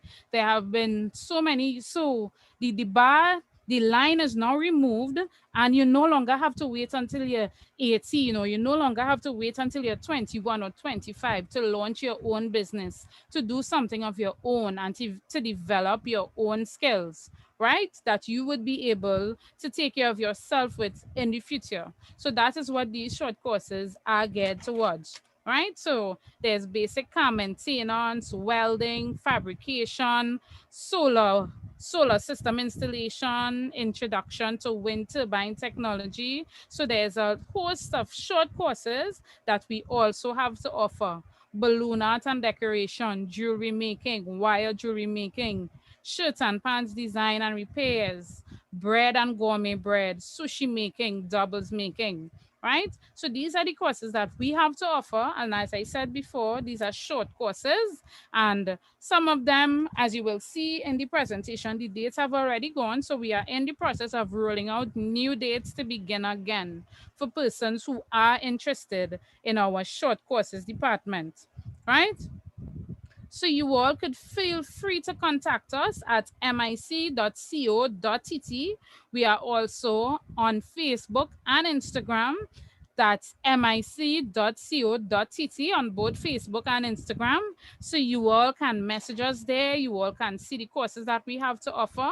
And if you go online to our website, that's www.mic.co.tt, you will be able to find all the information that I just presented to you, along with the forms that you can fill out online, and you can also fill out and drop into a center that is near you.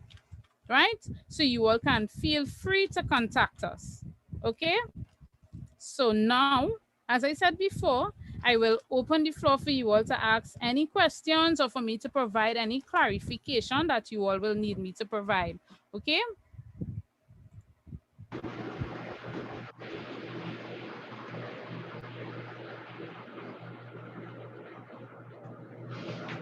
Good afternoon, Ms. Joseph.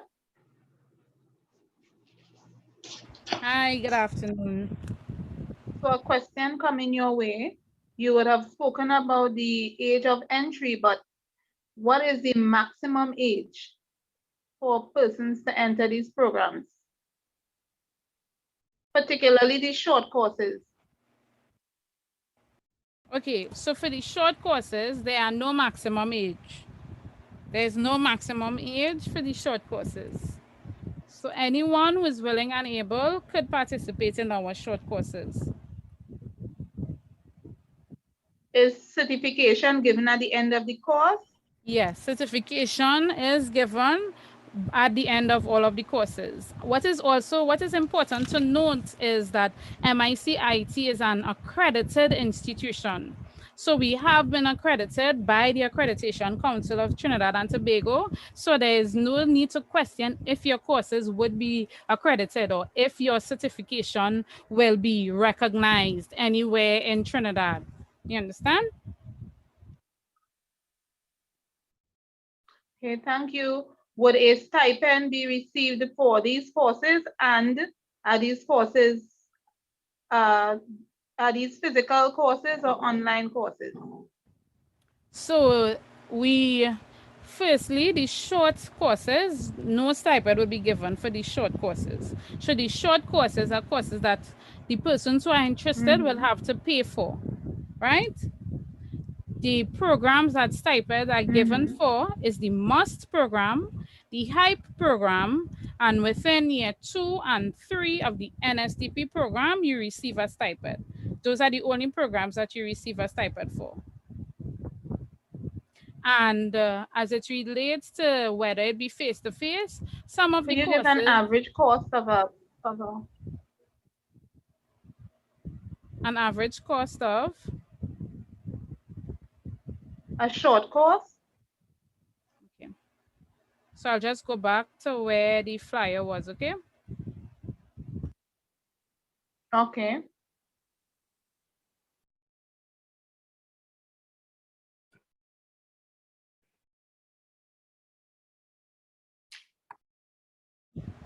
Okay.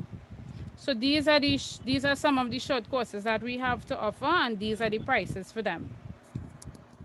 So basic balloon art and decoration would be about $400. Jewelry making, precious metal design, $1,500. So the cost of each course differs, right? It's all dependent on which course you are willing to pursue. So this is the cost of these courses that we have here, okay? Okay, thank you, Ms. Joseph. You also ask about face-to-face or online. So it's all dependent on which one of the courses that you desire to pursue. If it's a practical based course, we have no other choice but for persons to come in, but we will be adhering to all safety protocols, right? So the class number will be small in order to facilitate social distancing and all other safety protocols that would be required. Okay, thank you. An additional question. Is it possible to do multiple courses at the same time? Once it's a short course and they do not fall on the same day, yes, you can do multiple at the same time. As it relates to HYPE, MUST, and ICP, one program at a time. Thank you so much. And can students complete courses while attending secondary school? Okay, so the only courses you will be able to do while completing secondary school is our short courses. All other courses are full-time courses, right? So HYPE and MUST, would be full-time, ICP and NSDP full-time. The short courses, however, are there to facilitate both the working and studying individuals. All right. So thank Okay, you. Ms. No Joseph. further questions at this time. Okay, I have a question, please, Ms. Joseph. Thank you Okay, so I much know for some of having the. me. I do hope the students were able to get some information as it relates to what their next step would be. And I wish each and every one of you all the best. Okay, your guidance officers have my contact number, so feel free to contact me at any time if you require any information for any of your students. I look forward to seeing and hearing from some of you in the future. Don't be afraid when you start the program to say, hi, Miss Joseph, I heard your presentation on so-and-so date, and I was interested in starting, right? I look forward to hearing from you. All the best, guys. Excuse me, Miss Joseph. Thank you so much, Ms. Joseph.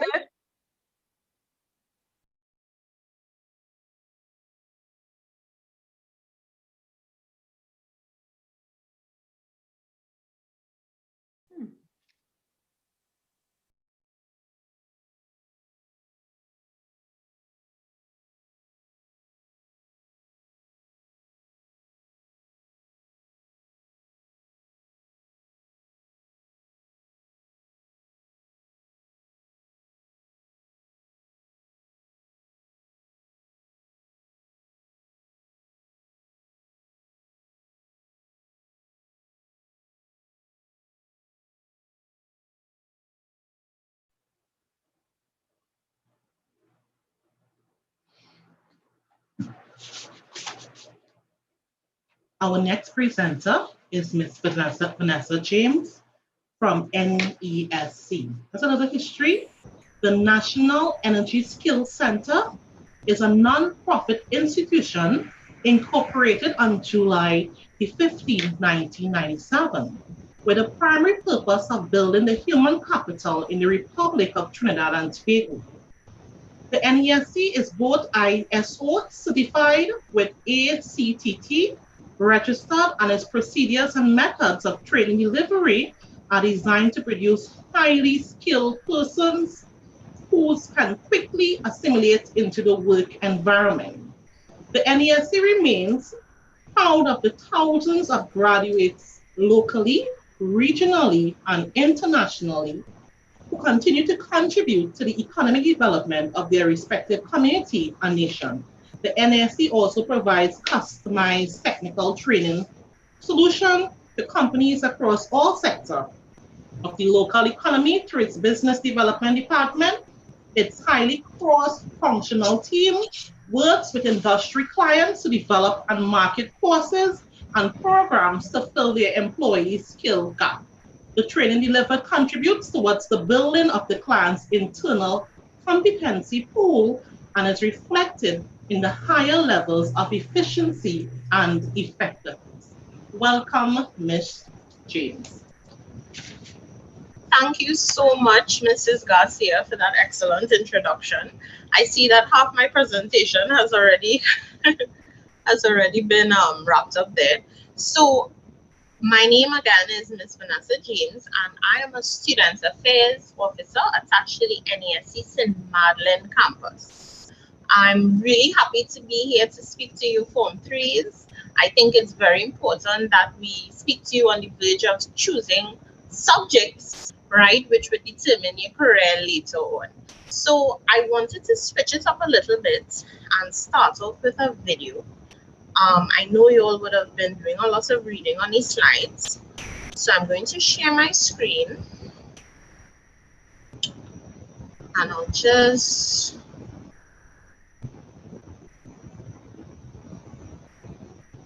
Right. You all will let me know if you all could hear, okay? All right, any feedback you all could hear and see? We can see, but we can't hear. All right, let me try that sharing again then. Make sure that I selected audio.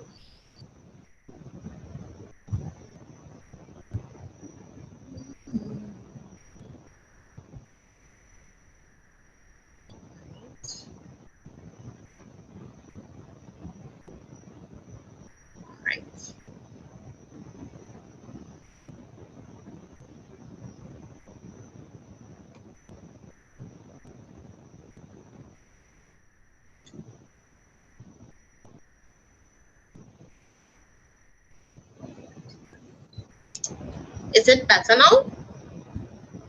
I'm still not hearing anything. All right, just a second.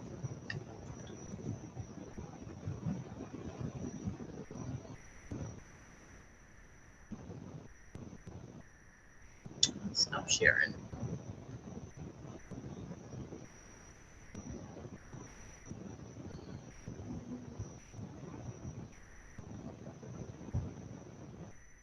You know, normally when you're sharing, they will have a little box for you to include audio. I'm not even seeing it.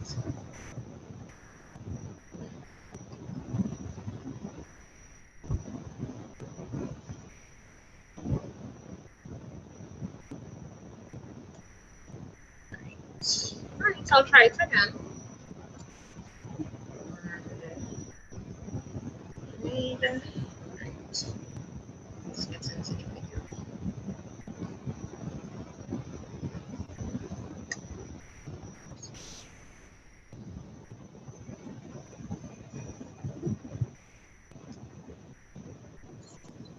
We are still not hearing anything, but we are seeing the presentation, but we are not hearing anything.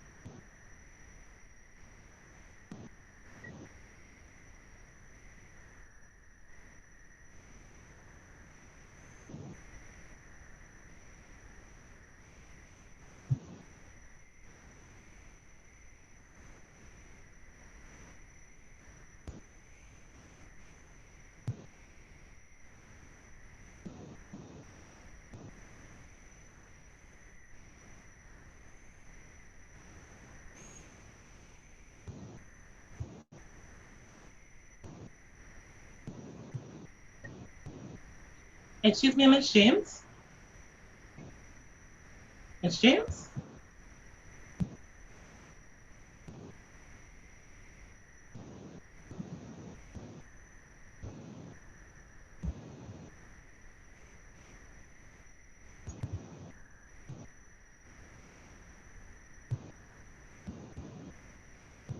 Ms. James?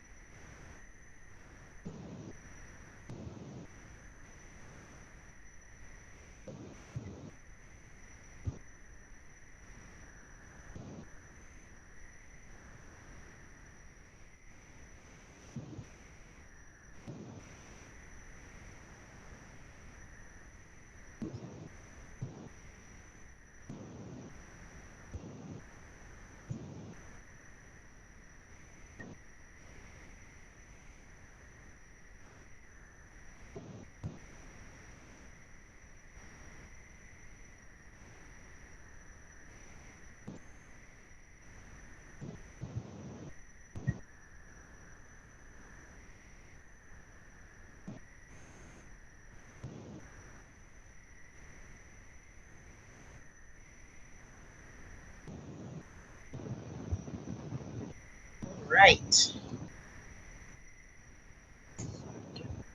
Miss James? Yes. Are you there? Okay, Miss James, we saw the presentation, but we didn't hear anything. Audio apparently wasn't working. All right. Luckily, it didn't have any informative parts to the video. It was in terms of verbatim. It was just music playing in the background. All right. So you all didn't miss anything. Everything that the information was there to read on the screen, and it was background music playing. All right. I wanted to show the campus. I know, unfortunately, we usually invite schools to come to our campus, but I wanted to kind of do a virtual tour. So that was a look at the NESC St. Madeleine campus. You all got to see the workshops. You all got to see some of the classrooms. You all got to see the drilling rig. And I will definitely share the video with Miss Garcia. The video is on YouTube actually, but I would also share the link with Miss so that if anybody else wants to look at it again, maybe they saw something that interested them that they want more information on, they could always ask the guidance officer and they could pass the information to me. Right? Okay, right, but my apologies for the audio. Like I said, I still allowed it to play because I know it was just background music. Nobody was actually saying anything. So we're going into the PowerPoint. The entire screen. All right. So I will skip this part. I'll start off with our corporate affiliations. All right. So as Miss mentioned earlier, we have been in existence, right, since 1997, right? Probably before most of you, if not all of you, were born or even a thought. So we do have an established relationship with a lot of companies. And some of these companies include Massey Group, Methanex, NGC, SM Jalil, Ansa McCall, Atlantic LNG, Powergen, Methanol Holdings, to name a few. We also have international affiliations such as Microsoft. Before I continue, you all are seeing the slide that I have up? Yes, Miss, I'm seeing this slide. Okay, excellent. I just want to make sure we're on the same page, right? Microsoft, American Welding Society, and Cisco. And Cisco is another IT company. All right. Now, Red Deer College, I want to give them special mention. They are a Canadian university that we partner very closely with. In fact, they collaborate on examinations with us because when you graduate, you have an opportunity to get a certificate from Red Deer College as well, which is going to enable you to work in your profession, your skill choice, in North America and Canada, right? Because the certificate bears that accreditation from RDC, right? Which is another accredited institution in Canada. So what programs do we offer at NESC? What skills? Now, we have 3 levels to the programs, right? Diploma level programs, which are level 3 technician courses. Craftsman level programs, which are level 2 certificates. And then the professional development programs, which would be the short courses, all right? So we're looking firstly at the 2-year diploma programs. Now, first of all, you all are in Form 3.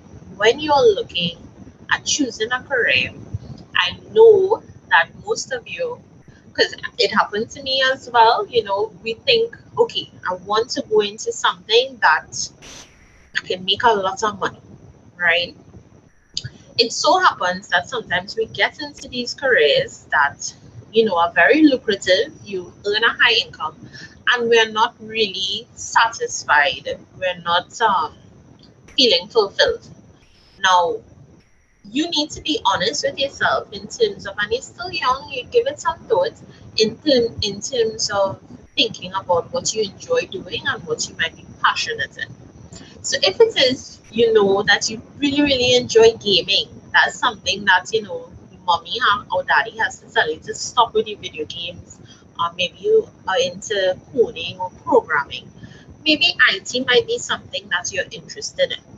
Or if it is you're easily distracted by cars and you want to know how they function and you're interested in speed and music in cars, things like that. Maybe automotive services is something for you. Have you considered working offshore? You know, being on a rig. If that maybe is for you, maybe drilling rig operations if you want to work in the oil and gas industry. Maybe drilling rig operations is something that you want to consider. You may have a relative that works in the electrical field, an uncle, or maybe you know, a relative, and you want to get into that business, whether it's a family business or whatever. These are things that you should start to think about and definitely consider, discuss with your parents, most importantly, and together you all can decide, okay, this is what I want to do and this is what I'm going to pursue. All right, something that maybe you may not know, not too familiar with, would be the millwright. And the millwright just has to do with machinery. All right, so it is actually the setting up, testing, operating, installation, maintenance, repair of industry machinery. So let's say you're working in the industry and you all have to do a job off-site. The millwright would be responsible for setting up the machinery at that off-site location, and definitely in terms of aligning it and everything and making sure that it's functioning. And then they would be the one responsible for the proper handling and transport of the machinery as well. All right. I mentioned the IT. Now, I want you all to look at the courses that I have there, and I want you all to know that every single one of these courses can enable you to be an entrepreneur, right?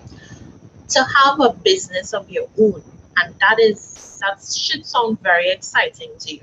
All right, not all of us may want to work for somebody else as their goal, right? Maybe you may want to do both. Maybe you may want to work in an organization and also have a business on the side, right? And that is very possible, right? We always talk about having multiple streams of income as an adult. So that is something you all could even start thinking about from now. Learning a skill on the side, and that is something that no one can take from you, right? Even in a pandemic, persons are having issues with electricity. We still have to service our air conditions. We still have jobs. Construction is still happening. More than ever, you all are seeing the relevance of IT in a pandemic with so much things going virtual, right? NESC for one, we had never had blended classes before, and now we have a fully set up blended classroom where the students are at 50% capacity in the school. They probably come out twice for the week, right? Their classes are at home, theory, and they come out and do their practicals, and they leave. All right, so definitely think about how the world is changing, what you're passionate about, and of course there are lucrative fields that you all could do. Very lucrative fields that you all could do and get involved in, right? So the Craftsman programs, it's 1 year. Now, unlike the diploma programs, the Craftsman programs are not GATE approved, all right? The Craftsman programs are self-funded and they are level 2, whereas I mentioned before the diplomas are level 3 technician courses. So we have rig mechanic, automotive services, welding, domestic electrical, air conditioning and refrigeration, pipe fitting and fabrication, machine shop, plumbing and autotronics. And if you're not sure, the autotronics is basically just the electrical components of vehicles you're working on alone. Right? Some people set up the business, their garage, and all they do is service cars with anything that's powered in the vehicle is considered electrical. So we have the power steerings, power windows, all these things, and they are able to service, fully service anything powered in your vehicle. Right? We have our short courses like fundamentals of hybrid technology, basic car care. We do the whole Microsoft Office suite, Word, Excel, PowerPoint, you name it. We have introduction to cybersecurity, valve servicing and installation, pipe fitting and fabrication, to name a few. Now you may ask yourself, why should I attend NASE? Firstly, we are an accredited institution, and I know that you all have been hearing about accredited before. This just means that we have a standard to abide by, right? We are regularly, frequently checked to make sure that everything, the quality that we put out is verified, all right? We have international affiliations, so we not only look to the local scope of things, we look internationally to see what is happening, what is trending, so that we can be on that platform. And we're on the right track. I can say we're on the right track, but of course there's always room for improvement. So definitely we have some goals that we are setting to always improve for our clients, right? Industry relevant curricula endorsed by the industry. So because we have our board of directors comprising of industry personnel, they are able to tell us what the companies themselves are looking for, what is in demand, so that we could cater our classes to suit the demand of the industry and make you more employable when you're finished, right? If we give them exactly what they are looking for, then obviously they would be more inclined to select you, right? Use of technology. We like to use technology in our everyday school environment. So for instance, even before the pandemic, we would have our exams online.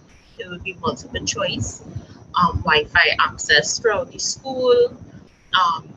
We'd encourage a lot of use of technology in terms of research, etc. Right? PowerPoint presentations in the class, to name a few, right? Successful graduates. We have a number of successful graduates that would attest that NASE has transformed their lives in terms of giving them the necessary skills and resources and, knowledge that they need to be successful in their career. We welcome the equal opportunity policy, open door policy. Of course, the students, our clients, we welcome feedback from them. I belong to the student services department, and our entire department is there to assist the students in making sure that their stay at NASE is as comfortable as possible. Any issues that they need, we will address it and definitely relay anything necessary to management on their behalf. We also have articulation to higher levels of training and certification. And what that means is, let's say you finish your diploma at NASE in IT, you could now go on and do a degree in IT at COSTAT, and you may be exempted from a few courses because you have this foundation at NASE. So maybe after the degree, diploma, you may want to further your studies, no problem, right? Right. So you may be asking how to apply, all right? Now, you all should not be interested in this just yet, but just for information sharing sake, there are 3 ways you can apply. You can meet us at a booth publicly and complete an application form. You can walk into any of the campuses located at St. Madeleine, Point Lisas, or Goldsboro, which is in Tobago. and apply, or you can apply online on our website at www.nesc.edu.tt. All right. And what is required for registration? You need to have a completed application form, which you would get at the campus or at the public recruitment, or it's available online. You need to have your original birth certificate and a copy of it, your national ID or passport or driver's permit and a copy, one passport size photo, medical certificate of fitness, academic certificate and copy, so that would be your CXC results or CAPE results, your drug test, right? We have to make sure that persons who are in the program are not under the influence, because it can be very damaging to yourself or others if you are intoxicated, right, or high. So E-Gate ID, that you don't need to worry about. The campus would assist with it, and your registration fee would be paid only when you are sure of acceptance. All right. So once you are given the acceptance, you pay the registration fee to complete the registration. Moving along, I mentioned that we have a student services department that I'm a part of. We believe in our work-play balance, so we always look for activities to do with our students, right? So events is something that we have throughout the year. Unfortunately, due to COVID, it has slowed significantly. But I wanted to show some pictures from past events that we had recently. This was taken in front of Tufco in Library, right? We did a Know Your Country tour, and it was the first time that many of the students had seen the pitch league. All right, everybody, I encourage you to visit it. It's a natural landmark. All right, so we went on a hike, and in the top right hand corner you're seeing someone with a jug. We had a health and wellness team, and our student council, they made some healthy smoothies to share with staff and students, right? So it was a day filled with aerobics and exercise and yoga and healthy snacks, right? More pictures from the Know Your Country tour. The picture at the bottom was at the Capos Lagoon, right? The cricket team, I'm sure you all could guess who won. The red team is celebrating and the blue team is looking a little blue. We had football tournaments and field trips. This may be of interest to you. For every skill that we have, we like to take these students to field trips in reputable organizations in their skill choice. So the automotive class would have gone to Lifestyle Motors, and they're looking on here the diagnostic scan of a Porsche Cayenne, right? It's an excellent opportunity for them to interact with experienced professionals in their field of choice and ask relevant questions. How can I get a job at this place of work? You know, what subjects do I need to do to get into this industry? Or ask an employee, what is it like to work here? And view the machinery and equipment there. Please stand. Right, the electrical class would have visited PowerGen in Penal. Yep. And that brings us to the end of my presentation. So I'm asking if you all have any questions to me. You can feel free to ask at this point. And if you all don't have questions, I will have some questions to relay through Miss. Okay, students.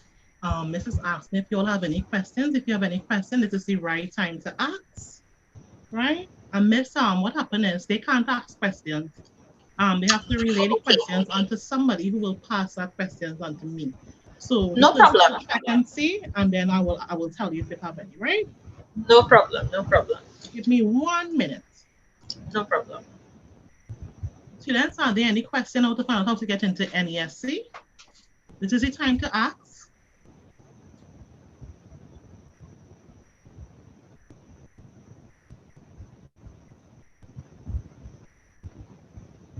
I'm waiting, miss.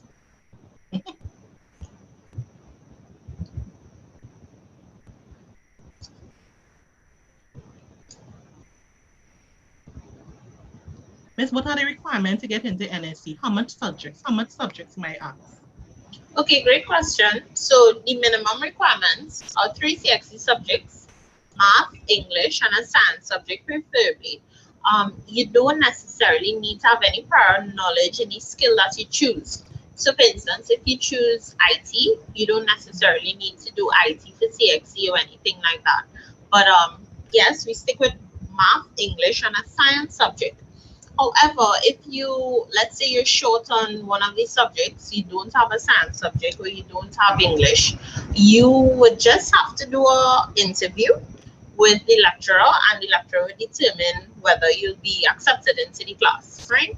I know some persons repeat subjects while they are in the program. Okay.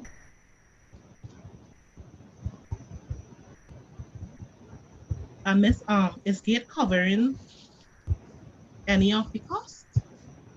Right. So our diploma programs are all GATE.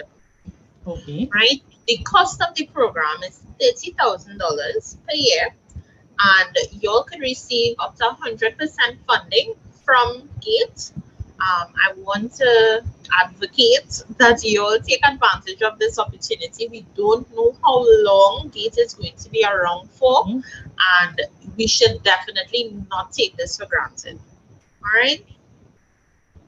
Any mechanical engineers courses? All right. So no problem. So it's not necessarily named mechanical engineering, but we have courses that deal with machinery and operations of machinery, like millwright and instrumentation.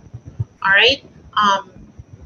So we don't have mechanical engineering per se. Okay. Okay. And somebody's asking age of acceptance. All right. So the minimum age is 16, and the maximum age is 50 for GATE. Anything over 50, because it's above the age bracket for GATE, unless you're funding it yourself, then that would be the age limit for GATE funding. So we kind of stick with that.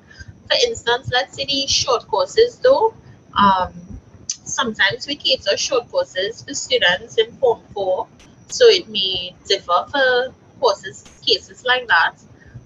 But for the diploma and the craftsman, definitely the minimum 16 years old.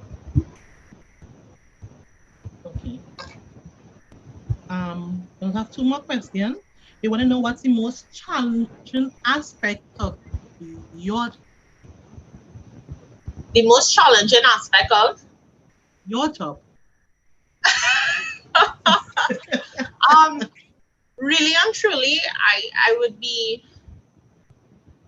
lying if I said that I found my job very challenging. I think mostly it would be probably balancing your time, right? I enjoy doing what I do, right? I went to school for this, so I'm comfortable where I am. And I would say that the most challenging thing, sometimes you just feel like you may have so many things on your plate and you want to get everything done, that it might be a little overwhelming at times, right? And Miss is nodding, right? But I wouldn't consider it challenging. It's just sometimes there's not enough hours in a day. Yes, exactly. And one more question. Do you all give a course in electrical engineering?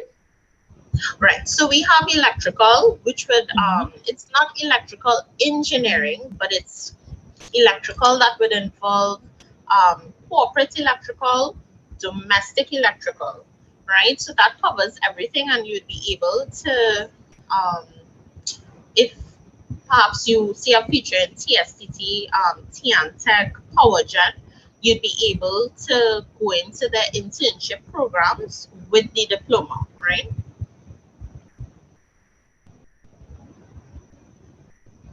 I'm sorry, it's the video stock.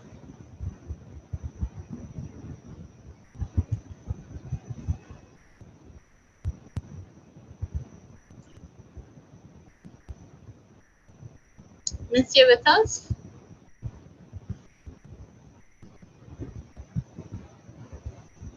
All right. I think we lost Miss. Oh, Miss is coming back. Sorry about that. Apparently my internet dropped. No problem. It happens. It happens. Technology. Yes. So I was just saying that. But the electrical that they were asking about. Right. I was just saying that the electrical course, it involves domestic and corporate, right? Commercial electrical. So if it is they have aspirations of working Tech or TSCC or PowerGen in the electrical field, they can definitely apply there with the diploma. All right.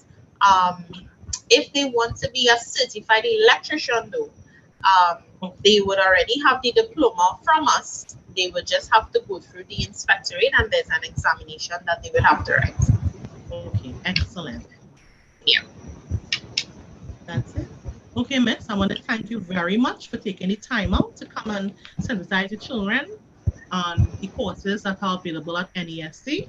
I know we can't wait for this pandemic to over so they could come on the site and see for themselves what you all have available. But I just want to thank you and I want to tell you, may God bless you and continue to do what you are doing. Thank you very much. I appreciate it. Thank you. All right, bye. Bye. Students, we will go on a 5-minute break and then the next presenter will be Nihus, right? I'm just going to give you all 5 minutes. Go and use the washroom, drink some water, get something to eat, and within the next 5 minutes, I promise you, Nihus will be on. Thank you.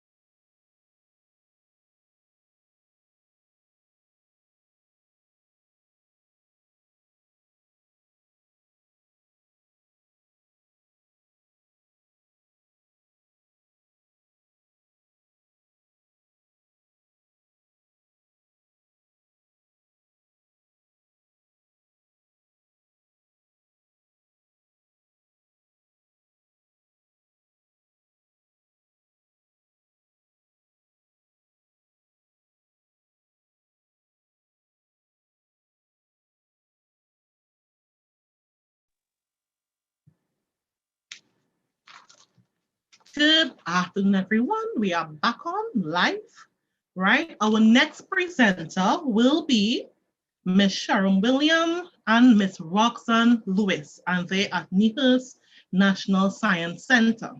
The overarching goal of our science popularization initiative, as a background, is to be the advocate for a society that recognizes and embraces the fact that science and technology impacts upon and is part of their everyday existence, and is empowered by this knowledge to effect improvements in their quality of life.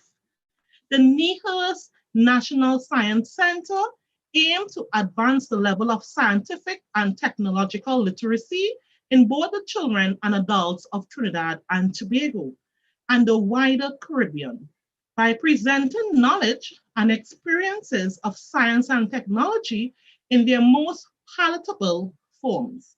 In so doing, they hope to support the formal science curriculum with their own informal brand of learning, and in the process stimulate our young people to pursue careers in these fields. So I'm going to welcome NIHS. Take the stage.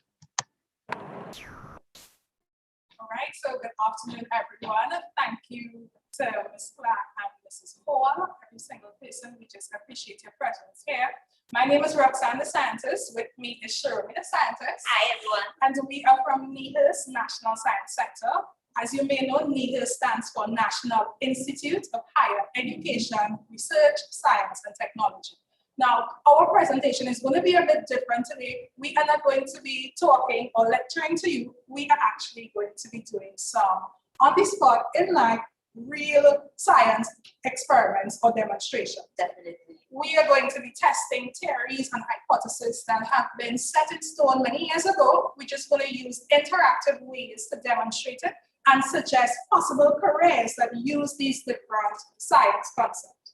You ready, Shirley, the scientist? Let's do it. All right, so we should start.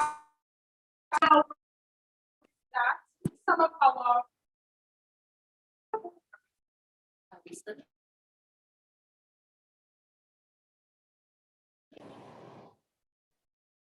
Are you still hearing and seeing us?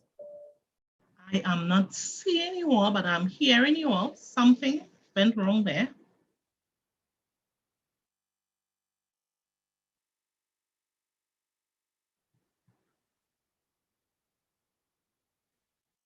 Are you all hearing me? Students, apparently, NIHS is experiencing a little bit of technical difficulty. We will give them 2 minutes and see if they will come back on.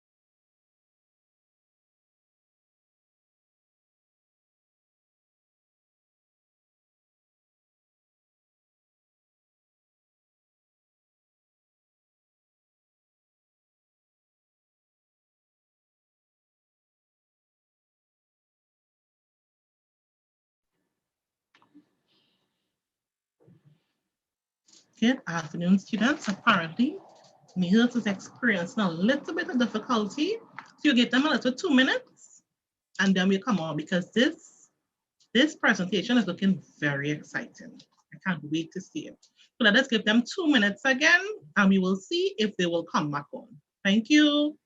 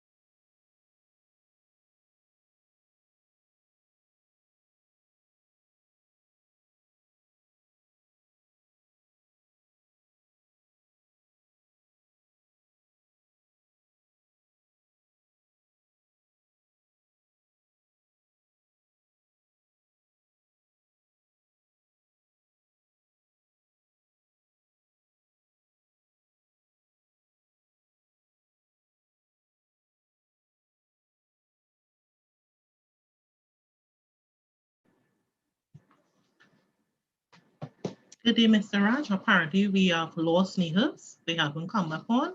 I would like to know if you could join link with the nail tech, please, if that's okay. Thank you.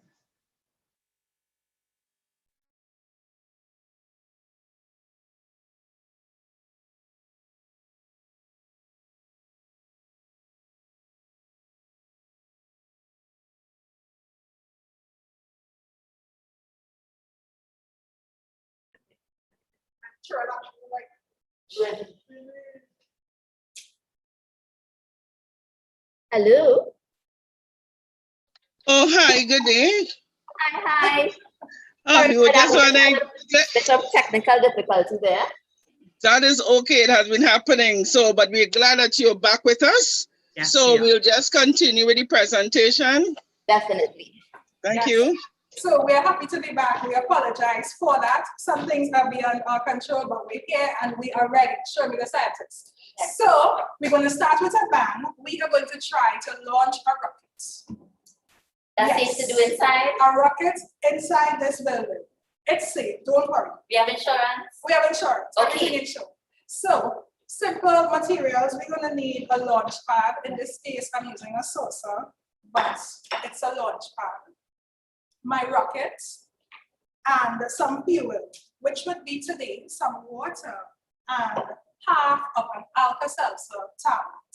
So, I'm going to put my fuel into the chamber of my rocket. That should be about enough. I'm going to add, yes, please. So I'm going to add half of an Alka-Seltzer tablet. Right. Cover it. Let's do a countdown. 10, 9, 8, 7, 6, 5, 4, 3, 2, 1. And there it goes. So this explosion or this rocket launching is simply, entire table. yes, apart from the mess, it is simply an example of Sir Isaac Newton's third law of motion. And we know that he is the scientist who existed many years ago, but would have paved the way for many of us who are coming afterwards. And he has proposed laws that govern the way things move and behave. And his third law states for every action, there is an equal and opposite reaction. So by me putting water and my Alka-Seltzer inside of the chamber of my rocket, it behaved like exploding fuels inside of there, exerting a pressure on every single side of the chamber of my rocket. So equal forces were being exerted along the sides, along the top, and along the bottom of the chamber. Because the bottom was the weakest link, the lid popped off, propelling the rocket up and out. That's the same principle that applies for real rockets when they are being launched into space. Possible careers with this, of course, would be to work with NASA. And who doesn't want to work with NASA, right? And Dreams. Believe it or not, we have had people, young people, partner with us here on different programs at NEHAS and are now currently working and serving at NASA. Persons who design aircrafts, rockets and stuff, they are called aeronautical engineers, and that's another possible career field. So if I can push this aside, because we're not going to be launching any more rockets, we're going to keep it safe from henceforth, all right? We are going to do another challenge. I'm going to bring my platform up, and the challenge here is to take a full cup of water, as you can see, turn it upside down, and nothing should fall out. That is lies. So my colleague is saying it's a lie. It's not a lie, it's also not magic. A point to note is that at NEHAS, we do not do magic, but we do science, tested and proven science. So I'm going to be very honest with you. I have not done this experiment in a little while. So before I actually use my full beaker of water, I'm going to use a plastic cup, empty, to practice. So let me get my cup. All right. Roxanne, do we need some space? Yes, sure, Ms. Santos. Can you? Let me assist you a little bit. Thank you. All right. But I have a question. Yes. You mean to tell me the water is not going to come up? It's not going to come up. At all. I promise you. I bathed this morning. I guarantee So you. I'm not going to get wet. You will not get wet. You sure? I guarantee you. I'm going to practice with an empty cup. Okay, first. okay. All right. So I'm going to place my cup in the center. I have faith in you. Stand still. Right. I'm going to spin this around and around in practice, and the cup should not fall. All right. So let's go. I tell you that's live. Oh my goodness. So y'all, my cup fell. Ideally, I should keep practicing. Another point, show me the scientists. What's that? In science, sometimes while you are doing experiments, it doesn't always work the first time. True. So what we do, we would either try again or we would vary one of the components we're working with to try to get different results. Let's try again. So ideally, I should practice and practice with this empty cup until I get it right, but we don't have time. So I'm going to do the real thing. All right? So I'm going to fill my cup up with water. Not looking like too much. No. The water. The more the merrier. All right. But I can't get my camera wet though. Cover your camera if you don't trust me. All right. So we're going to try again. You sure? Yes, I'm sure. Show me the scientist. You ready for this one? Okay, I'm ready. Are you ready? No, but go ahead. All right, let's go. And I can go ahead. I can go all around. All right. Yes. Thank you, show me the scientist. Now I was proven wrong. This is an example of centripetal force, and that is a force that acts on an object that is moving in a curved or circular path. It prevents the object from moving forward in a straight line. In the first instance where I did this with an empty cup, it did not work because the centripetal forces to overcome gravitational forces and anything else acting upon this circular moving body, a certain amount of mass or weight is required. So in the first instance, my cup was too light for centripetal forces to overcome gravitational forces. Once we added our water, we had our correct weight to support this entire moving system. A real life application of this would be if you are on a merry-go-round, for example, your body will be subjected to centripetal forces. If you are in a car or any vehicle turning a corner, centripetal forces also come into play. So of course, possible careers would be in engineering again, designing cars and vehicles, or even rides for amusement parks. All right? So, show me the scientist. Can you bring my busking table back? Sure. Thank you. Let me help you. Thank you. Right. What do we have next? Well, we actually have a challenge next, but a simple one. I'm going to. I can do it? You said simple, I kind of small. Okay. You can do it. Okay. So I have a plastic bag, a plain old garbage bag, and you know what? We're gonna put away the water. I got fancy garbage bag. It's not fancy actually. It's quite normal. Just to make sure things don't get out of control. All right.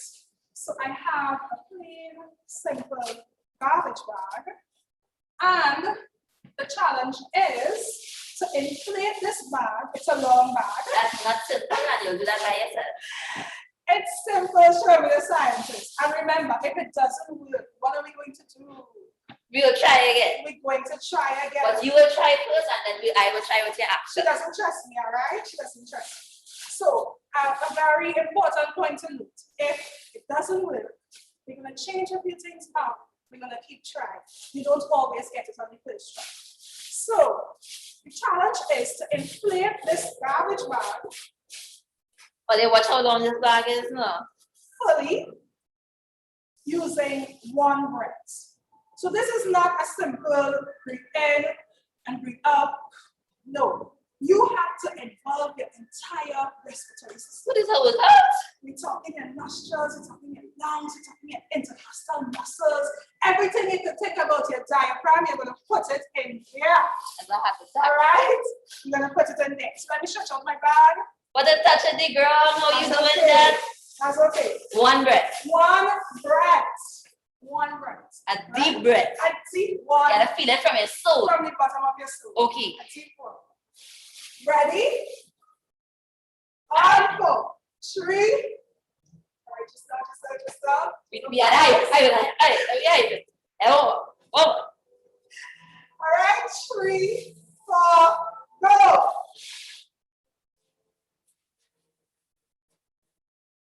Your lungs wasn't ready. Y'all, He wasn't think ready. I failed miserably. I didn't even get half the bag. But if we don't get it once, we are going to. Let's try again. We're gonna Let's try try again. again. So if you can help me move my basket Let's table. come back a little bit.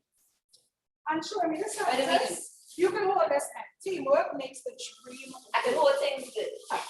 You can go back a little A little bit. more. Okay. A little bit again. A little. Okay. Yes. All right. So 1 breath. 1 breath. To inflate this bag. The same one and just now. Same bag. Okay. Let's go.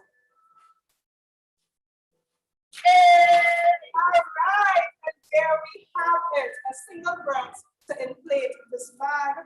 This is an example of Bernoulli's principle. Sir Daniel Bernoulli was a scientist who existed many years ago, who observed the movement of air particles. And he recognized that whenever the speed or the velocity of air increased, the resulting pressure of the air decreased. So anytime air speed went up, he recognized that air pressure went down.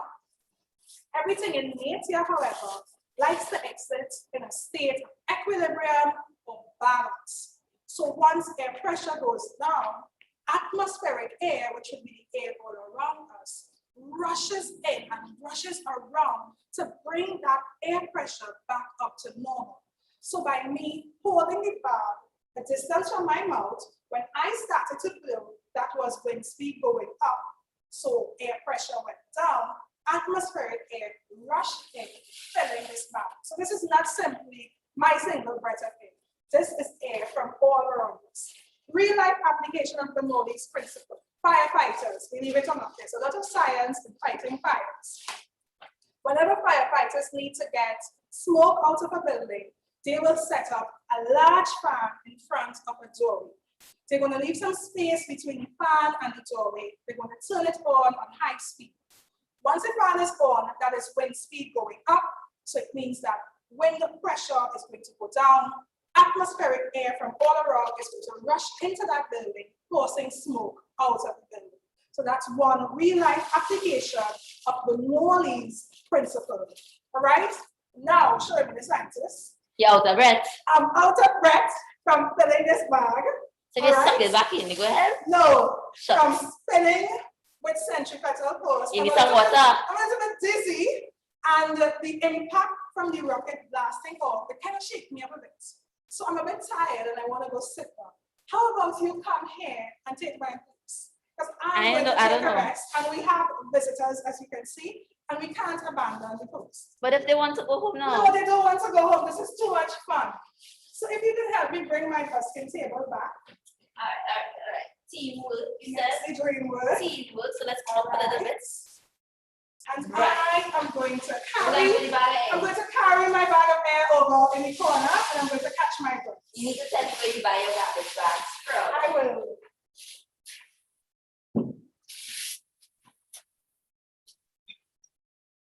All right, guys. So, as Roxanne, the scientist, takes her break, I'm going to do some experiments with you today.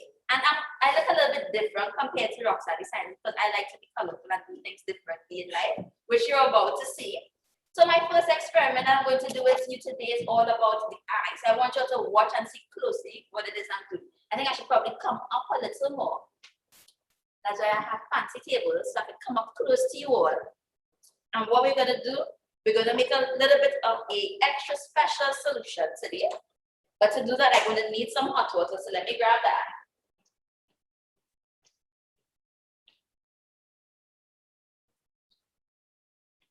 And another flask. So into one of my flasks, I'm going to add two compounds. The first compound I'm going to add is called glucose. And technically I'm supposed to measure, but I just told you all I don't follow anything, so I'm going to average it. Just like when you have your parents cooking in the kitchen, sometimes they don't use recipes and measure. We just eyeball it until we feel okay. So our science ancestors tell us. That's it. That is enough, my child. That's enough. And looking like, you know, my flack do that you know, when you do that extra pinch of sauce.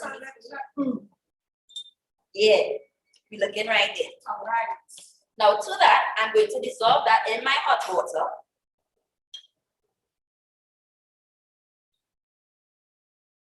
Let's quickly. That's the hot water, it melts already.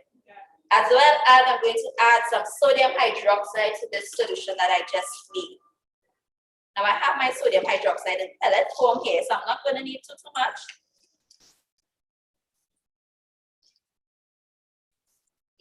They spoke to me just now. That is enough, my child. Roxanne Science, I hope you're catching me, brother. I am. I hope so. Let me cover, and I'm going to shake again. Now, so far, you're not really seeing anything, right? It looks pretty clear. It does. It looks a little alkaline. So here's what I'm going to do. As that sets up there, let me get some more water here, and I'm going to make an indicator. Like a car indicator, showing this at this. You know what? Let's call it that, a car indicator, because we could use this for cars. And you mentioned firefighters last. Yes. So this is something firefighters see all the time. Right. Let me keep my water on top. I can conserve more water here. So my indicator today is going to be something known as indigo carmine, and it gives me this lovely blue color. Now I don't need much. A little goes a long way here. It can stretch far. Let's cover because I don't want any splashes on me. Now we can see a little something here, yes. Right? So let me move my hot water to the side. So I have two solutions here with me today, guys. So I have a solution of glucose and sodium hydroxide, as well as my indicator solution, which is my indigo carmine. So here's what I'm going to do. I'm going to pour one into the other and let's see what happens. Now I told you all need to use your eyes here. And we're going to see some science happen. Not some magic, but some science. You all saw that? No, James, you saw that? I wear glasses, so I see all kinds of things. I see at the time, but you see it. Yes, I saw that true. Guys, I hope you all are seeing my color. So what does it look like now, antioxidant? It looks yellow. Does it look yellow? Yellow. If I do this. I'm getting orange. A little orangey red. But let's keep going. Oh my God, I'm getting green. That reminds me of the colors of the traffic light. Exactly. So this is called the chemical traffic light experiment. And this is a reversible reaction. So as you're going to see, it's going to go back to green, from green to red, and back to its original color, yellow. Now let me tell you what's happening here. This is a redox reaction. So what's happening? Our glucose solution that I originally made is a reducing reagent, which means it's going to oxidize our indigo carmine. And as we add oxygen into the solution, it then turns red. And we add a little bit, but if we continuously add more, it's going to eventually turn green.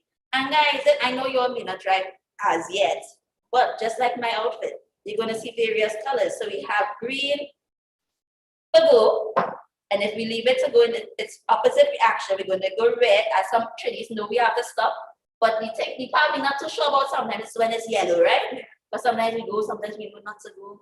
We just do what we want, just like myself. We do what we want. I think the amber is supposed to be to slow down. We will leave that for the but technically, yes, you're supposed to slow down and stop. Now, let's set this aside, shall we? Hopefully that does not tell me to stop anytime soon. And let's go on to our next reaction.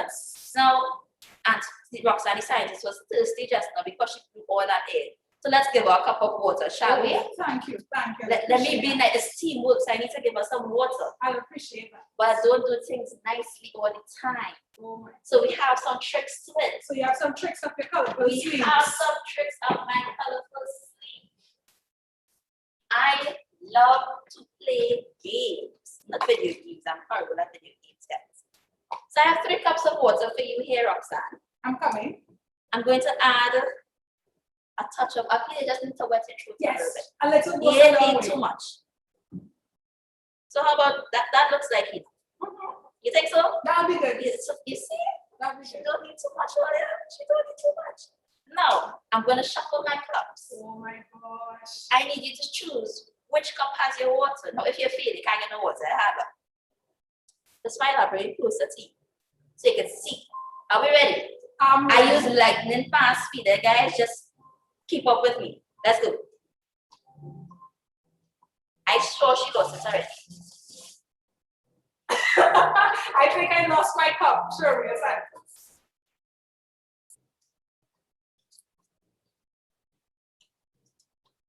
All right. Where's the cup? I am thinking it's the cup on the right. On the right, so like my right, right? Yeah, you're right. Okay. You're right, my right, one right. It's in there. So you're wrong. You wasn't right. I'm wrong. So shall I go again? I want to take another guess. Go again. Go again. again. I'm gonna tell you where it is. Just happy. Just do it on that one. All right. Let's go. What does the traffic light have to do with it? Stop and watch. Where is it now? My instincts are telling me water is on the left. Water is on the left. Basic instincts though sometimes. Oh my goodness. So which one? I ain't doing it on Okay, one side. so This water side is on the right. I made a mistake. It's on the right. No. I know it was in the middle, you know. I was just playing with you. Water is in the middle. Because I look good, don't mean I like to play all the time. Water is in the middle. Talk to me again. Oh my. Where did the water go? I don't know. Only where the water goes. I ain't sure nothing wrong with that, nothing. The floor dry. Because I don't like to clean up mess either. So, Auntie Roxy, I can tell you something. Yes. I lied to you. I'm sorry. My bad. So you were right. The water is in this cup, so you can come and see for yourself, and you can probably show our audience so that they can see. Now, guys, I poured the water in the cup. I didn't tell you the cup was special.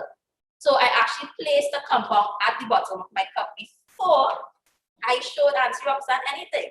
So what I have at the bottom of my cup is a polymer, and a polymer is a long chain of repeating units that form a lovely structure. And this polymer is called sodium polyacrylic. It's probably one of the most beautiful things ever, if I had to say that, because this compound or this polymer absorbs 100 to 1,000 times its weight in water. And real life application, because we have to tell you where you can do this and what it's for. Now, we can actually find these things in Pampers. Would you believe? And it makes sense, right? Because babies, they can't go to the bathroom on their own, so we need something that absorbs all that moisture and keeps them nice and dry. So the production of Pampers is a good thing to use, as well as when we think about polymers, we can think about lubricants. So these fluids that we use in the car, just like you were talking about cars and the production of cars, but yes, so lubricants are a good example of polymers as well. Now, I'm sorry you can't get your water though. I can't give you this to drink. You can have too much water. No, thank you. Can't say enough of right? But Auntie Roxanne. And guys, so there's one experiment I would love to do. And that's probably why I have my fire extinguisher next to me here. What? So guys, I love to set some things on fire sometimes, not all the time. Auntie Roxanne doesn't allow me to all the time. But I'm dressed lovely today because I want to do it. And because she allowed me to do it for you all, she's going to help me do it. Yippee! So let me clear some space for us. Thank you. So I'm going to come back to join you. And you know, I actually feel better. I have caught my breath now. I didn't get any water, but I'm feeling good. You can kind of put this on, you know. Kinda. It could be much. It ain't gonna be much, but. So I see we have two flags. Do we need any safety apparatus for this service like this? Definitely. So I'm going to get some gloves out. Okay guys, so we are going to prepare ourselves using our safety apparatus.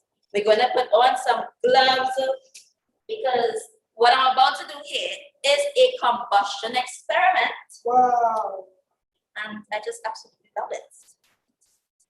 So let us glove up quickly. I don't like how my gloves are.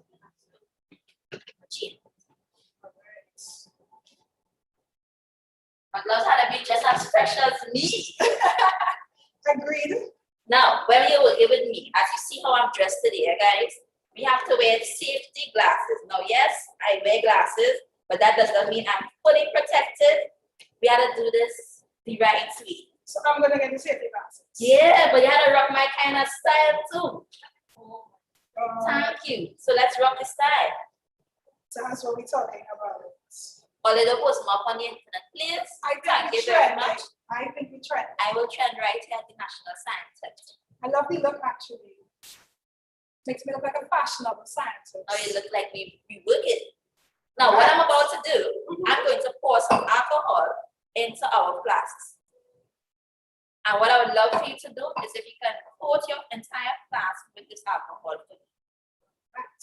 So am I going to shake? You're going to shake, cover the top, the mouth of the flask. And I'm going to shake. And we're going to shake for about, let's say, 30 seconds. All right. Shake, shake, shake. Now, I don't know if you noticed from earlier. I don't like to measure anything, right? That's all the time. You were counting? I wasn't counting. I wasn't counting either. So we're going to count now. But I don't like to count. Next thing I can't count. I don't know. I'll help you. How about we just go till we feel like we reach? You know when you feel it, we scientific words have to tell us. All right, let's go. You have ultimate. Ultimate. Now we reached the end. Have the ultimate. I know about you, but mine done. I done. So we're going to pour off our excess alcohol because we're trying to be safe here. Nice, excellent job.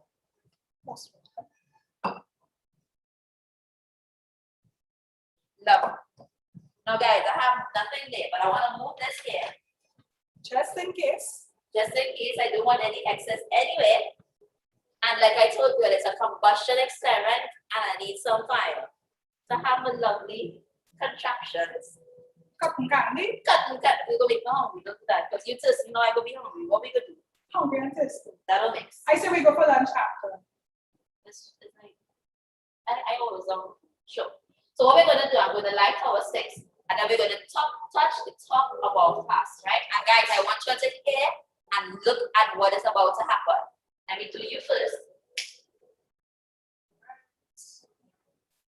And 3, 2, 1. Woo! I love it. So we can dip our water, our sticks right here. Let's out our flame. So I'm trying to use the fire extinguisher today. All right, guys. So we have the combustion of our alcohol. Let me take off my shades. I can talk to you. Now, what we have here is the combustion of alcohol. It's actually an exothermic reaction. Now, if I were to touch these flasks, it's going to be really hot, so I wouldn't be able to hold them. But when we combust an alcohol, we can get carbon dioxide and water. That's back to antioxidant. We could kind of give us some water, but then it's not really much, as you can see. She's still going to struggle a little bit until after when we have lunch, right? But when we have the combustion of alcohols, this is what we use to produce fuels. So this is another career that we can look at when we want to, you may not play with it, just like how I am here. But you can look into different compounds that like process chemistry or process engineering and use that for the production of fuels that we may have in gasoline. So like when you go to the gas station, Roxanne, ever notice they say don't light any fires, don't open flames, don't use your cell phone. So we want to blow up and have things like this happening here, guys. So we can use science in everyday life. But now that we have shown you all these experiments, we want to hear from you guys. So we're going to ask Ms. Garcia Hall or anyone who has access to the chat box. You all let us know your questions. Let's answer some questions about what you saw today. We are here to answer you. Talk to us, guys. Excellent presentation. I have to clap. I myself enjoy it. And I wish I was there. I was like saying the cup in the middle, the cup in the middle. Me. Yeah, everybody, because I really enjoyed it. And I know if I enjoy it, the students enjoy it as well. Right? So I want to say excellent presentation. You had us going. It's like, what's next? What next? What next? Right? I just want to ask the students, do you all have any questions at this time? Ask away, guys. Let me take off my gloves by the time. So I have to wait for them to ask and then I will ask you all the questions. But do you all have any little summer schools or something for kids and what age? Yes, we do. Because I think so we have various programs here at the National Science Center. Programs. Where do you all keep your little programs? My internet. No problem. So yes, we do. So right now we currently have a program that runs along the school term. It's called our iSTEM Club, and that's for children between the ages of 5 to 13 years old. So we have 3 different age groups: 5 to 6, 7 to 9, and 10 to 13, where we explore science concepts based on the theme, and we also have other various clubs as well. So we just ended off our camp club. So every year we have camps that run throughout the year, whether it be Easter, July, August vacation, or the Christmas season. So right after kids leave the school term, then you can come and visit us a little bit at the National Science Center. We keep you all occupied, keep you all engaged, and keep learning throughout the vacation period. We also have things that happen not with our department of science education, but we also have innovation as well. For those older kids who want to do robotics, coding, things like that. So guys, you may be interested in some of these things.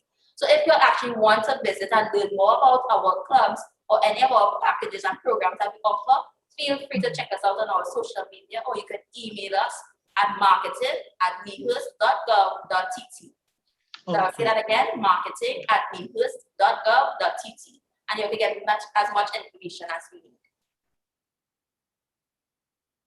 Excellent. I know a student was asking earlier on about roboting. Can you give me some more information concerning that? The robotics is more for the older kids, so children 13 and over. But if you want detailed information, you can call the National Science Center and speak to one of our innovation technicians, and they can give you more information. Okay, can you just give me that number again, please? Do you all have it at hand? Do you all know it at hand? The number? You can call us at 642-6112, and you're going to ask the innovation department.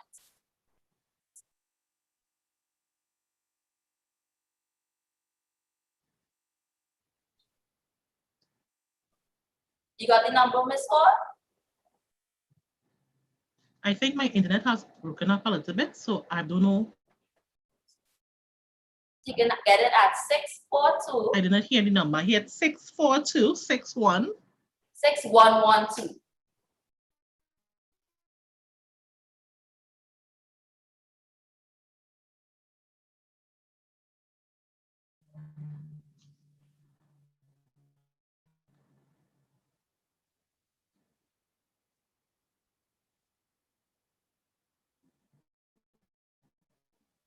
Ms. Clark, if you are there, can you please assist me here? If I'm not hearing clearly, I don't know if you are there, or Ms. Crawford, to ask the questions so the students can get the information. Thank you. Not a problem. Thank you. Okay. They wanted to know, I don't know if this has gone already, subjects required to become a scientist. There are many types of sciences, but at this level, you want to do your basic sciences. You want to do your biology, your chemistry, your physics, and you have to get in some maths in there, some advanced as well. Yeah. Depending on your level, you could start off at your integrated science, and then you're going to specify into your biology, your chemistry, your physics. And as you move on to the university level, you start to get specific in what type of scientist you want to be. But at this level, biology, chemistry, physics, and some maths in there. Definitely. I used to think I could avoid maths, but you can't. No, you can't avoid mathematics. Okay, well, I'm not seeing any more questions. I would like to thank you, Nehus, for the excellent presentation you made. The students have enjoyed it based on the comments that we are seeing in the chat. Again, thank you very much for your presentation. You are most welcome. I'd just like to highlight to the students that some of our experiments, you cannot do them at home, especially our last one, the flammable one. So please, Nehus does not encourage you to use any open flames at home, but any of the safer experiments, feel free to research it and try it with adult supervision, guys. Definitely adult supervision. We don't want any accidents happening, but we do thank you all for joining us today, and we do hope you had a great time. Thank you all, and we'll see you all next time. Bye. Bye-bye. Thank you. I'll pass it on to you, Ms. Garcia Hall, at this time. At this time, we have one more presenter. I don't know if she's in. Her name is Rachel Barton, and she is a nail tech. Okay, one moment. Let's wait it. And let's give her 2 minutes and then we will come back on.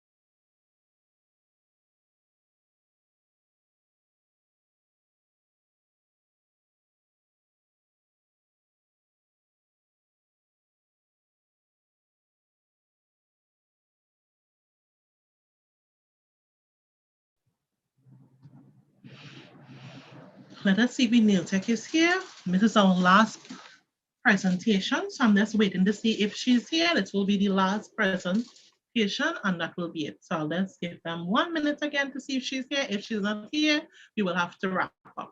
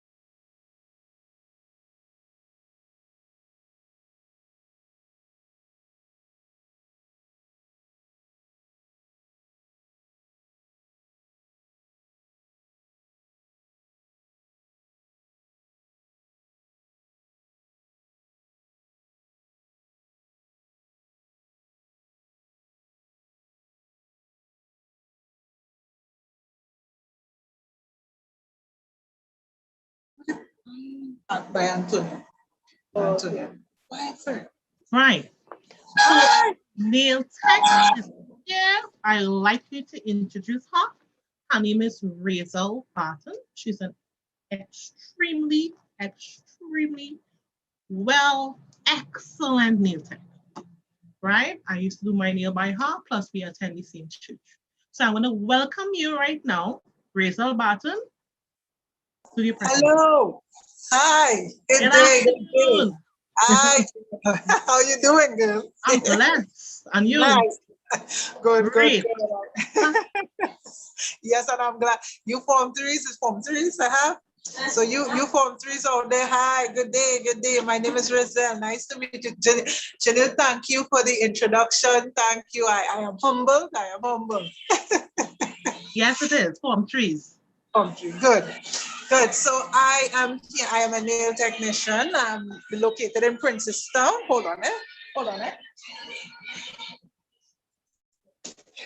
Yes, I am located in Princestown. How many of you? I hope it have some Princestown people here, right? So some South people, you know. No, you know what I'm saying? I mean, if you're not from South, that's okay. Still love you. All right. So I am going to talk about nail technology. Nail technology. How many of you out there? Oh my God, nails, missing nails. I love nails. I love to get my nails done. You know how long I want to do my nails. Oh my God. All right. Well, I also teach nails. So I'm going to talk to you a bit about it. All right. So I have been doing nails for 16 years. Yes, 16 years. Woo! Yes, this girl is old. She's a little old. 16 years. The time has flied. It hasn't seemed like 16 years, but yes, it's been 16 years. I specialize in manicures, pedicures, nail enhancements such as gel enhancements, gel polish I do, but we talk about enhancements. I'll stick to the enhancement part, gel enhancements, acrylic enhancements. I also do something called hybrid. Some of you might know what a hybrid is and may not know. It's an acrygel product. So what is an acrygel product? An acrygel product is part acrylic, part gel. It's the best of both worlds. It is the best of both worlds, yes. So I'll go more into that a little later on. Send your questions. I hope I have time. I'll try to leave time where I can answer your questions, yes.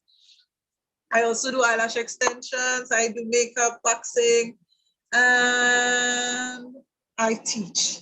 I teach as well, yes.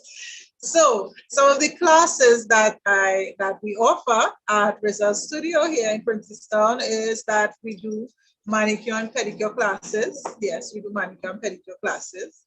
We do those manicure and pedicure classes cost $1,600. So what we do, we break up the classes. So if you don't want to do the full nail technology course, that's okay. We do manicure and pedicure classes. That's a 2-week class. There's acrylic classes. You learn the nail anatomy, the structure of the nail.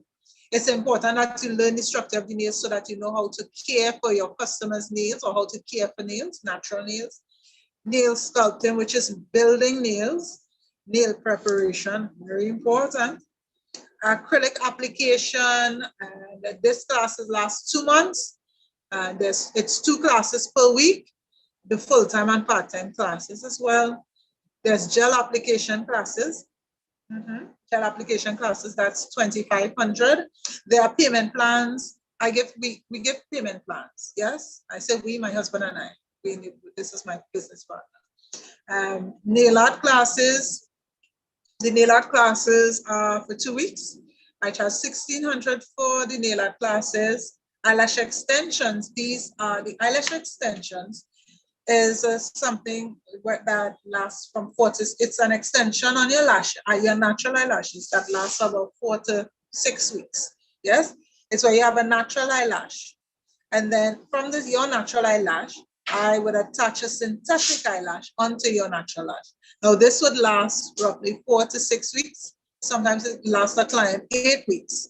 Yes, and we provide kits for the classes, and certification of participation is awarded to students at the end of your classes.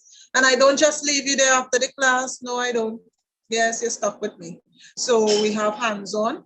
I do a sort of training after, so that you are introduced into the world of work as a nail technician, right? An eyelash technician. So you would be able to work on customers. Yes, you will be able to work on them. Just get the butterflies down, to kill those butterflies, so you don't have the jitters when working on your customer. And I also teach how to keep your customers coming back, you know, how to keep them pleased with your service, the service that you offer. Yes, yes. These are the classes, yes. So those of you interested, you can feel free to WhatsApp me at 353-8624. And yes, so that is for the classes. So I just wanted to give you a brief. Some of you might ask, okay, so what about this industry? What would have, how I will tell you, what was it for me? What was it for me? You know, some of those captions and pictures say, well, it's the hair for me. Well, it was the art for me. My stepmom at that point in time, back then, 16 years ago, she, at that point in time, was a hairdresser. She is a hairdresser today, and she would have done black nails. And then I saw her do something with a piece of thread. She took a piece of thread, passed white polish on it, and took this white polish and drag it through, just like that. And I was like, I mean, it was pure art, pure art, pure art. It looked good. I was like, wow. And that was my aha moment. That was the moment that I first laid eyes on this industry. And I was like, I need to be a part of this beauty industry. I love that. What she did there, I mean, she was like the Zorro in nails. She was like, shh. And I was like, hey, do that again. And that was where it started for me. And I would have started off with Whiteup. Whiteup was offering at that time, it was beauty therapy. And yes, I did manicure, pedicures, and just a little introduction to nail preparation, applying the tip, buffing it. At that time, tips were a big thing. If you wanted enhancements, it was tips, just tips. Now, just tips mightn't cut it for too long. I mean, what's the preventing nail from if you hit the railing, it cracks or tips right now, I mean, tips aren't that much in. Some customers still like their tips. They traditionally like the tips as spoke here. But back then it was a big thing, tips.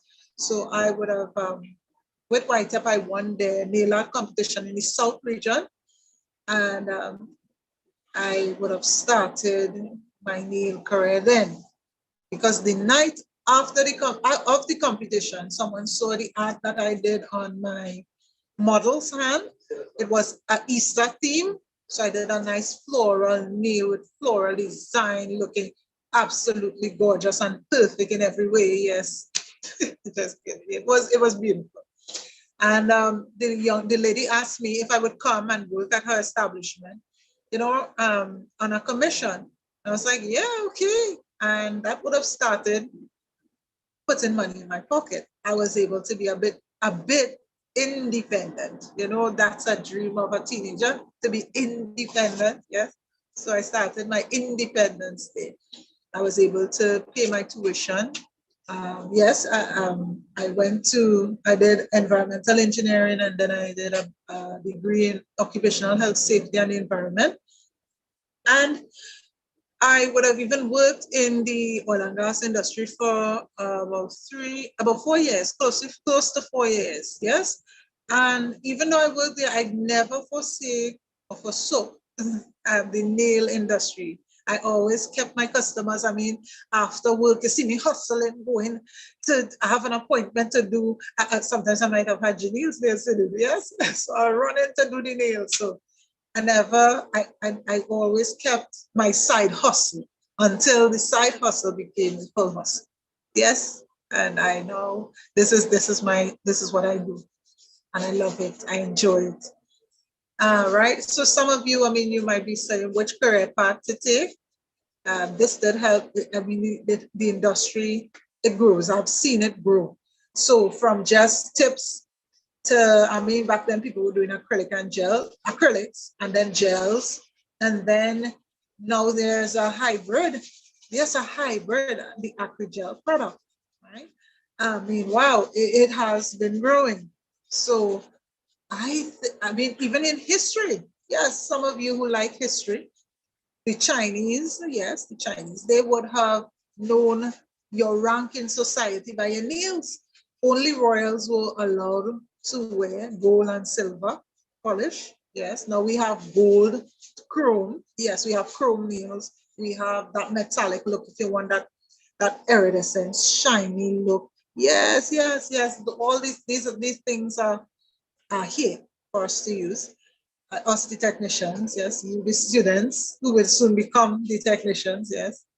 And even in history, I mean, some of you might know of Queen Cleopatra, the Egyptians. The Egyptians would have stained their nails. Queen Nefertiti, an Egyptian queen, would have liked to stain her nails with henna.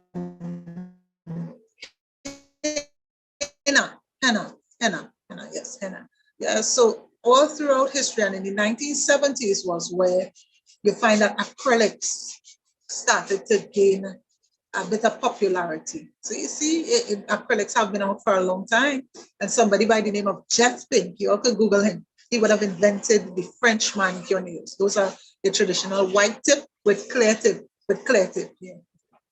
Yes, so I mean, I've seen, and as I said, the hybrid, oh my God, I would like to show you the hybrid. So let me show you what your normal gel looks like.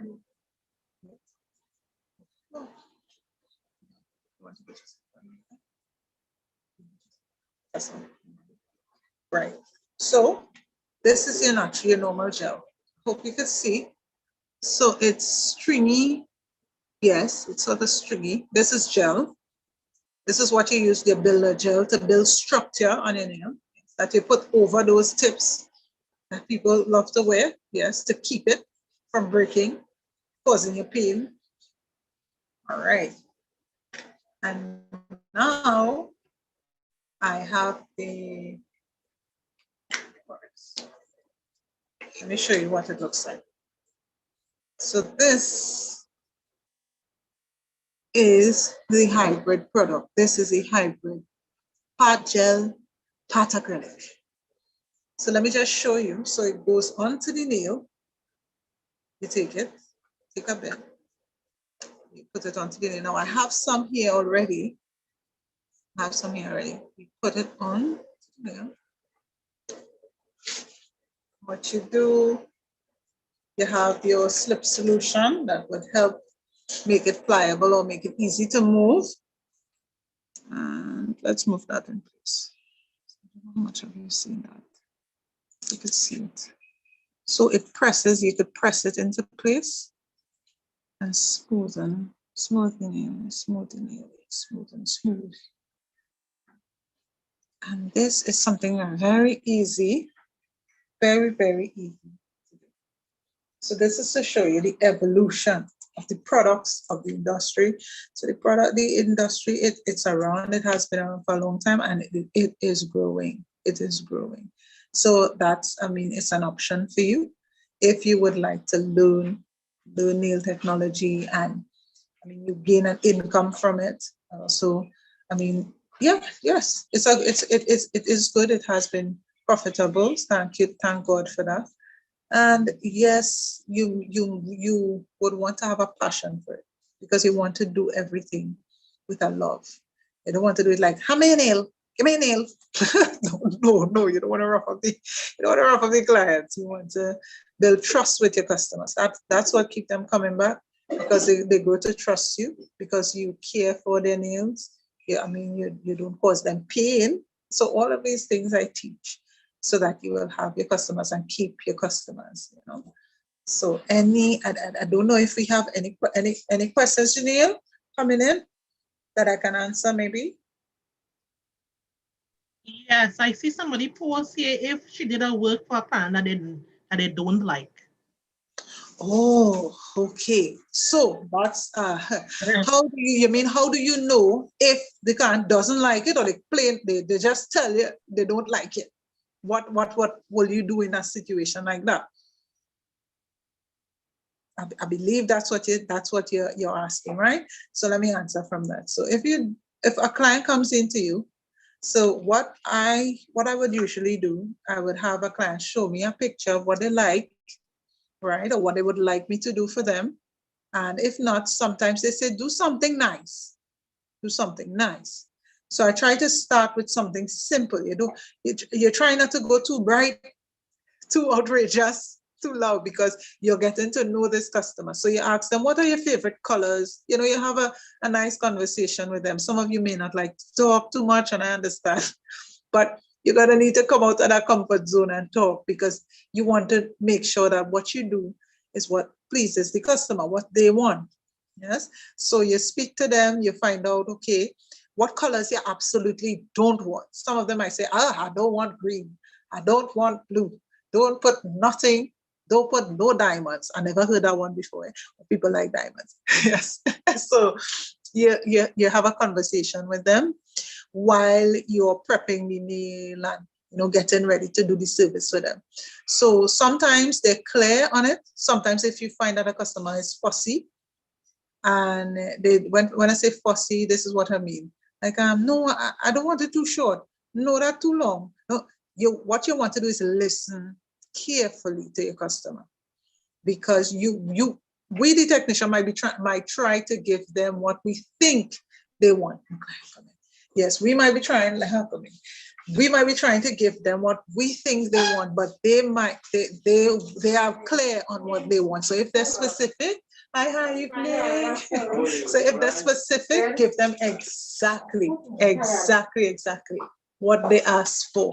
And if you're not sure, always try to talk with them to get them to talk back to you to find out what you could give them that would please them. Start simple, and then you could gradually, give them a little extra bling, a little extra color. So that helps, but their body language, of course, would say if they don't like it. And if they don't like it, sometimes it's good you go the extra mile, you take it off, and you do something that would please them.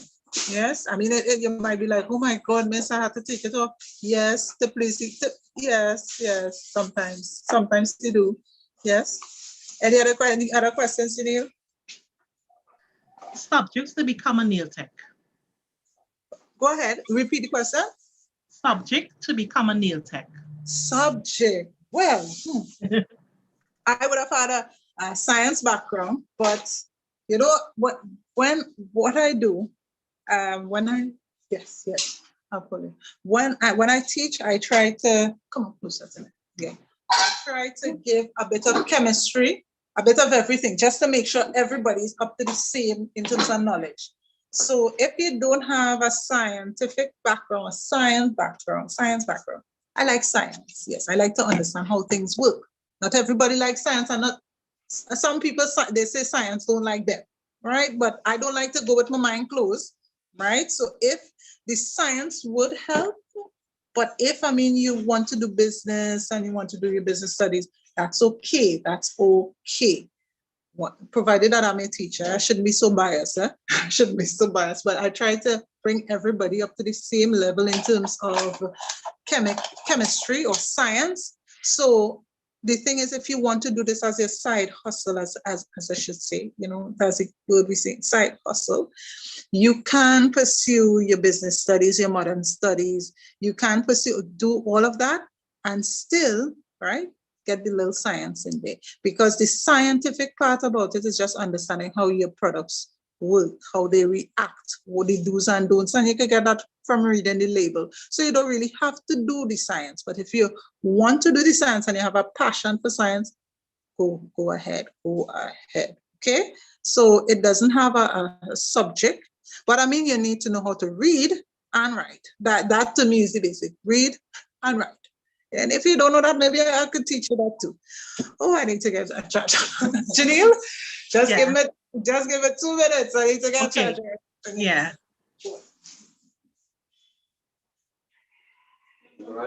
Yeah, nice. Where are you going? I'm good.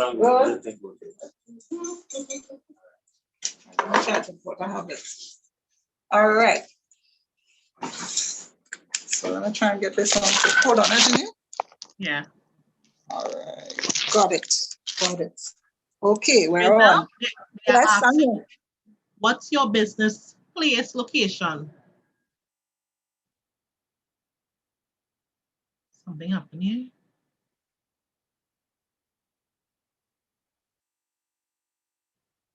So let's give her 2 minutes and then we will come back on, because I think something went wrong there. I know you all are interested to see what she does. So let's give her 2 minutes and then we will come back on there. So I'm waiting too.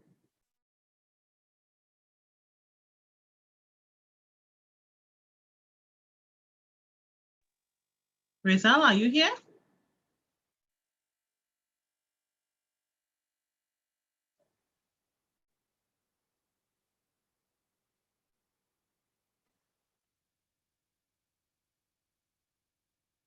Oh, something happened. Apparently something happened. So let's give her 2 minutes again, because I know we have to close soon. Let's give her 2 minutes again.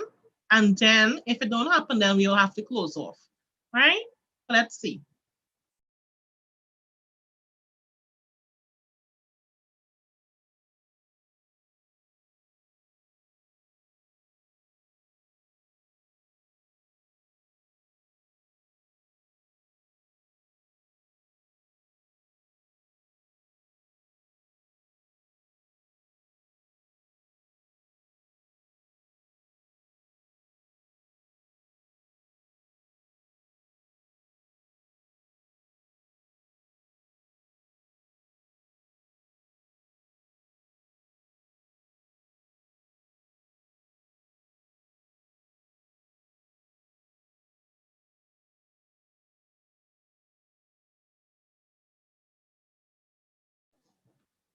Anyone seen her in the room or anything? Anybody seen her, Mr. Raj?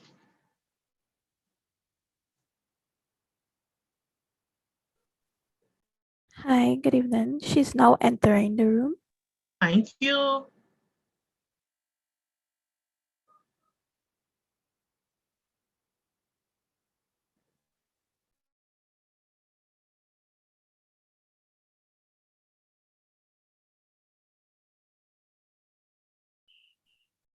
Hello, Janelle?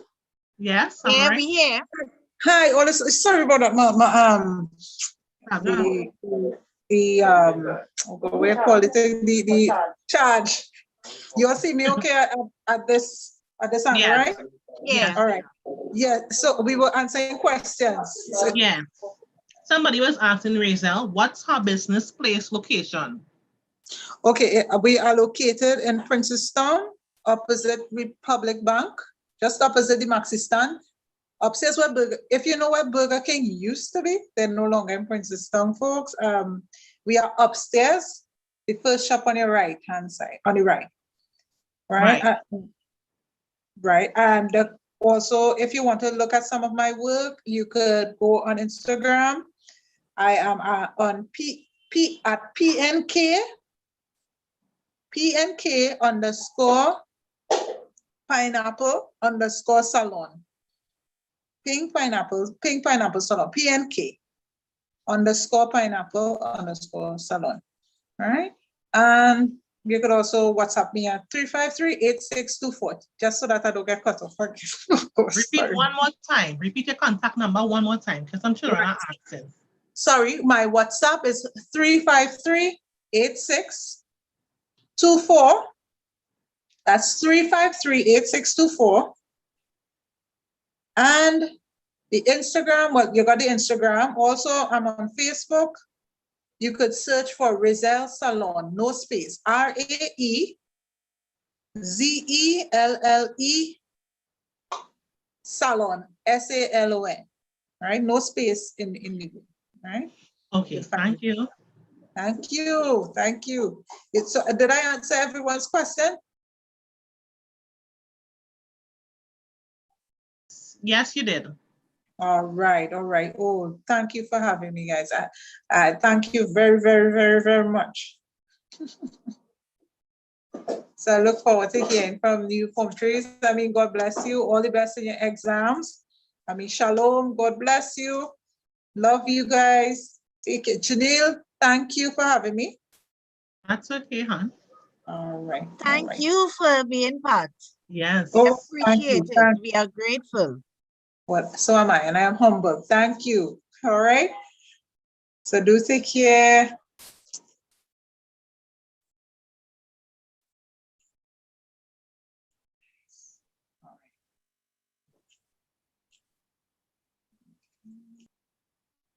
Okay. So guys, apparently she left. I don't know if it was technical difficulty, but I know you would have liked to see some nail arts. So I do not know if she will come back on soon, but if she come back on, or we could go, as she mentioned before, go up on her page, right? I think she said Razel at Saloon, no Razel Saloon, right? And Pink _ at something, I missed that one, right? So I want to thank you all, Mr. Raj also, and my colleagues, right, for hosting our first virtual career fair at Southeastern Educational District. We are grateful to have you all. I know we had a little bit of challenges in the beginning, but God is good, we got through. Right, so thank you everyone. Have a blessed day and take care. Bye everyone.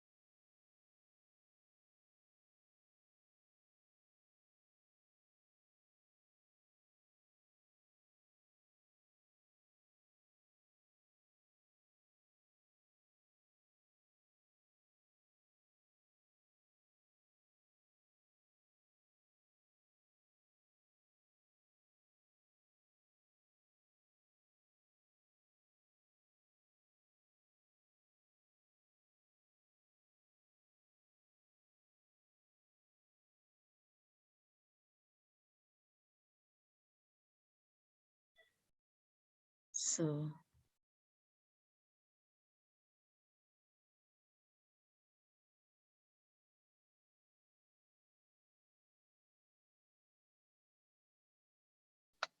Miss Tyson? yeah, Okay, what is I'm happening? waiting.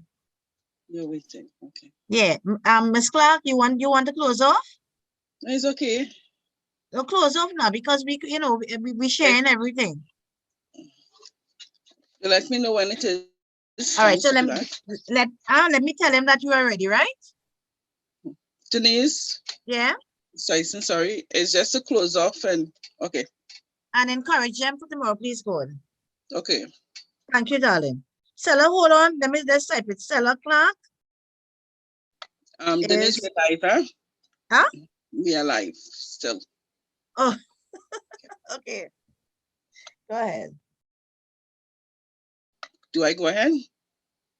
Wait. Yes, we are live and still streaming, so go ahead, yes. Okay, thank you very much. At this time, as we come to a close of the day, as Ms. Hall indicated, we did have technical challenges in the beginning. However, we were able to do it. We have had a very successful day. Thank you, students, for logging on. Thank you very much, Mr. Raj Ramdas, for providing the platform that we are using to be able to bring our information to you. So as we close this day, we thank you very much for joining with us, and our session is closed at this time. So thank you very much, students, parents, teachers. Thank you very much. Goodbye.